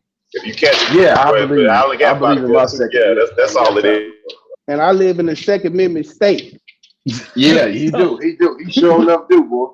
Hey, they carry the 12 gauge in the back, in the front seat. Fuck the back seat. That motherfucker here, bro. And I like going to Texas. I don't even like going to Chicago. I like going to Texas. I don't like going to Chicago for that fact alone. For real, cuz.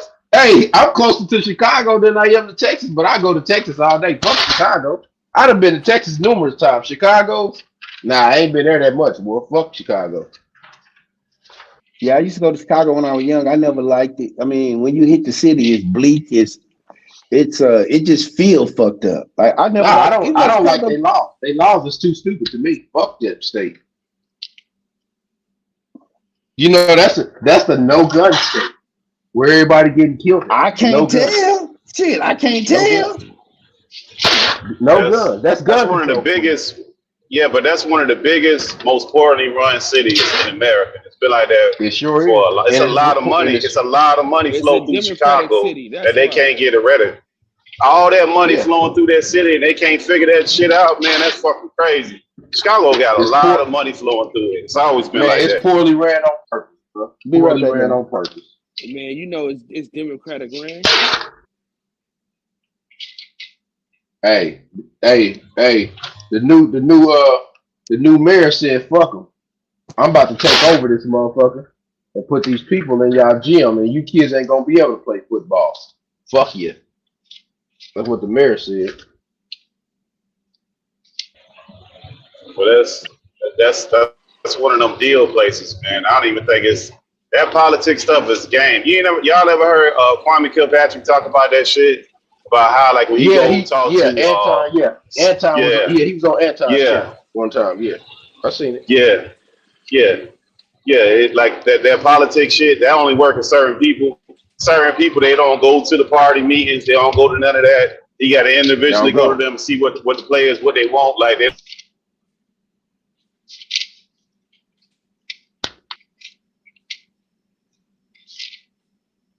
Lost your audio, Pittsburgh. Like he was saying, like some of the people, that all of that stuff, like he know when he deal with certain like Dan Gilbert and them, they run up on them.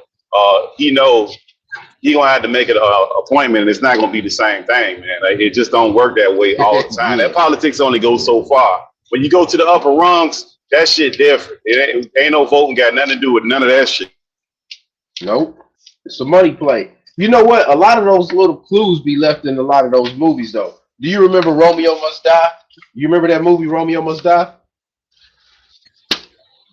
Yeah. Okay. Remember Delroy Lindo is in it, and he plays the big crime lord, the black guy. Remember him and against Jet Li's family, the Asian family. Well, remember they was trying to get a deal for a stadium. Remember that was the thing that the movie was about. They was trying to get a deal for the stadium. So a lot of that shit be shown in the backdoor deals in some of these movies that be showing you what kind of goes down when big deals are going on. And who's vying for the deal and who's trying to get this piece of land so they can get dibs on the deal. Because I'm telling you this because I went to a community meeting a few years back, not that far from my house. And they was telling me in the community meeting how they were going to shut down this apartment complex that's not that far from me. And they was going to run a road right through it. Goddamn me, bro. They already done started working on that shit. So they gonna run a road right through it to the main thoroughfare around the corner from my house. And when they run this road through it, it's supposed to connect them to the main thoroughfare from around the corner, and I don't know what the fuck they gonna do with the people. They just said they gonna run through it. That's what they said, and they working on that shit right now. Oh, but And they gonna hit the ass with that eminent domain. and nobody in the meeting looked like me.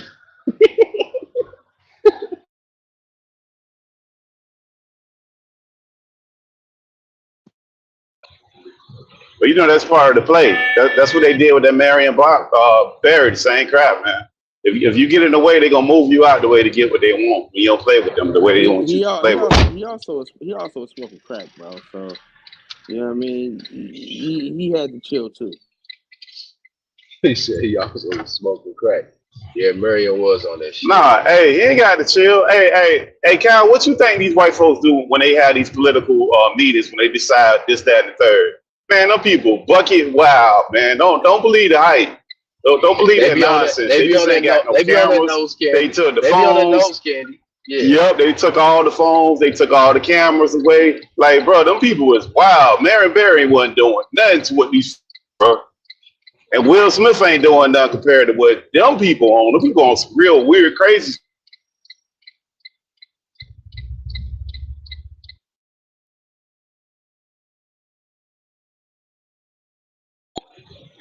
Yeah, that stuff it don't hit like that. You know, it's a good example of that Billions thing with this guy now they got a whole episode of this guy trying to run for president and how he kind of doing it. Yeah, they kind of framing it out in the way that shit kind of works, where they got to go get permission and get partner up with certain people, and the way that they got to do it, some of the little events they got to go to, man, they be doing some really strange things, man.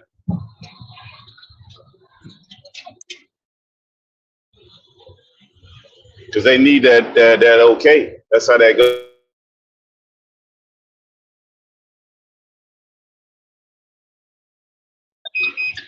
Because we know the Clintons, when the Clintons go and got the nod, man, you know, there's some wild people, man. Ain't no telling what Hillary was doing to big. Yeah, ain't no telling, but they had a lot of shit going on in Arkansas, but they was getting that shit in Arkansas. That's how probably a lot of their funds got raised through the trade back then.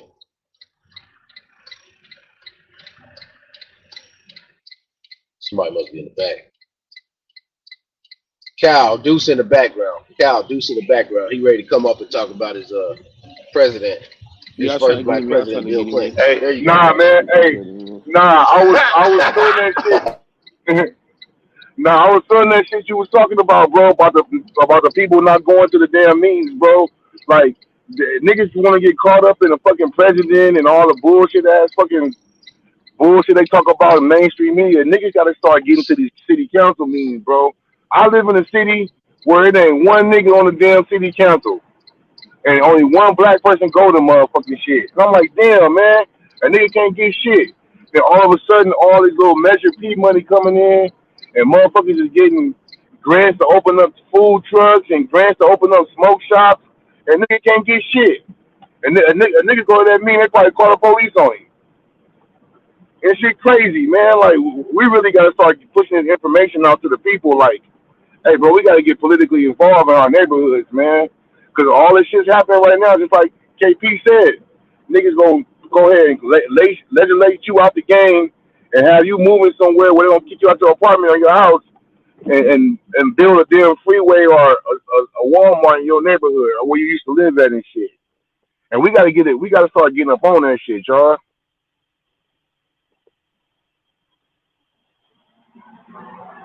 Am I still here? Only nigga talking. Can y'all hear me? Listen. Nah, yeah, we hear you, dudes. Yeah, man. Where are you? Yeah, I'm here. I muted up. I was letting my truck up. Hey, dudes, you right about that. But I'm gonna tell you one thing I learned, bro. This is the problem with family structure, because if you think about it, Deuce, most of the times when I went to the meetings, I'll tell you straight up. That's you, bro? What's up? Put it in the back, G. Most of the time when I went to the meetings, it was ladies there. All white ladies. They don't even work. Their husband work. So all they doing is going back and telling their husband what's going on in the meeting. You see what I'm saying? So a lot of the times, family structure plays a part in that. Because, bro, if you're a single parent, you're not making no motherfucking meeting. You probably working 60, 70 hours. So you ain't gonna make the meeting. And if they ask you about a meeting and you try to make it, you might try your best, but it's only one of you. So the family dynamic is so fucked up, most people can't go to the meetings. You know what I'm saying? So like, I feel you exactly. we have to change at the base level. If you don't change at the base level, you can never get shit after that. Family got to be first, then you come to community. You ever notice when people talk about black community, they say we got a community. How do you have a community with a bunch of women and kids? That ain't no community. Well, you're right about that. Or everybody separating, thinking different ways. Yeah, bro. It don't work, bro. Because at the end of the day, bro, them people had a lot more money than me that was at the meeting, bro. The people did, because they knew some shit that I didn't know. So they got some motherfucking money. So at the end of the day, if I'm around them long enough, some of that money I'm gonna get. Okay, right? Now, if you was to go into a local urban meeting or something like that, you might be the only black dude there. Because if you think about it, many of them probably has already died, went to jail, or they might be at work. That's usually the 3 hours. If you're a lazy ass, I don't know about it. I don't know about it too. Bum, or you might be a lazy ass bum that's sitting on the couch. But the lazy ass bum that's sitting on the couch, you ain't even counting him because you don't even want to talk to him because he ain't gonna do shit. It's bad. It's bad, bro. It's bad. I know what you're saying. You're right. Yeah, this is bad. Like I remember the other day, me and Pittsburgh T and Reggie was talking about this shit. I'm like, bro, these people are programming us to not care about this shit.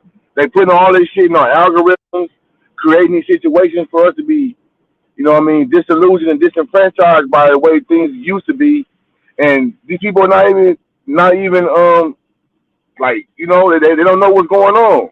If it was any time for us to get these damn reparations and get our money, it was doing this Black Lives Matter shit during COVID. But guess what?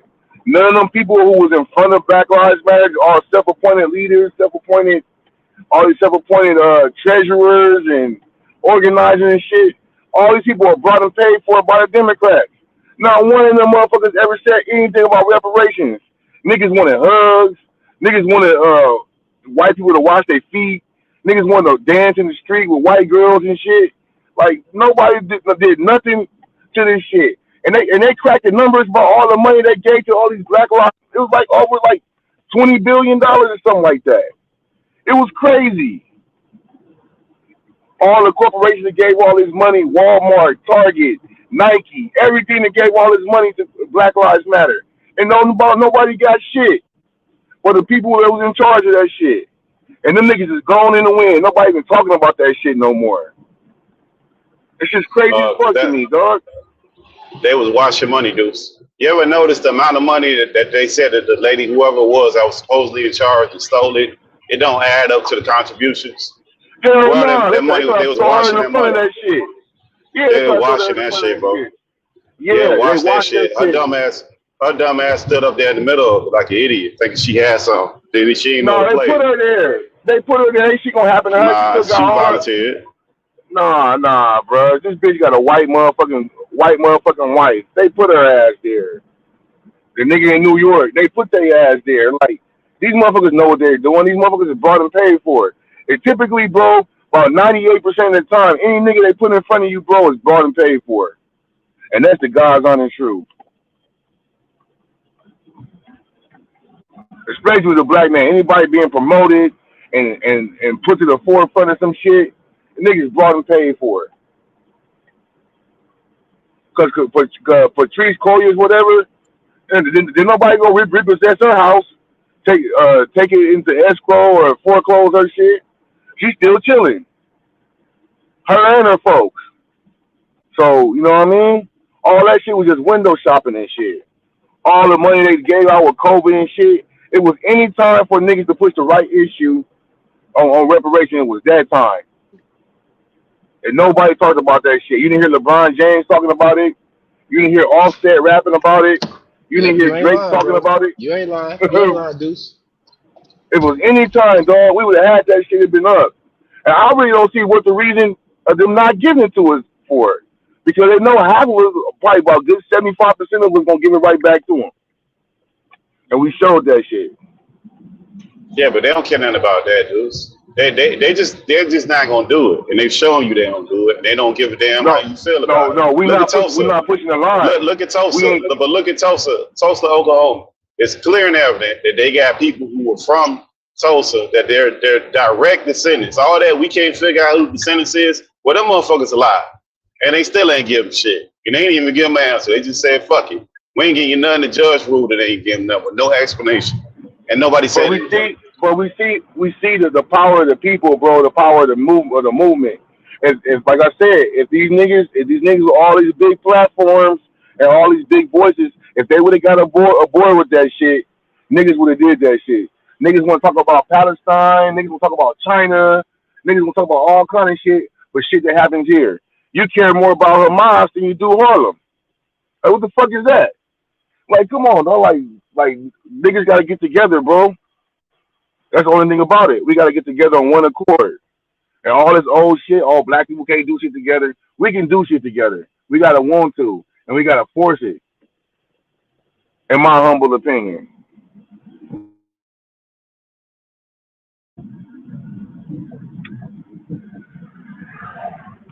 Because I'm not one of them niggas that every brother is a brother. I'm not going to be that delusional. But it's enough of us who's together who can get shit right. I'm not the type of nigga that want to jump out the window by himself either, though. But if niggas down with the movement, it's hard because let me tell you something. Niggas always want to get over, bro. So it's hard out here, bro. Niggas always want to get over. Yeah, it shouldn't be this hard, man. This is artificially created, bro, to make strife and anger and suffocate the people, bro. It's capitalism, dudes. That's what capitalism is, bro. Whenever you make, bro. listen, You can be a capitalist, but you can't be a monopoly, though. You can't be a monopoly. It's capitalism, bro. That system is not. No, it's capitalism, bro. That system is not formulated and conducive for black people. That is not a game that you can play. You are not in that position to be playing that game, and we keep trying to play this game and thinking we're gonna have a different outcome. You're not set up for that. You can't win. It's impossible. Too many plans. People are motivated about money.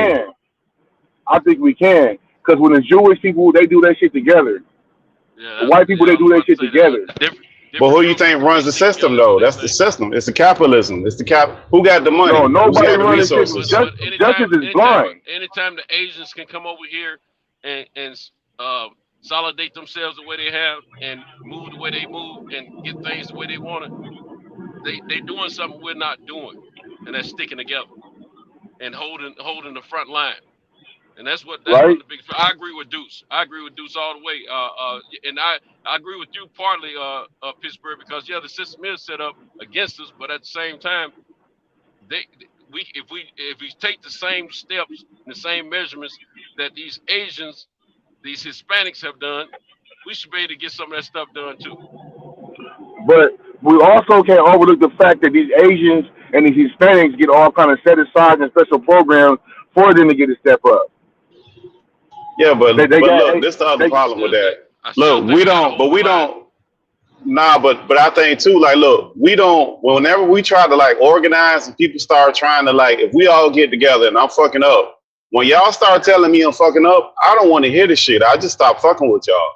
That's usually what happens, and that's a problem because there's no growth in that. Like you start looking at it really come down to finances and our money and our save rate that we save. The percentages are very low. Our credit, people having bad credit, is very high. Like some of the shit. Most niggas that's not true, Deuce. Man, black people are living at a damn 70% poverty. That's an excuse, Deuce. That's an excuse, bro. No, it's not, bro. Yes, it is. That's an excuse, bro. That's an excuse, bro. That's an excuse. No, it's not. It's a learned behavior. It's a learned behavior. No, it's not. But hold on. What's the number one group of people in this country that spend the most into the economy? Black people, we don't own nothing. Thank you. So if we do what we supposed to do, that's because we become a consumer. I understand. That's a consumer and a business owner is two different people, bro. This country does not reward people who don't own businesses.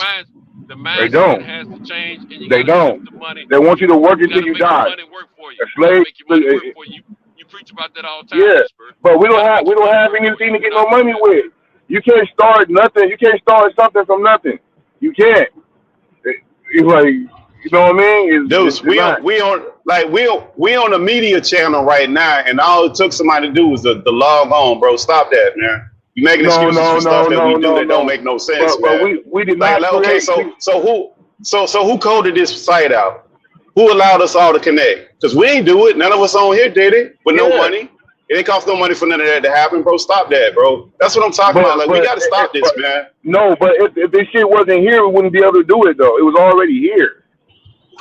Bro, but it didn't cost. What's the cost? What's the physical cost for anybody on here? What's the cost? But we're not making no money. See what I mean? No, but we're not making no money. We could be a nigga sitting and talk at the barbershop all motherfucking day. Ain't nobody here making no money off of this. Well, I'm not. Knowledge is money. Knowledge is power, Deuce. Knowledge ain't. Yes, it is. Money. Yeah, hell, it is. No, money, it ain't, bro. How do you get the money? Without the knowledge, you won't retain it, and you won't get it without the knowledge. Well, shit. Unless you black, you get all kind of government fucking assistance and shit to start shit. You think Mark Zuckerberg started Facebook and got all that distribution like just because? Nah, this nigga's tied in with the fucking government. Government, bro, you with this government stuff, bro. If you realize that the government ain't gonna give you money, like at what point we gonna realize that system is not geared for us? So stop sitting around waiting. These people are there; they're actively fighting against you, right? And they keep doing it. They keep doing it. We keep acting right, and we keep acting surprised when they mess you up. You're like, oh my god, I can't believe it. And they do it again. It's like, oh my god, I can't believe it. Like, at what point do we realize what the fuck is going on here? Nah. If Obama was talking about reparations, nigga, and everybody's pushing reparations, nigga, it'd have popped by now. Everybody ain't pushing shit. Because most of these pseudo black people don't even qualify for this shit. But if Obama had talked about that, he probably wouldn't have made it through his term. He probably would have been killed. No, he wouldn't. Exactly. He's part of the system. Man, they were already threatening to kill that nigga. He's part of the system, bro. He didn't even talk about it. Let Obama say we the one got elected. Bro, that dude was never for us, bro. That dude is part of that system.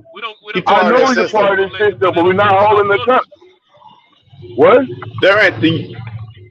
He's part of the system, bro. There's nothing to hold accountable. The system, no matter what color the system is, who's the face of the system, he the head of that system. That system it's proven it's not for us, bro. It's just proven it time and time again. Joe Biden claimed he got elected because of black people also. And the first thing he did when he got in office was to tell black people to shut the hell up. He can't do nothing for him. The first fucking week.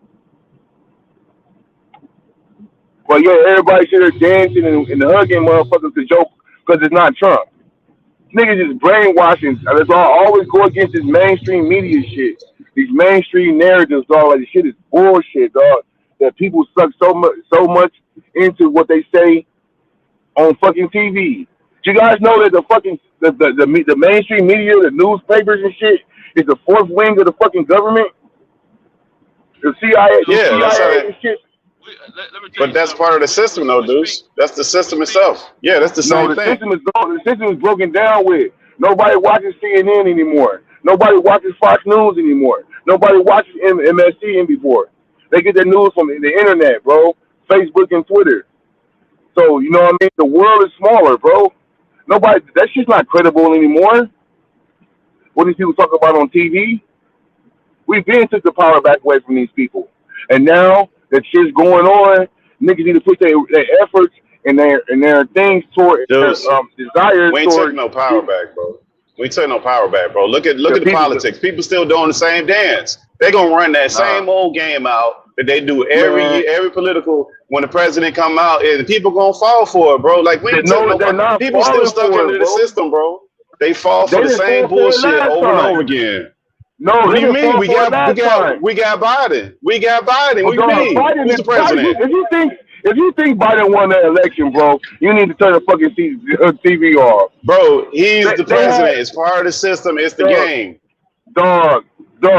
They had all coming videos of motherfuckers going at 2 o'clock in the morning, dumping these damn election ballots in boxes and shit, and in black neighborhoods because didn't nobody fucking vote for Biden. That's why he got all the damn vitriol towards black people who don't give a fuck.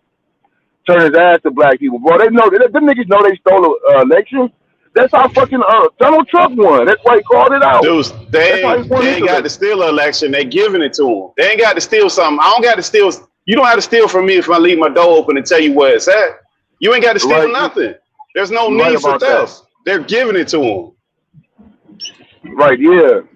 But that system is broken down, bro. People not trusting that shit no more. Nah, they still trust it, bro. They still right. Roland Martin wouldn't be on TV, bro. Roland Martin would not be on TV. Like that whole thing that they do. Nobody listens to Roland Martin, dog. Look at Roland Martin's Twitter followers. He's still got a large following. No, CNN, he don't, Fox dog. News. No. Yes, he does. Them people still own her. They still bumping with that foolishness. Bro, it's way bigger than anything we watch. Anymore, dog. Are you getting that through your head? Bro, if he didn't have he'd be working at a doggone UPS or the post office if nobody was watching, bro. He getting money from somewhere. Yeah, he getting money from them. Nobody's watching that shit. Nobody's paying attention. Man, people watching it. Look, man, go to his live stream and see how many people we got at his live stream. Nigga get 400-500 people in his damn live stream. And I was watching Corey Holcomb. Nigga had like 18,000 people in the goddamn live stream. Nobody's listening to fucking Roland Martin, bro. Man, you got some of these insane Negroes. You got some of these insane. Man. But watch what they do with this whole thing. It's gonna be the same game. They're gonna paint the other side as these villains. They're not gonna tell you how they're gonna solve any of your actual problems. And it's gonna be a game. This guy's a criminal. And that's why they have a problem now. Because he's a criminal. Just a game. It's just a game, bro. It's getting worse. It's not getting better. No, it's getting open, bro. The streets open now, homie. And nobody's following. You can't tell most of the people what to think now. Who's politically involved? You can't do that shit anymore. People who are politically involved. Nothing changed, bro. Nothing changed. People who are politically involved and awake to the things that's going on, bro. You can't tell people what to think anymore, dog. People pushing back over. You can look at the news. You can look at the CNN, all their ratings. Excuse me. You can look at all these people's ratings and shit, bro. This shit's in the fucking toilet. Nobody's watching that shit. Nobody's caring about that shit. You might get some 50, 60-year-old nigga, maybe. You know what I mean? But nobody's watching that shit, dog. People are on Facebook and Twitter. That's where they're getting their shit from, the information. Look at the war. Look at the war information. Go ahead, Santos. Go ahead. You talk about my demographics, man. I'm 50, yeah. 60. You know, I'm in that 50-60 group, man. Yeah, I know, man. You got a point, though. You got a point. A lot of people are not watching. I'm gonna say I don't watch television and news as much as I used to. I used to be a news junkie. I'm not anymore. I catch stuff every so often. It's through the internet, just like Deuce is saying. As far as Roland Martin, I don't know what his numbers are. I'm a subscribe to him. I don't watch him like I used to. Every now and then, you know, something I might have heard in the news and they may be talking about, and I may go check it out. But other than that, I don't keep up with a lot of stuff at all because I don't like. I'm just tired of them lying to us about a lot of stuff. No matter which party it is, I don't favor either party. I try to be aware of both parties. When it comes down to this election thing, I would like to not vote unless Republicans give somebody else other than Trump. Now, the reason I won't vote for Trump, a person like me should vote for Trump. You go on digital, Santos. We can't hear you. Start over, bro. We can't hear you. You go on digital. Santos. Yeah, you in the Matrix, bro. I thought it was my phone. Can you hear him, Deuce? I thought it was my phone. Yeah, it's him. Yeah, man, I was saying, you can see even last time, I think that was Omar. That's probably the last time Roland Martin ass was in the out in the streets.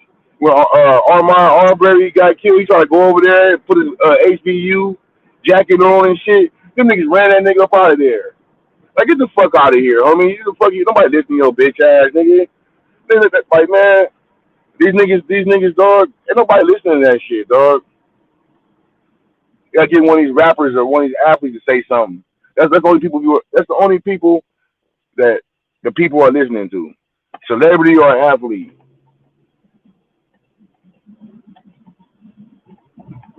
Like Santos was saying, like, they've been lying to us the whole time. They literally lied to us about anything that's important, bro. From the inception of this country to COVID. You know what I mean? They lied to us about everything, dog. So why should we believe anything? And the people are seeing that shit. Yeah, but you guys think too, man. Look, that war, look how they paint. Yeah, look how they're painting. Everybody's like, oh, I don't know. Nobody's saying shit. That's why black people ain't saying shit, because niggas don't know. Niggas don't know what to believe about that shit. You see people are dying. Man, niggas is dying. They know that them people lying. Look, listen, man, that war, them people that they fighting, they got like, that shit's stupid at the way that they have it and where they making this, they trying to make that a religious war, and every time that they talk about it, they tie it into religion. So they get people ramped up on their emotions. They get people ramped up on their emotions depending on what they believe, because they keep saying that they basically got them like an ISIS group. That's almost what they categorize them at, and that's where they go on with this, and they get people going and get people all ramped up, and they can't see what's really going on. An ISIS group. Remember when that ISIS shit came out and they put that fake beheading video on? Remember that shit? Yep. Everybody thought that shit was real, and that shit was faked in the motherfucker in the studio. The moon landing, created in the goddamn studio. They go to the moon. It's all a game, bro. No, it ain't no fucking game. It's all a psyop, psychological operation to keep you subjugated and in fear. That's all that shit is. To me, in my opinion.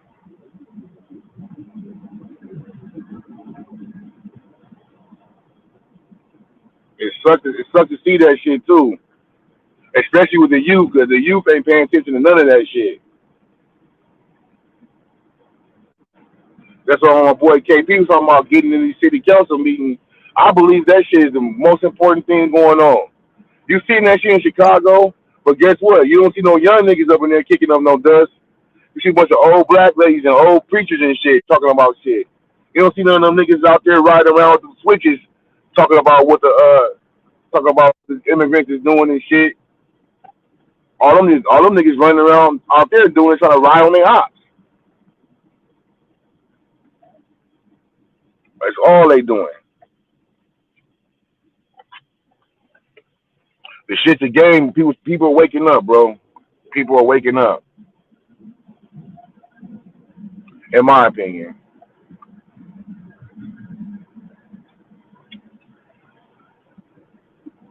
Oh yeah, 2:30.